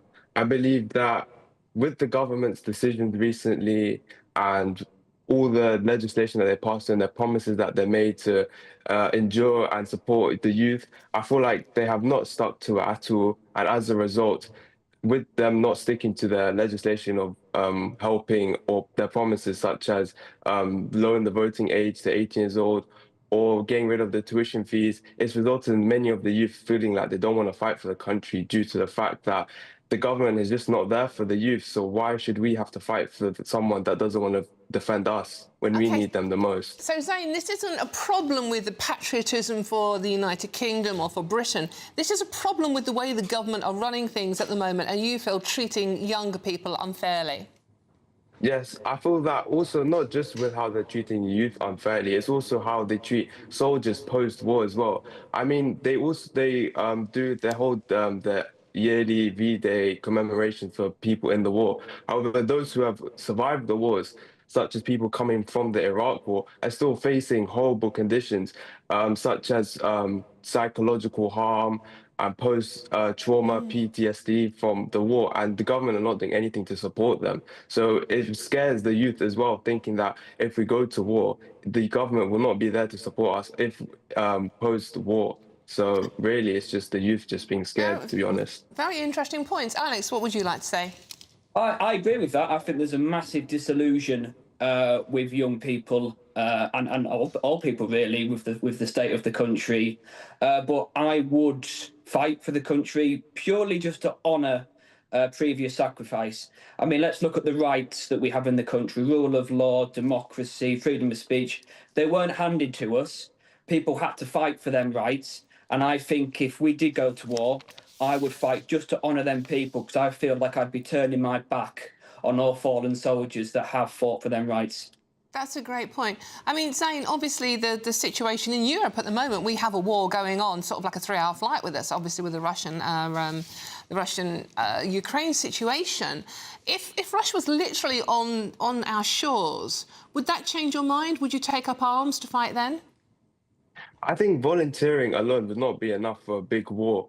I mean, if we were to go into war with Russia, volunteers won't be enough to deter, and we won't be trained well enough in order to fight them. The government needs to again invest in deterrence, which is credible defense, and cyber intelligence matters, and also do mass mobilization in advance in order for us to actually have a chance against Russia, for example.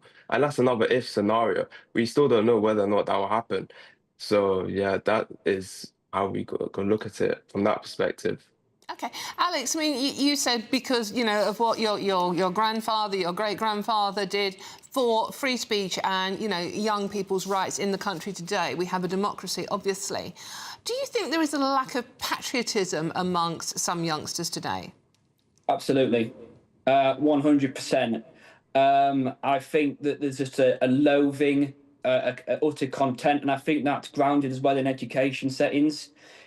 Children are told they can't fly the cross of St. George because they might be labelled far right. We're not allowed to, we're taught about our history and how bad it was. And actually, there's no sort of fight for patriotism. I mean, it doesn't help as well that recently we're increasingly importing vast numbers of people that do not subscribe nor respect British culture, British way of life. So there's definitely a disillusion particularly with young people, but at all age ranges, of patriotism. How about you, Zane? If the government was different and you felt youngsters were being treated fairly, would you feel patriotic towards this country?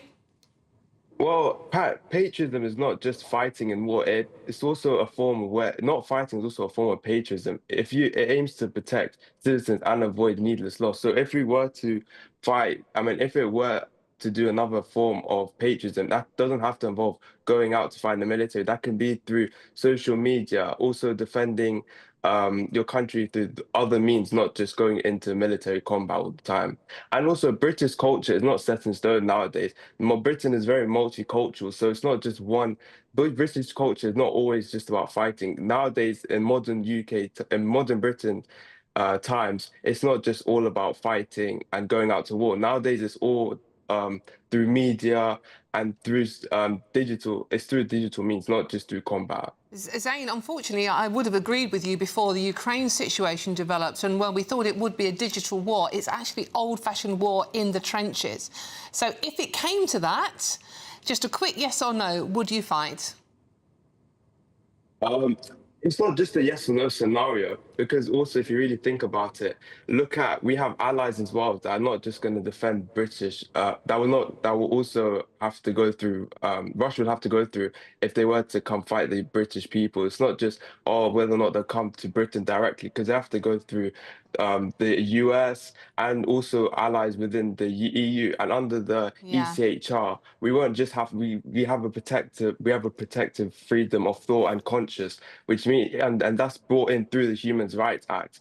So that means it's not just a yes or no scenario. Okay, that's true, they have to go to France. We do need men on the ground. Sorry, because Britain can't just be seen to be weak and get all walked all over. I mean, if we look at reform as well, they are looking at leaving the ECHR, repealing the Human Rights Act, introducing a British Bill of Rights.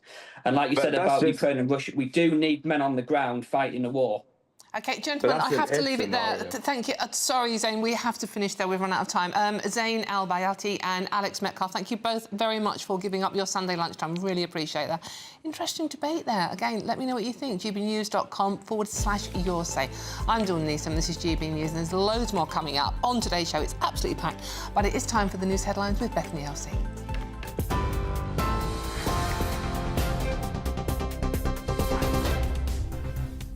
Good afternoon, here's your latest headlines. GB News understands a council led by Reform UK will be pursuing legal action to stop hotels being used to house asylum seekers as early as tomorrow evening.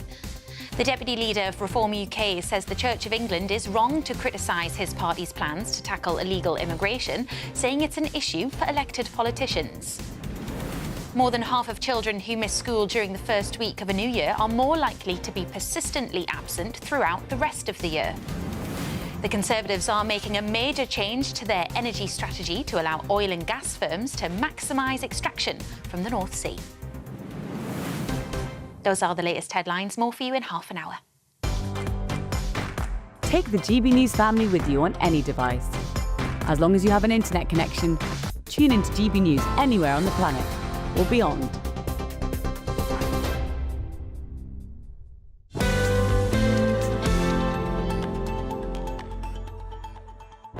Thank you, Bethany. And remember, this show is all about you and what you think. So keep those messages coming in, gbnews.com/your say. I will read as many out as I possibly can. Lots of you getting in touch already. Loads to get through, though. Coming up, the Education Secretary is calling on parents to tackle bad behaviour and school absences. But is it parents who need to do more, or is the system failing our kids? All of that and much more to come. I'm Dawn Neeson. This is GB News, Britain's news channel. Don't go too far. We'll see you soon.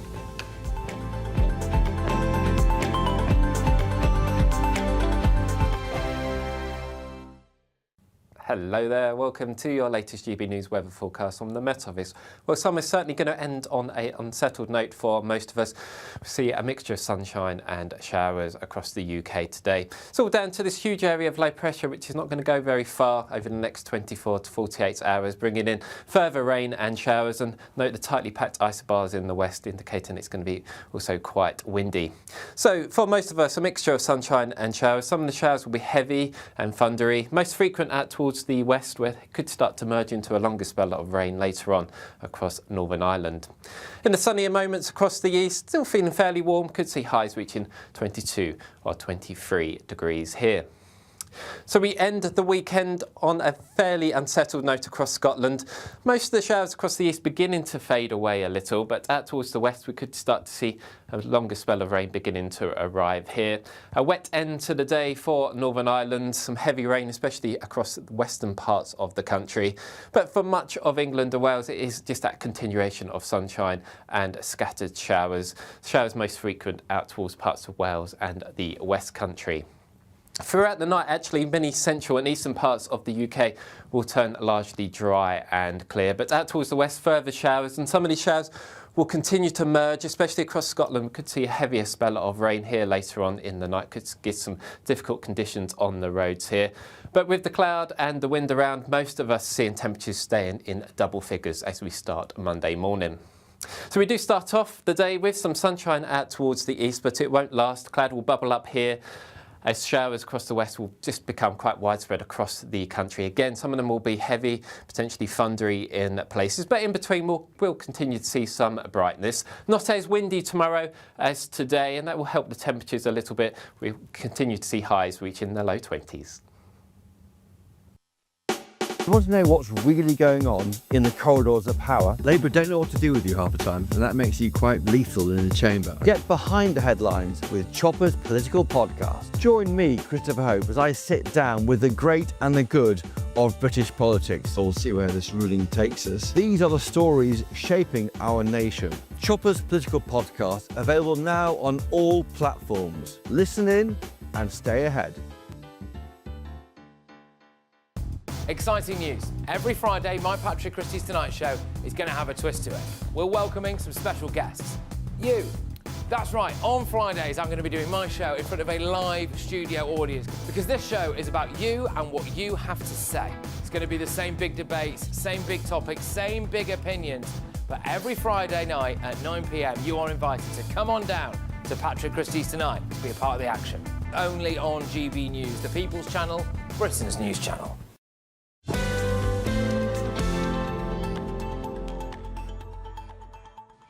Hello, welcome back to the weekend with me, Dawn Neeson. Thank you for your company this Sunday afternoon. Now, new stats have revealed that white working class kids are getting punished more than any other group, with 1 in 10 of the poorest suspended every day from school. The Education Secretary, Bridget Phillipson, is now calling on parents to help tackle children's behaviour. Here's what she had to say. Behaviour is a massive challenge alongside attendance. You're right that it causes disruption to the whole classroom. It stops children from learning. It's a big problem that teachers raise with me in every school I visit. It's why today we're announcing new attendance and behaviour hubs with new attendance and behaviour ambassadors leading that work across schools in our country. It's about parents, isn't it, a lot of it? It's about all of us. OK, now, call me cynical, but just after the Reform start talking about how white working class kids are doing in school, Labour suddenly come up with their own plans as well. In any case, so who is to blame for this behaviour crisis?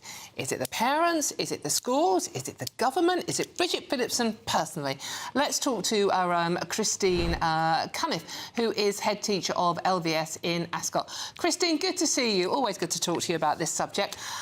You've heard what Bridget Phillipson had to say. I mean, is she right? Is it down to parenting and schools, combination of both, one more than the other? What do you make of it? Good afternoon. I do think it is a combination of both. And I think we're hearing a lot more about bad behaviour in schools because we've got the outlets to do it. Now, I know full well, and you probably remember, Dawn, the people that didn't behave in school, but we didn't have any of this. You know, bad behaviour's always been there, but the level of the bad behaviour, I do believe, is stepping up quite significantly.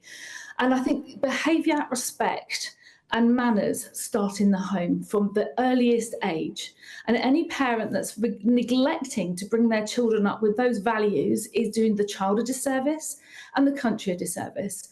So when children start school, we know what the boundaries are, we know what expectations are, and so we can learn. Now, I've seen on social media videos of parents teaching their children how to disrespect teachers. What is this world coming to? When we're talking about bad behaviour, we're not talking about a bit of back chat here, are we? Can you just illustrate some levels of bad behaviour that we're actually talking about in schools now? So I think generally what we're seeing children who are quite defiant. There's violence in the classroom. I mean, we're hearing reports about teachers being attacked in the classroom. We've heard about knife crime. We've heard, you know, that the children really are giving these teachers a hard time and they're trying to do their job. And I think we've got to remember schools are there for learning. Well, we do tend to forget that, seeing as we recently hear stories about, you know, teachers having to change nappies, teach kids how to brush their teeth. Starts very, very young, obviously. Why, in particular, though, is Bridget Phillipson talking about white working-class kids, in particular, I think, boys? Right. OK, that's a tricky one. I mean, we're going back to parents in the home. And I think we see that some parents are probably stricter with their children than others. Now, I'm not totally blaming the parents here because there's got to be a good reason why children want to go to school. Now, it's a three-line whip. It's the law. They have to go to school. But we've got to make children want to come to school. Now, it might be that their parents have had a bad experience in school and there's quite a backlash against what parents maybe perceived as going on in schools at the moment. We've got to make these learning places, our schools, places where children have a curriculum that is thriving, will prepare them for the future, and also show them there's a future. Because this world is pretty bleak at the moment, especially in the UK. What are our children aspiring to? They're going to think, what's the point? And some of their parents might think, what's the point? You can get where they're coming from, but there is a point. We all have to get out there and make this world work. And we have to have a school that children want to attend because it's exciting, it makes them inquisitive, curious, to make sure that we have a future. They are our future and they need investing in, and they're not being invested in at the moment. It sounds almost like we need parenting lessons. Maybe teachers should take that on as well, start teaching parents how to parent children properly. Yeah, I look down then at the moment because I've just received a book from an author in Australia who's got the same gripe as everybody else at the moment. And it's amazing. I think raising children, because I'm a teacher, I've probably not experienced some of the problems that parents actually experience. There's a chapter in the book about why you have to go to school, about the law and what our obligations are. And I said to her in the Zoom call over to Australia earlier in the week, I said, I have never kind of seen it from that point of view before. Do parents know what the expectations are? You know, I don't want to sound insulting, and it's not a one size fits all, but if parents are struggling and need that help, there should be help. Do you think that Bridget Phillipson is right to single out white working class children? I think she was talking about boys in particular, but do you think she's right to single out the white working classes? No, I don't think she is. I think, you know, we've got to, it's not just, I mean, obviously she will say that she's fighting for the 94% of children in this country. I fight for 100% of children in this country, right? It's not just the white working class. It's all our children at the moment are not getting what they should have got. And that's not blaming this current government, it's blaming previous governments as well. We haven't got it right. We've had our head in the sand for too long. Schools still have antiquated classrooms. Look at our exam halls, sat like we're Victorian children with a pen and paper, and you know, where are we failing these kids? And stop talking about it. It shouldn't be down to a party to do it. It should be cross-party, all parliamentary, and get some firm reforms in this country so that children want to attend school. Brilliant. Always good to talk to you. Thank you very much, Christine. That is head teacher of LVS in Ascot, Christine Cunniff. Let me know what you think. I mean, I personally, and I am very cynical about all politicians at the moment, I think the white working class kid line from Bridget Phillipson is to do with how worried they are about Nigel Farage and reform. But what do you think? gbnews.com/your say. If you are in search of some holiday sun, a little bit of a last-minute summer break, here is a forecast for those top European destinations.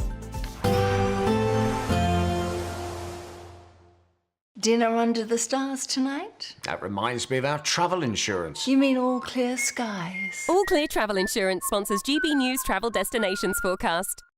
Hello. There's still the risk of heavy rain and thunderstorms across central western parts of the Mediterranean over the next few days. Elsewhere, it should be largely dry and sunny. Largely dry across Madeira, the Canary Islands, but you can see the risk of rain across parts of Spain, Portugal, into France, northern Italy, seeing some heavy downpours and thunderstorms. A few showers possible towards Greece as well, but Turkey largely dry with plenty of sunny spells. Temperatures still in the 30s here, and it remains similar over the next few days. All Clear Travel Insurance sponsors GB News Travel Destinations forecast. Hi, I'm Michelle Dewberry, and my show is your opportunity to cut through all the noise and dive in headfirst to some robust debates. Ideas clash. Situation, No, isn't it? Because the failure is... You're deliberately avoiding my point. Nothing's held back. And if you think this is the end of it, wait for more. And we do not shy away from the difficult stuff. Sometimes I want to shake people and say, if only you understood. So join me on Jubes & Co. weeknights at 6 p.m, only on GB News, Britain's news channel. Join me, Nana Akwe, for an informative, interactive news programme with a difference. It's fun. No, he didn't say that, Dave. I'm so surprised. I think there's an element of truth to that. Join me from 3 p.m. every weekend, only on GB News, Britain's news channel. Westminster's full of talk, but out here, it's the real world. Am I allowed to talk now? No, that's it. This is where it matters, real people and real lives. That's what politics is all about. In fact, has Trump made a good start? No. Straight answers, no spin, and just a couple of pints. How many fingers have I got up? About 10. So join me for Lee Anderson's Real World every Friday at 7 p.m, only on GB News. The People's Channel, Britain's news channel.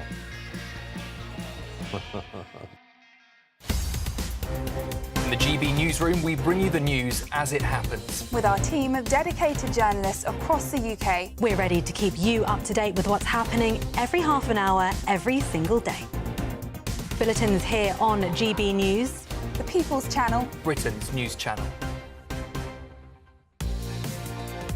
Mornings don't have to be tiresome, especially if you have the right company. wake up to news as it happens, opinion and debate, and of course, a little bit of entertainment too. Because when the kettle's on, we're on. That's Breakfast on GB News, a show worth waking up for. Every morning from 6 a.m. Only on the People's Channel, Britain's news channel. We'll spread the news, you spread the word. Britain was once the envy of the world. But look around. A nation that no longer knows what it is or where it's going. A country that's broken. How do we fix Britain? How do we bring it back? Friday night with Matt Goodwin at 8 p.m, only on GB News. You want to know what's really going on in the corridors of power? Labour don't know what to do with you half the time, and that makes you quite lethal in the chamber. Get behind the headlines with Chopper's political podcast. Join me, Christopher Hope, as I sit down with the great and the good of British politics. We'll see where this ruling takes us. These are the stories shaping our nation. Chopper's political podcast, available now on all platforms. Listen in and stay ahead.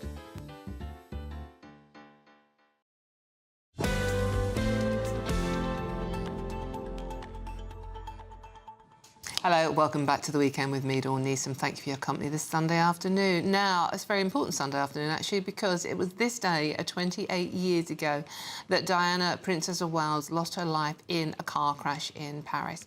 The world has obviously moved on in so many ways since then, but Diana's legacy is still felt today. Joining me now is royal commentator Caroline Aston. Caroline, good to see you. Thank you very much for... I mean, first, 28 years, where's that gone? But why is Diana's legacy so important? Well, I think her effect on the way royalty conducts itself today, in an age when there's so much out there, social media rules, optics are so important. You go back to the royal family that she joined back then, and it conducted itself in a very different way. And it was Diana who knelt down, touched, reached out, gave a very human face to an institution that quite a few people thought was rather distant. I mean, if you look at our late great Queen, her reign in 1952 began when royalty was a waving hand, a glint of a diamond brooch, 3 strings of pearls, and a floral hat at a distance. Come fast forward to the end of our late Queen's reign, and it was a tea party with Paddington Bear.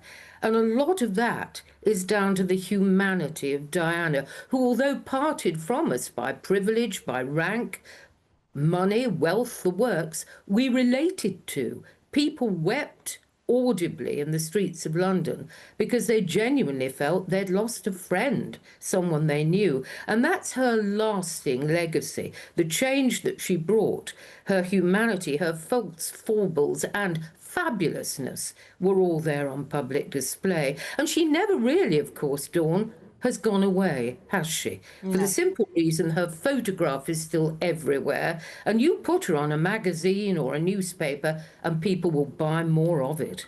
Absolutely true. She is still with us in so many ways, and there's a reason she was called the People's Princess. Obviously, her lasting legacy is also her 2 boys. I was lucky enough to interview Diana about her youngsters back in the day when they were tots. What do you think she would make of the situation, the relationship between her beloved sons today? I should think she'd be pretty devastated, Dawn, if the truth be told. I don't think she ever intended that these 2 would do anything other than stand shoulder to shoulder. True, she worried that Harry might feel that as a spare, as he titled his book, he was at a bit of a disadvantage, maybe in danger of being somewhat overlooked. But I think she would have been devastated and appalled to see what has since transpired, to see the 2 brothers who stood shoulder to shoulder now so far apart. And there's all this talk of maybe reconciliation with Prince Harry coming over here in September. Well, I think it would take an awful lot to put even one plank of a bridge in place at the moment, and it would appear that Prince William is, yes, blanking his brother. And I know that the late, great Queen Elizabeth II, her last days were somewhat darkened by, supposedly, her favourite grandson's behaviour. OK, Caroline, thank you very much. Caroline, we have to leave it there. Thank you so much for joining us. Don't go too far, though. We've got fat coppers and how much they're costing you. All of that coming after the weather. We'll see you soon.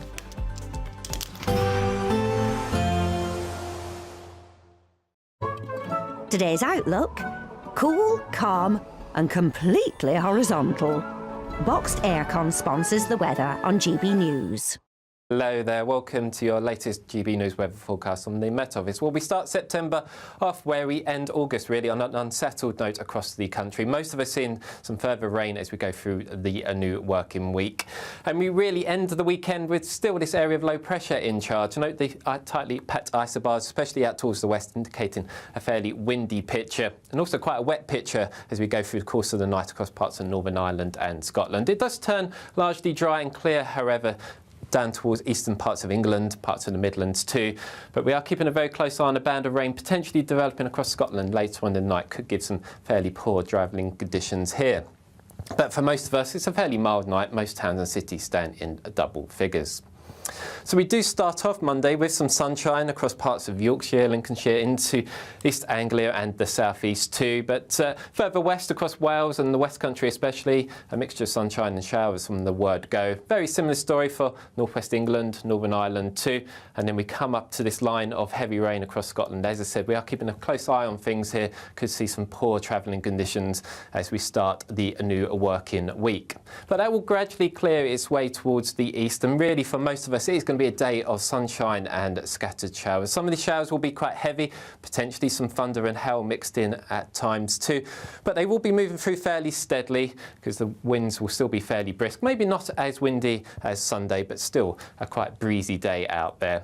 In the sunnier moments, not feeling too bad for the beginning of September. We'll see highs just reaching the low 20s in places. So as we move into the evening hours, the showers generally fading away a little bit across central and eastern areas, but will continue as we go through the course of the night out towards the west. And really, as we go through the new working week, it remains unsettled. All of us seeing some further spells of rain, with temperatures around average for early September.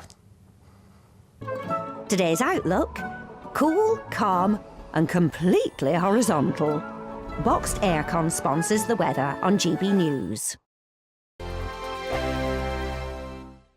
It's our biggest Great British giveaway to date. You could be driving away with this brand new Benamar Primera motorhome. This 4-berth home from home comes complete with integrated kitchen and bathroom areas and has all of the tech you'd expect from the latest 2025 model. We'll also give you an incredible £30,000 in tax-free cash to make sure that any adventures you take in your new motorhome are taken in style. For a chance to win, text WIN to 63225. One entry costs £2.50 plus one standard network rate message, or text BONUS to 63225. 5 entries cost £5 plus one standard network rate message. Go to gbnews.com/win. Entries start at £2.50. Call 0903 686 3232. Calls cost £2.50 plus your network access charge. Or post your name and number to GB16 PO Box 8690 Derby DE1 9TT. UK only. Entrance must be 18 or over. Lines close at 4 p.m. on the 31st of October. Please check the closing time if listening or watching on demand.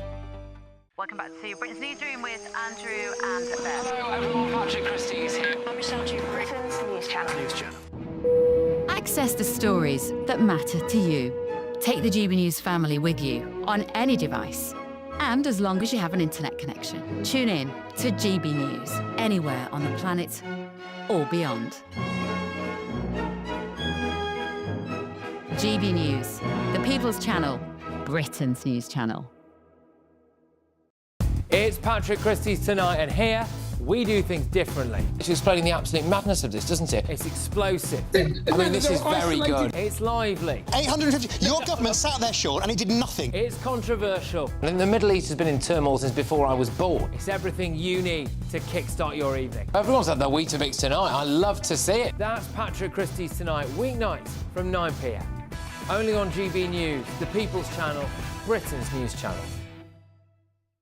Hi, I'm Michelle Duber, and my show is your opportunity to cut through all the noise and dive in headfirst to some robust debates. Ideas clash. Situation, no, isn't it? No, because the failure is you're deliberately avoiding my point. Nothing's held back. And if you think this is the end of it, wait for more. And we do not shy away from the difficult stuff. Sometimes I want to shake people and say, if only you understood. So join me on Jubes & Co. weeknights at 6 p.m. only on GB News, Britain's News Channel.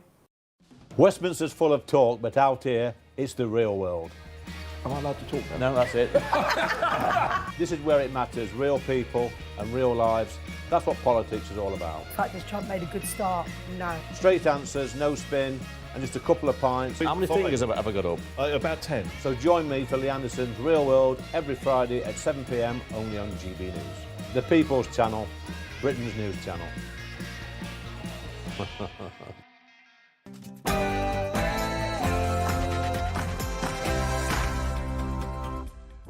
Good afternoon, it's 2 o'clock on Sunday, the 31st of August, and this is the weekend on GB News.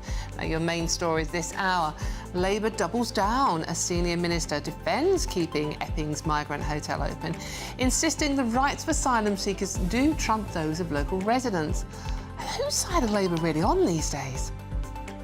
And from Redwall to South Coast, Angela Rayner's accused of plotting a chicken run to a safe Labour seat down south after polls show she could lose to Reform in her Ashton stronghold.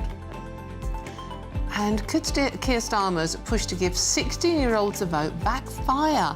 A new poll suggests Jeremy Corbyn's breakaway party, whatever it's actually called, could be the real winner. And more than 15,000 police officers are on light duties, so at a time we need more bobbies on the beat, are the police really going literally flabby? And with Boris Johnson, JD Vance and Prince William embracing facial hair, we're asking, do beards make a man more masculine and manly, or is it just a bit scruffy? I'm Dawn Neeson, and this is The Weekend.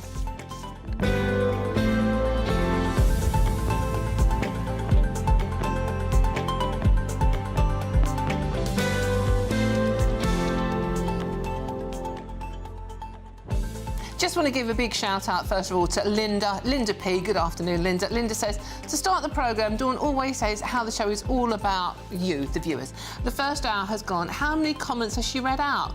OK, I'm sorry, Linda. I am so sorry. Thank you for your comment, and I have read it out, by the way, and I will read as many out as I possibly can. But so many of you want to get in touch. Lots of you are very angry about the main stories we're discussing today, and I promise I'm going to set aside a little section to get through as many as I possibly can, because this show is, Linda, definitely all about you and everybody watching. And to get in touch and let me know your thoughts on all the stories, visiting gbnews.com/your say. Make like Linda, get in touch, and I will read your comment out. But before we get stuck into today's stories, let's get the latest news headlines with Bethany Elsey.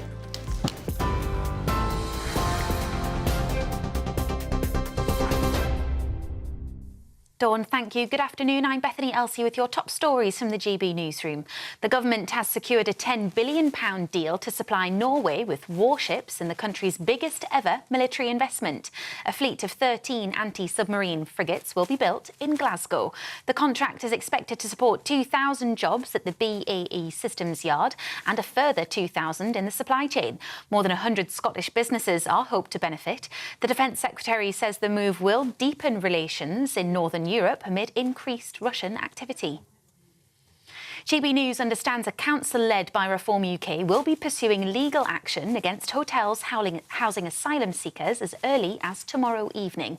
Richard Tice told the Camilla Tominey show that injunctions will be submitted to temporarily block the use of hotels. It follows weeks of protests. He said it's unacceptable that those living near the hotels feel uncomfortable and unsafe. The deputy leader of the Reform UK party has responded to criticism of their plans to tackle illegal immigration from the Church of England. The Archbishop of York, Steve Cottrell, is accusing the party of a short-term knee-jerk response to the small boat crisis, saying they're not offering a solution to the issues driving people to risk the journey across the Channel in the first place. Nigel Farage has set out plans to remove 600,000 people from the country if he forms the next government. Richard Tice says the Church is wrong and deporting people is the only way. I suggest the Archbishop focuses on the problems within the Church of England and fill the vacancy and stop worrying about things that are way beyond his remit, i.e. international immigration policies. That's the role of elected politicians. As millions of children return to school this week, the Education Secretary is urging parents to do more to improve attendance and behaviour. More than half of pupils who missed a day during their first week of school during September 2024 went on to be persistently absent throughout the rest of the year, missing at least 10% of lessons. 800 schools are set to be supported by school improvement schemes and attendance hubs. Bridget Phillipson says there's a particular concern about white working class children who have among the highest overall absence rates. Behaviour is a massive challenge alongside attendance. You're right that it causes disruption to the whole classroom. It stops children from learning. It's a big problem that teachers raise with me in every school I visit. It's why today we're announcing new attendance and behaviour hubs with new attendance and behaviour ambassadors leading that work across schools in our country. It's about parents, isn't it, a lot of it? It's about all of us. The Conservatives are promising to scrap all net zero requirements on oil and gas companies drilling in the North Sea. If she becomes the next Prime Minister, Kemi Badenoch has vowed to maximise extraction rather than move away from fossil fuels. She says it's absurd the UK is leaving vital resources untapped while neighbours such as Norway extract them from the same seabed. She's expected to set out plans in a speech in Aberdeen this week. Conservative MP Alex Burkhardt says the move will boost jobs in Scotland. Net zero by 2050 is unachievable. There is no point in destroying British business and British jobs, chasing after something that won't happen, particularly when the US and China are not following net zero at all. We're not going to do what Labour's doing, which is sacrificing British business and British jobs on the altar of this unachievable goal. It doesn't make any sense. Those are the latest headlines. Now it's back to Dawn. Tune into GB News Radio wherever you are, online, on DAB digital radio, on TuneIn, on Radio Player and on your smart speaker. Just say, play GB News.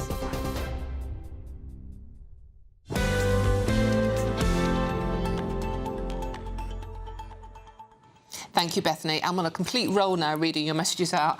This one's from Angela. Perhaps those Epping residents, perhaps those Epping worried demonstrators aren't taxpayers and therefore don't deserve any rights. That's in response to the main story we're talking about today. Bridget Phillipson, the Education Secretary, doubling down on the court ruling that basically they have to put migrants before residents. Yeah, there's only one group there that are paying taxes there. OK, so let's move more onto this story. As I've just heard me say, Labour have doubled down on its defence of the controversial Asylum hotel in Epping, but with Education Secretary Bridget Phillipson insisting that maybe the asylum seekers must come before those of local residents. I can't believe she said that. She said it several times this morning.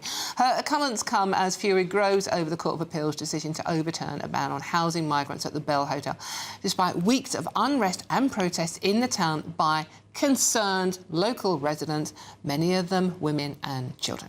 In any case, joining me now is Professor of Law at Swansea University, Andrew Tatebury.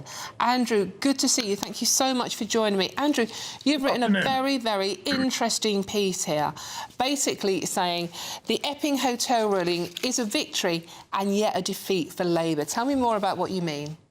Well, my feeling is that Labour got some short-term relief because Labour were obviously absolutely scared at the problems of having to move large numbers of asylum seekers within certainly weeks, if not days. So Yvette Cooper will be much relieved at that. My suspicion, however, is that this is going to do Labour an enormous amount of harm in the long term. Now, I know Bridget Phillipson has now doubled down on this idea that the interests of asylum seekers have to come before local people.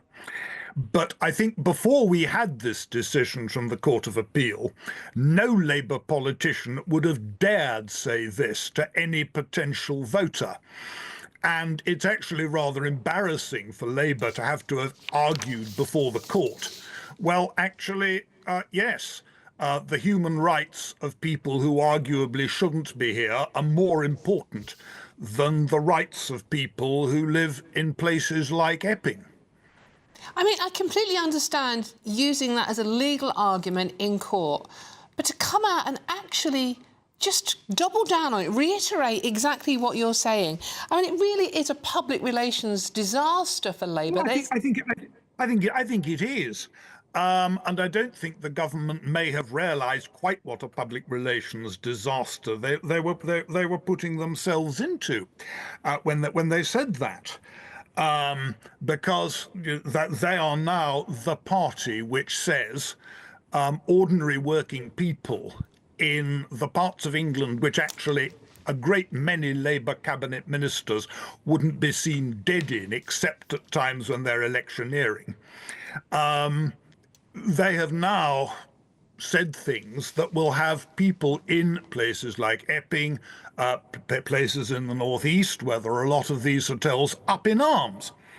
Because if you did live down the road from one of these hotels, and you then find that the government you elected and which is meant to protect your interests actually says, well, you don't really count anyway as against the interests of arguably illegal immigrants, you'd be absolutely up in arms. You'd be absolutely furious.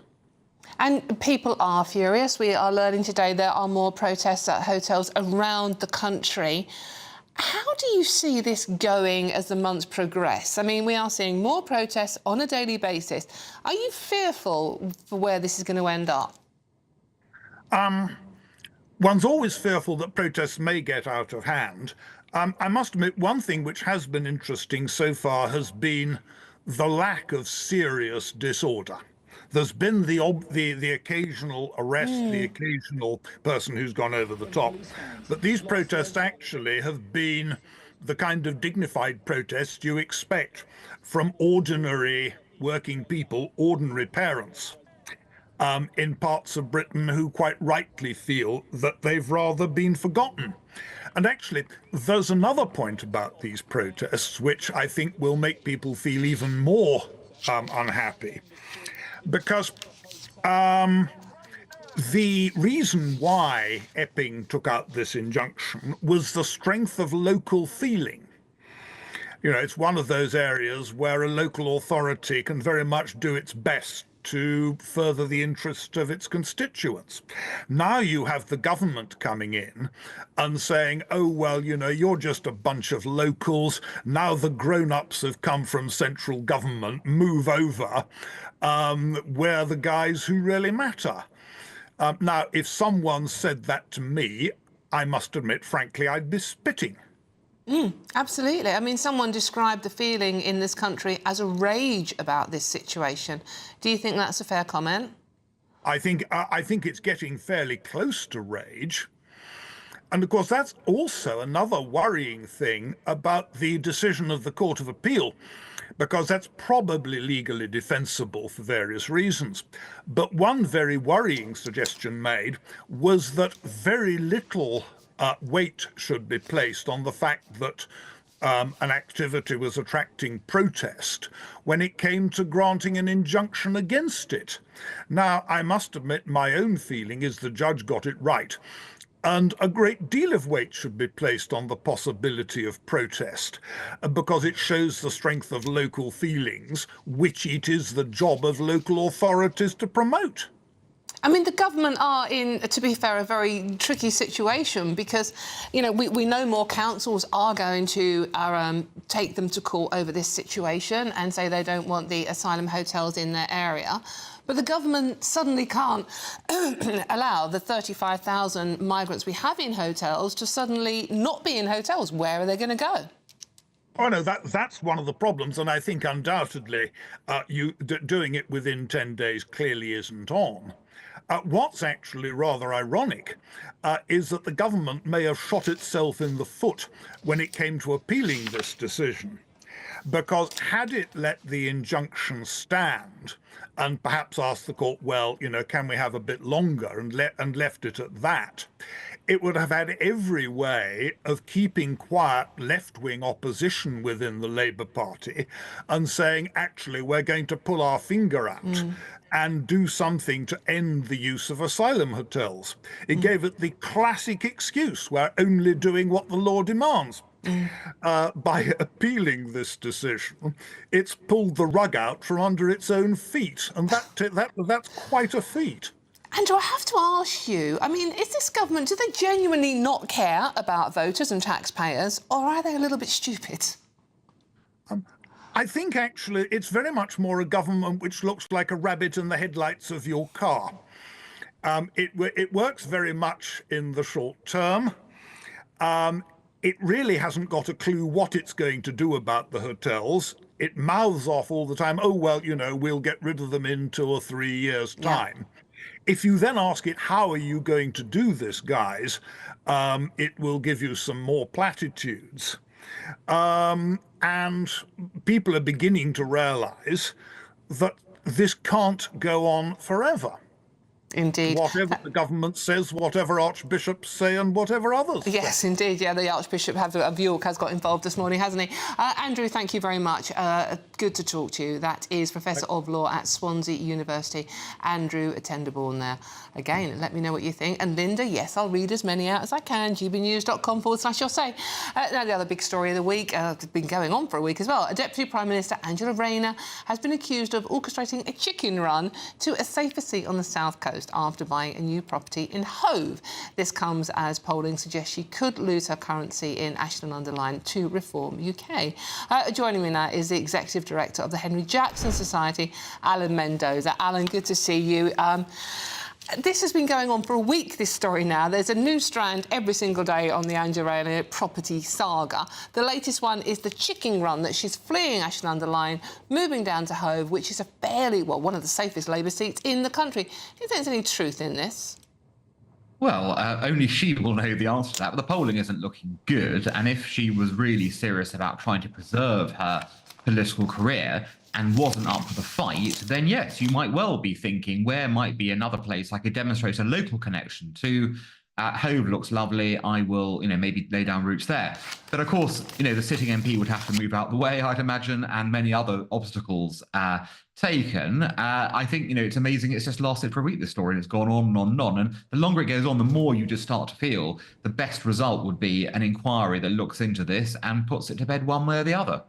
And of course, when she was in opposition, Angela was not backwards in coming forwards about calling for inquiries. You know, in opposition, she wrote letters to demand an ethics inquiry into Rishi Sunak in his tax affairs, saying the public are furious with those who get away with tax avoidance while they have to pay.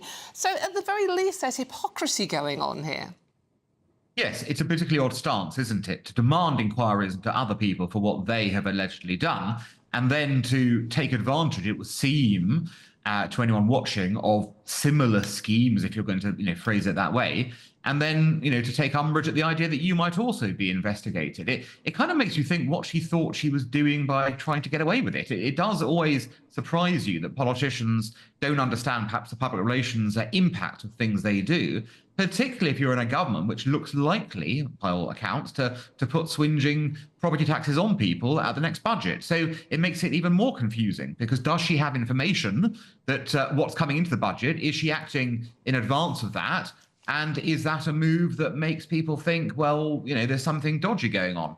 The appearance is bad. And I think in politics, the appearance is almost as bad as actuality in this regard. And as an experienced politician, she should know better. Do you think she should... I mean, she is Housing Secretary, obviously, and we are, by the sounds of it, whether you're a homeowner or a renter or a landlord or whatever you have to do with property, in for a bit of a hammering in the autumn budget. Do you think she should step away from the Housing Department because of what's happened over this week? Well, I think, again, it raises questions. Now, nobody's saying definitively she's done something wrong. That much we don't know. And I think that as long as this goes on and on, the more doubts start to creep in about what the reality of the situation is. And she should actually want to get this over and done with herself and say, look, I will do an inquiry. Here's all the data. It's all been above board, even if you don't like what I've done. And that would kill it there and then. So I'm a bit puzzled why she's not going down this route. Now, those on Angela's side would say that she is being targeted, not necessarily by rival parties, but by people in her own party that want to get rid of her. What would you say about that one?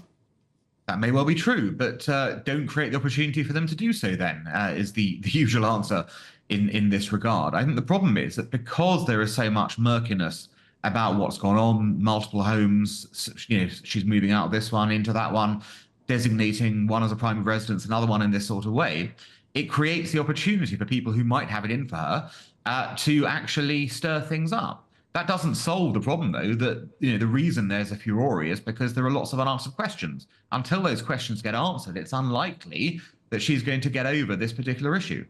Alan, is Keir Starmer in a tricky position with Angela in particular? Because she's the working class heroine. She's the working class northern balance to Keir Starmer's lawyer, liberal, North London elitism. Do you think if he wanted to get rid of her, I'm not saying he does, we don't know, obviously, but do you think he's in that tricky position? Because she does provide that working class balance, which is what Labour is meant to be all about. Yes, he's got a problem there, number one, in terms of politically. He's also got a problem because I think I'm right about this. The Labour Party elects its deputy leader separately. So he doesn't have the choice over who the deputy leader is. I mean, he does have a choice over perhaps what portfolio she has. But as a result, he can't exactly sack her because that's not his decision to make. So it's a real problem, politically, say, because there is a yin and a yang approach here. But also, mechanically, he can't really do very much. Yes, indeed. It's going to be an interesting few weeks coming up, certainly with that budget looming, isn't it? That's Alan Mendoza there, Executive Director of the Henry Jackson Society. Thank you, Alan. OK, let me know what you think. gbnews.com/your say. I will read them out. Promise, Linda. It's time for our latest Great British Giveaway, and it's our biggest prize to date, worth over £104,000. It's a 4-berth motorhome worth £74,000 and 30 grand in tax-free cash. Here's Hayley Sparks with all your details. It's our biggest, greatest Great British giveaway to date. Your chance to win a prize package worth over £104,000. You could be driving away with this brand new Benamar Primero motorhome. With thanks to Marquis Leisure, this 4-berth home from home comes complete with integrated kitchen and bathroom areas, sky view roof lights, and has all the tech you'd expect from the latest 2025 model. We'll also give you an incredible £30,000 in tax-free cash. to make sure any adventures in your motorhome are taken in style. For a chance to win the motorhome and cash, text WIN to 63225. One entry costs £2.50 plus one standard network rate message. Or text BONUS to 63225. 5 entries cost £5 plus one standard network rate message. Go to gbnews.com/win. Entries start at £2.50. Call 0903 686 3232. Calls cost £2.50 plus your network access charge. Or post your name and number to GB16 PO Box 8690 Derby DE1 9TT. UK only. Entrance must be 18 or over. Lines close at 4 p.m. on the 31st of October. The winner will be contacted live on GB News, week commencing 10th of November. Please check the closing time if listening or watching on demand. Good luck. Good luck indeed. And another shout out here to Nick, who's agreeing with Linda that I never read enough comments out. I'm going to read them out, I promise, honestly. OK, well, I'm Dawn Neeson. This is GB News. There's loads more coming up on today's show, including more than 15,000 police officers are on light duties. So at a time when we need more bobbies on the beat, are the police literally going flabby? All of that and much more to come. This is GB News at Britain's News Channel. Don't you dare go too far, especially Nick and Linda. See you soon.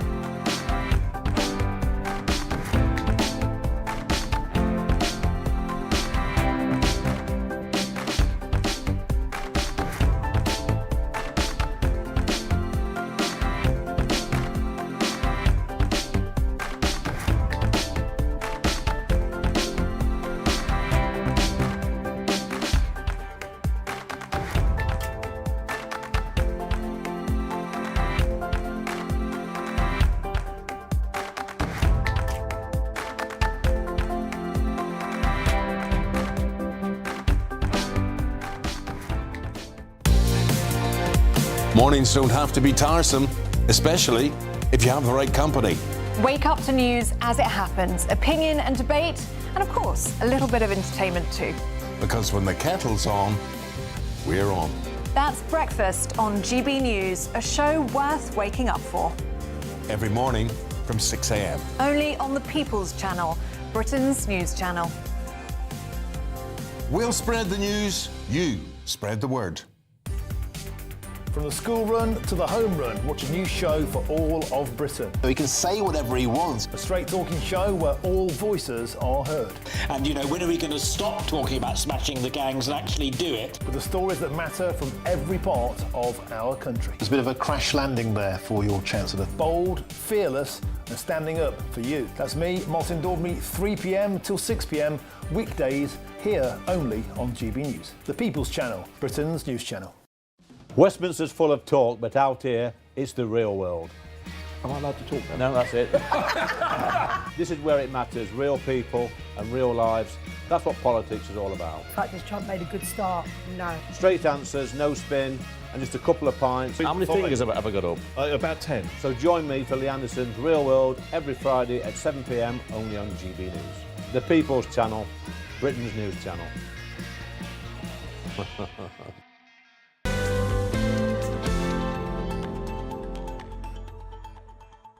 Hello, welcome back to the weekend with me, Dawn Neeson. Thank you so much for your company this Sunday lunchtime. OK, now this story is going to annoy you, I know it is. A record number of police officers are being paid their full salary while on light duties because they are deemed too unfit to go on the front line full-time. Many of these officers are confined to desk jobs, filling out paperwork or answering phones instead of, actually getting on the streets and patrolling criminals. At a time when crime is rising, why are thousands of police officers on desk jobs instead of on the beat, and our forces going soft on their own staff. Joining me now is a former Met Police detective, Mike Neville. Mike, always good to see you. Yeah. Talking common sense, obviously something you inherited from your nan. I'll tell you more about that one later, by the way, people. Now, what is this story about? Well, it's about, so you've got about in the Met in Essex, for example, and in other big forces, 12, 13, 14% of the officers are on what they call restricted or adjusted duties. It means they can't go out on the streets. Now, there's several issues around this. So, well, firstly, they're not on patrol, they're not doing the work that most of the public would want them to do. But what you had, Theresa May got rid of 20,000 police officers, and a lot of those have been replaced by very junior staff. But what they also got rid of was 10,000 civilian staff. So all those jobs that the civilian staff used to do, somebody's got to do them. And what you can do, there's always been officers who've been injured on duty. Of course. I had one officer who'd lost a hand, and I employed him to do some CCTV work with me, and he said, I feel valued because I'm actually doing something useful. And I had a team at Scotland Yard where people could work inside. So I had people who had heart conditions, epilepsy, cancer. And obviously you've got to look after staff who are in that position. Of course. But even when I was in charge, there was some ridiculous cases. I had a female officer sent to me who she couldn't sit down and she couldn't stand up. So I said, what's she going to do? She's going to lie on the floor. And then I had another officer who, they put on the restrictions that she had to work 5 miles from her house. But this didn't stop her going on holiday to Torremolinos. You know, so whatever was wrong with her to get to the police station, she could get to Gatwick and fly out. So too often in the police, it's too easy to take the easy option and say you can have this easy work. When really that should be saved for those real officers who have got cancer, who have been shot, who have been badly injured on duty, and they can be looked after and given a worthwhile and meaningful role. But like everything in the public sector, it gets out of control. I mean, are we saying that there are people there swinging the leg? Bearing in mind, people, by the way, this is costing you £11.5 million every week to pay for these coppers to not actually get out there and tackle crooks. And what people will see, of course, is they know, and they see in the press all the time, 1% of thefts are solved, 5% of burglaries are solved, 6% of rapes. And so people see this and they constantly see these stories about the police. And what saddens me is that British policing was seen as the best in the world. It was the envy of the world. I was proud to be a Scotland Yard detective. That really meant something. It meant that expertise, it meant hard work, courage, all these things. And over the last 2 decades, it's been the senior officers who've allowed it to slip and become the utter mess it is. And this is just one part of the mess. You know, 1 minute they'll be focusing on, you've got the Chief Constable of Merseyside all upset because reformers said, oh, I don't like seeing 2 female officers together. She's campaigning, oh, we want 50-50 men and women officers. No one ever bothers 89% of nurses in the NHS are female. I don't bother either. My wife's one of them, my daughter. But what's ridiculous is they focus on the wrong thing. The public aren't bothered about if it's 50-50 men and women. What they want these managers to focus on is getting the crime solved, preventing crime, and making sure that the officers under their charge are actually doing what we want and being visible on the streets. Yeah, which is what we want. I mean, sort of like recently we had the elite squad set up to look further into our social media postings rather than... Important stuff, Don. Yeah, very important stuff. Now, is there an issue here with recruits not being as fit as they used to be as well? Well, I think fitness is one thing. You know, I went from the army, I joined direct from the army, and there's a lot of... They're not recruiting people that sort of individual. It used to be a stock thing that soldiers and Royal Air Force personnel used to go in the police and the Navy guys went in the fire brigade. They deliberately went again. I heard a commissioner say, I don't want those type of people. And so they're not recruiting robust individuals, Why really. wouldn't they want those type of people? Well, because they've already seen life. You can't take them to a university and tell them that diversity is more important than, you know, catching criminals. That's what I mean. Surely they're the people you want. Well, not if you're... The senior officers are all... When I joined on, half of the senior officers at the Yard were ex-army. I don't think there's any there now. and they're all university graduates, and they want their own kind of people, university graduates. And what they're doing is they're recruiting people who don't realise if you join the police, you have to do nights and weekends, that you might have to get involved with a fight and grab hold of somebody. And so they're recruiting these people, and the consequences are that a lot of them, and I'm speaking to a good friend of mine who now works for a constabulary, and he was saying he speaks to these young officers, and their first aim is to get an inside job. They don't want to be busy on the outside. So what I would say is they're recruiting the wrong people. I've banged on about this for a long time. They need to get back to how they were. Have a mix of people, but particularly get those ex-soldiers and or armed forces personnel into the police and unlike the prison service, places like that. Well, yeah, I want coppers that can nick crooks, to be honest with you. Mike, thank you very much. Always a pleasure to talk to you. That's a former Met Police Detective, Mike Neville there. What do you think about that one? gbnews.com/your say. I'm Dawn Neeson. This is GB News. There's loads more coming up, including, yes, your messages. But first, let's get the news headlines with Bethany Elsey for you.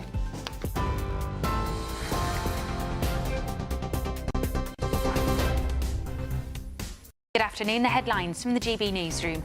Thousands of jobs in Scotland and stronger ties with Europe. The government secures a £10 billion deal to supply Norway with warships. GB News understands a council led by Reform UK will be pursuing legal action to stop hotels being used to house asylum seekers as early as tomorrow evening. The Deputy Leader of Reform UK says the Church of England is wrong to criticise his party's plans to tackle illegal immigration, saying it's an issue for elected politicians. More than half of children who miss school during the first week of a new year are more likely to be persistently absent throughout the rest of the year. And the Conservatives are making a major change to their energy strategy to allow oil and gas firms to maximise extraction from the North Sea. Those are the headlines for now. More for you at the top of the hour. For all the latest from GB News whilst you're on the go, get the GB News app. Scan the QR code now to download or visit gbnews.com/app.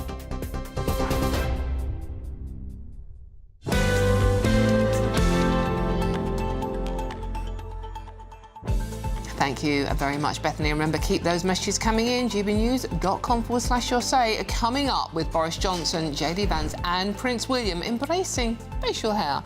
We ask, do beards make a man more manly or just a bit scruffy? All of that and much more to come. I'm Dawn Neeson. This is GB News, Britain's news channel. We'll see you very soon.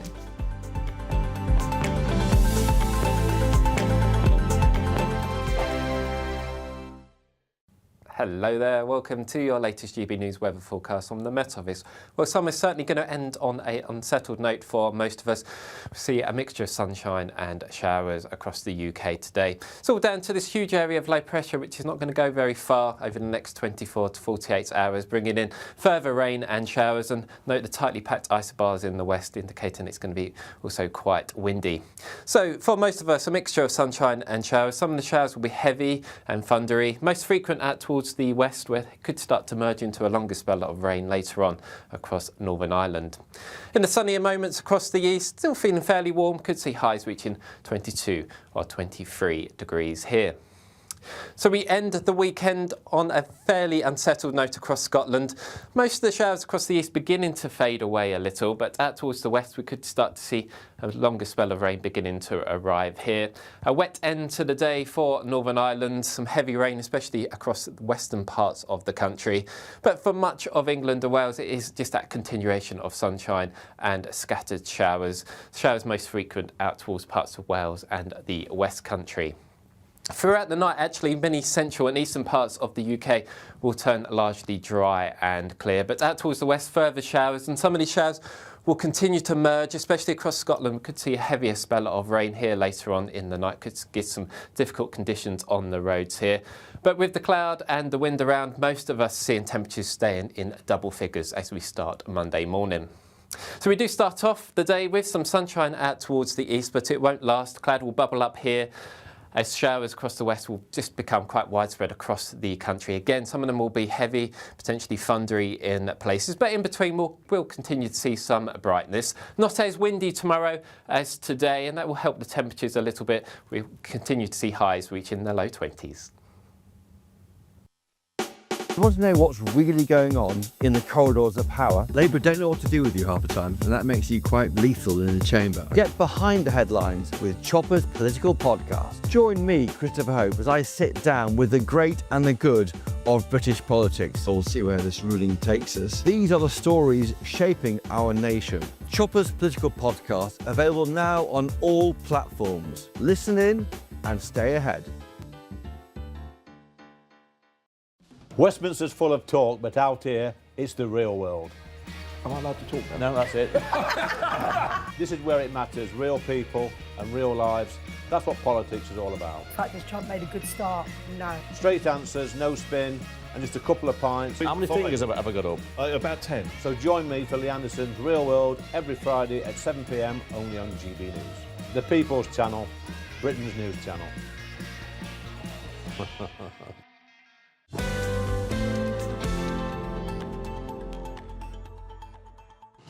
Hello, welcome back to the weekend with me, Dawn Neeson. You can tell I'm going to start reading your message. I've got my glasses on, and I do need them, by the way. It's not vanity. Glynis says, with their latest stance on illegal migrants being more important, I'm coming around to the theory the government are deliberately trying to anger the public so they can bring in a draconian legislation.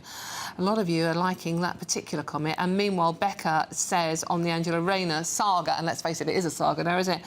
I'm getting fed up with the media telling us how Rayner has come from a really poor background and had to drag herself up to become Deputy Prime Minister. Do people really think she should hold this position?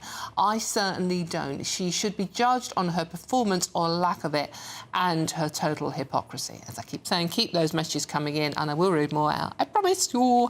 OK, now from Boris Johnson to Prince William, even JD Vance. Across the pond, more midlife men are letting their facial hair grow. Some say it's confidence, others call it a crisis beard. So you see Boris Johnson on your screen there with his holiday beard. So do beards really make a man more manly or just scruffier?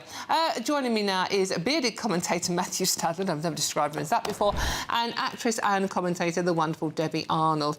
Hello, darling. Hello, lovely. Thank you very much for joining me, both of you. Now, this is brought about by Boris Johnson growing a beard and his wife, Carrie, saying it makes him look more manly. Matthew, you've done beards, you've done no beards. You're also ginger. But I thought, you know, just in case. What works best? Is a beard more manly, more masculine? Does it make you feel more manly? I think it's personal choice, of course, and everyone will have their view. But all I can say, speaking very honestly from my own point of view, is the reason I have a beard is because I think it does, and viewers may strongly disagree, make me look a bit more manly than I did when I didn't have a beard, or I do when I don't have a beard. And actually, well, there you go. Oh, yes. Yeah. If you're listening on the radio, we are now got a split screen even of Matthew Stadler with facial hair and without. And I have I'm to not sure say, where you found the photo on the left. But the photo on the right is a screen grab I took from my old BBC 5 Minutes With series when I was interviewing Dawn French. And I got quite sort of bad reaction to that video when it out. And a lot of people used to watch that series. And so I think maybe only once more when I was interviewing Richard Branson did I ever not have stubble. And I've had a beard almost entirely ever since I was in my late 20s. In fact, when one of your producers was asking me to find a photograph of me without a beard, I couldn't really find one, hence the screen grab. So for me, it makes me, I think, a little bit more manly looking, a bit more ommy. And also because I'm ginger, as you helpfully pointed out, it also and I'm quite pale unless I get a suntan, which is not good because of skin cancer. I think it gives me a little bit more ruddiness or sort of, I don't know, darkness. But now it's going white, and that's just a disaster for me. OK. Debbie, I mean, you a fan of beards or not? No, not really, because, I mean, first of all, if you kiss someone with a beard, it's like having a Brillo pad on your face, isn't it? I mean, it's exfoliation. And also, men, you know, they're not perhaps as hygienic as you are, but I've seen men with bits in their beard of food. I mean, how unattractive is that? Yeah, that is a big no-no. Look, you've got to be hygienic, of course you are, and it's easy to forget that when you're showering, as I hope we all do every day, you need to wash your beard. You need to clean your beard. But if you look at Prince William there, he's 2 years younger than me, and I grew up with him being a heartthrob amongst the girls that I knew. And then he lost a lot of hair. Now, you can, of course, be attractive without hair. Yeah, but the thing is that to have it, on his face as opposed to on his head is completely different. And I think, I think William looks a bit like, one of his grandfathers. I think it's really, really aged him. Whereas I think it balances it out, doesn't it, though? No, I don't think so. Darling, if you've got no hair on your head and you just have it on your face, I mean, really, it's a completely different place. But why does it grow on your face if it doesn't grow on your head? Well, that's the question beyond my remit. But what I would say is that, I mean, he's clearly, you can see through his stubble, he's got a good jawline. My jawline goes up and down depending on how overweight or not I am, right? Like a lot of middle-aged men, as I guess I am now, we struggle to make sure we keep the weight off. And so the beard or the stubble does help, I think, give you a slightly sharper jawline than you might have without it.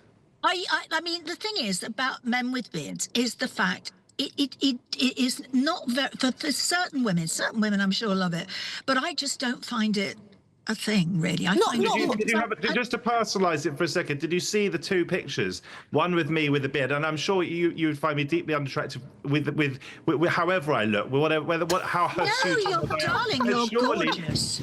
Oh, thank you very much. But look at the beard. Surely the beard is a better option than that sort of funny pale white colour. No, I mean, I think you're lovely without it. I mean, I really do. And I think that men hide themselves behind beards. I mean, I was married to a man with I was married to John Challis, who played Boyce in Any Fools and Horses. And when I met John, he had a full beard, but it was very, very trimmed because he was doing a play. And I never knew what he looked like till we got married and he shaved it off. And I saw this huge dimple in his chin and thought, ooh. I didn't even know it was there. This is a very confusing and discombobulating experience for me. First of all, I'm on GB News having a debate that doesn't involve boats. And the second thing is, I'm having a debate with someone who is seeking to beat me in the argument by pretending that she thinks I look better without a beard than I do with a beard. So flattery. All right, then, you look gorgeous either way, darling. What do you want me to say?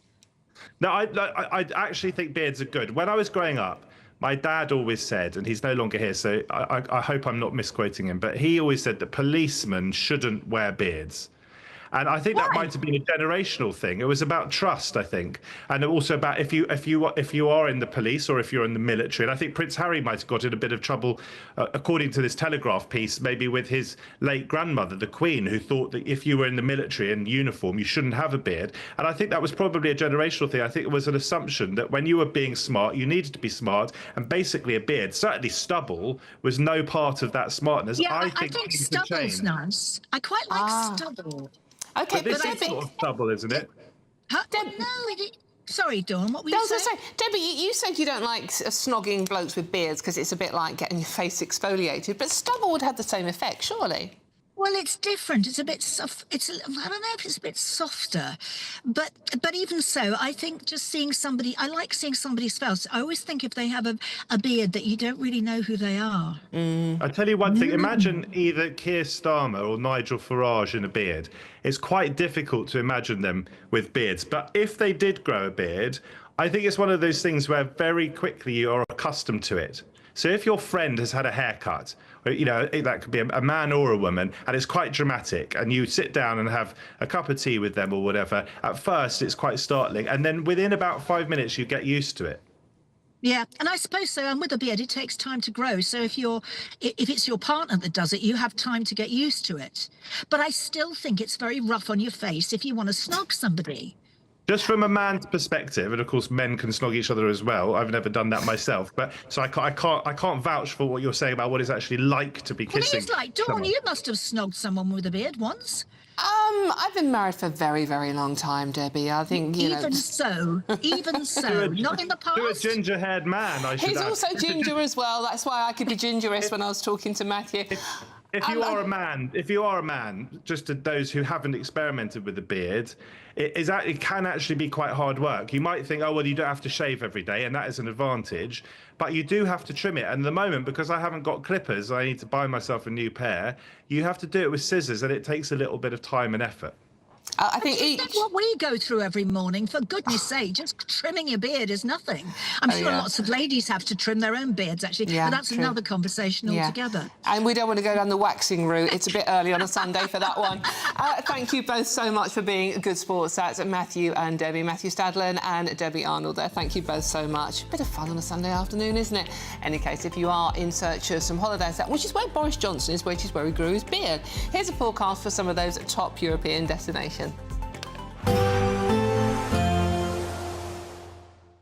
Dinner under the stars tonight? That reminds me of our travel insurance. You mean All Clear Skies? All Clear Travel Insurance sponsors GB News Travel Destinations forecast.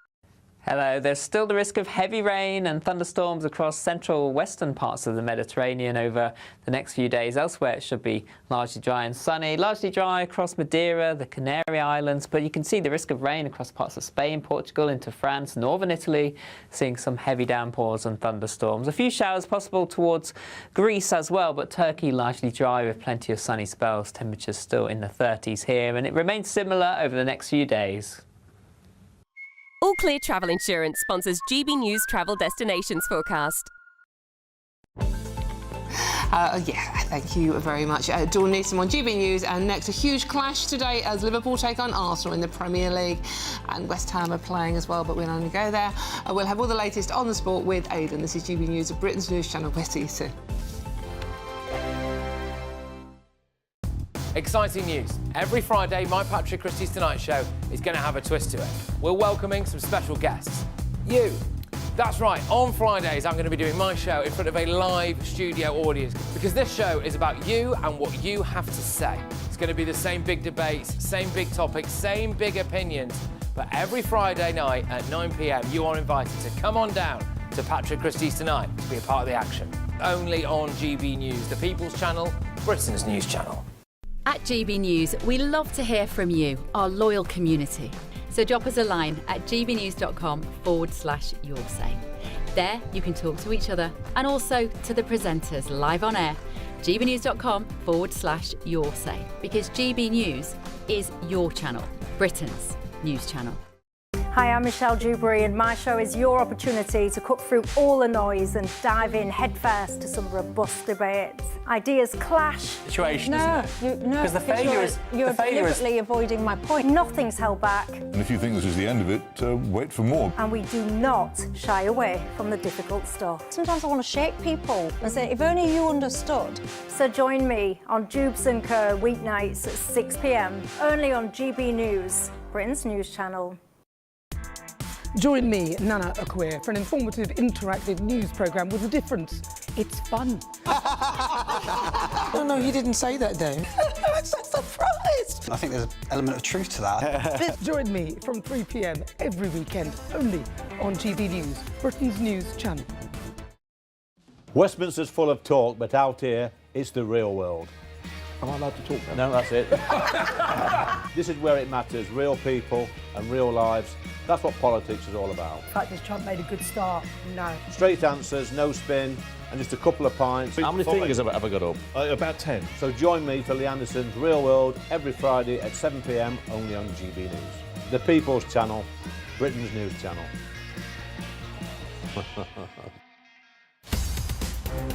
In the GB newsroom, we bring you the news as it happens. With our team of dedicated journalists across the UK, we're ready to keep you up to date with what's happening every half an hour, every single day. Bulletins here on GB News, the People's Channel, Britain's news channel. Mornings don't have to be tiresome, especially if you have the right company. Wake up to news as it happens, opinion and debate, and of course, a little bit of entertainment too. Because when the kettle's on, we're on. That's Breakfast on GB News, a show worth waking up for. Every morning from 6 a.m. Only on the People's Channel, Britain's news channel.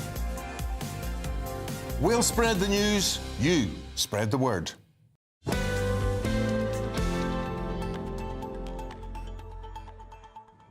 Hello, welcome back to The Weekend with me, Dawn Neeson. Just about beards, by the way. Margaret says, your female guest is speaking for herself when she says men look awful with beards. I love a man with a well-tended beard.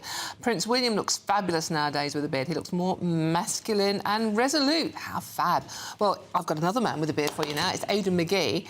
Or it's more stubble. Stubble, yeah. I had it in... I remember distinctly coming back after the summer holidays in 1998. I went to university, I had a bad few days, and I thought, you know what, it doesn't look too bad. And I kind of copied Slaven Bilic, who was the Croatia captain of course, at the time, yeah, absolutely. France 19. I thought, that was quite cool. Well, I would have been, what, 20 at the time? I think it gave me an air of machismo, I would I think so. It makes you feel more manly, yeah. Exactly, but I'm bristling with pride anyway. Oh, yeah, and you're bristling with sports news for us as well. Exactly. Well, look, big game this afternoon. The first really big game of the Premier League season. We saw United play Arsenal. Historically, that's a big Premier League fixture, but United aren't expected to be among the front runners this season. So Arsenal versus Liverpool at Anfield, still one of the stellar fixtures in Premier League history, but this one really does count 3 weeks into the season. And Arsenal have got to prove now that they can stay the distance. They've proved that they can beat the teams around them. The last 2 years, or certainly the last 2.5 years, their record against the other top 6 sides, which under Wenger and under Emery and even at the start of Arteta's reign, they really struggled against. They've actually proved that they can win those matches. They've won the last few times against Manchester City, for example, and I think they're unbeaten at Anfield in the last 3 years. Well, they've not won there in the last 13.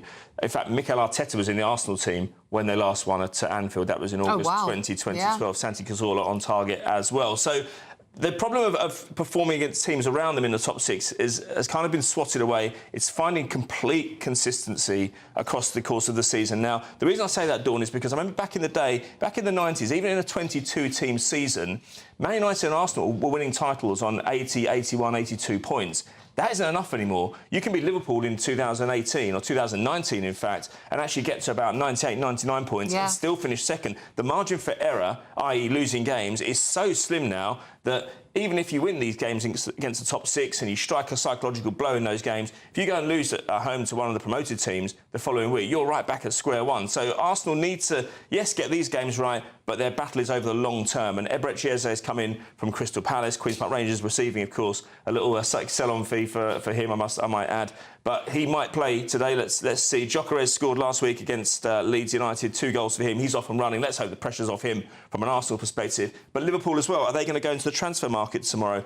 Their defence doesn't look quite as impregnable as it did in recent weeks. Konate looks a little bit fallible at the back there, alongside Virgil van Dijk. Well, he's Dutch, I suppose. Virgil van Dijk. I knew who you meant, weirdly. I speak fluent Aidan by now. Are they going to go for Mark Gurhey tomorrow? We discussed earlier this morning, didn't we, about how the actual spend in the transfer window. Oh, I find that scary. Which I think it's got 100 grand to go before it gets to the actual record, which was set 2 years ago, 2023. Obscene amounts of money. Don't be surprised, given the desperation of some clubs in the Premier League, if that figure hurtles towards £3 billion, which nobody would have thought possible, not even 10 years ago. Just gone insane. And meanwhile, it's so unfair on some clubs who just will never have that budget and are just destined never to be anywhere near the top. Well, look, that's always the way, Dawn. I mean, you've always, as a QPR fan, I've always known that we're probably not going to win the Premier League, but it still doesn't stop me enjoying football. Indeed. Aidan, thank you very much. And the beard, stubble, beard, you've never had any complaints? No. Well, once or twice, but I won't go into those. No. OK, thank you so much for watching. I've been Dawn Neeson, this is GB News, and I've really appreciated your company. But that's it from me, but don't you dare go anywhere, because it's the wonderful Nana Akua, and she's going to have a crack. She always does have a cracking show. Nana, what you got for us today? Yes, thank you very much, Dawn, and good afternoon to you. Well, we've got a busy show. We're going to be talking about net zero. Is it actually now time to drill, baby, drill? Kemi Badenoch, she's right, isn't she? But aren't the Tories a little bit irrelevant? And also the Labour Party in my niggle. Who do they actually represent? Angela Rayner, now it appears that she's used a law firm to help her kind of, in a way, in my view, avoid paying the higher levels of tax by doing some very clever financial gymnastics. But look at the rest of the party. Liz Kendall, she's another one who's a millionaire. Keir Starmer, they're all millionaires. So we were talking about that. I'll be taking that on in my niggle. Plus, of course, the Archbishop of York, his comments about Nigel Farage. All of that on the way, but first, let's get some weather.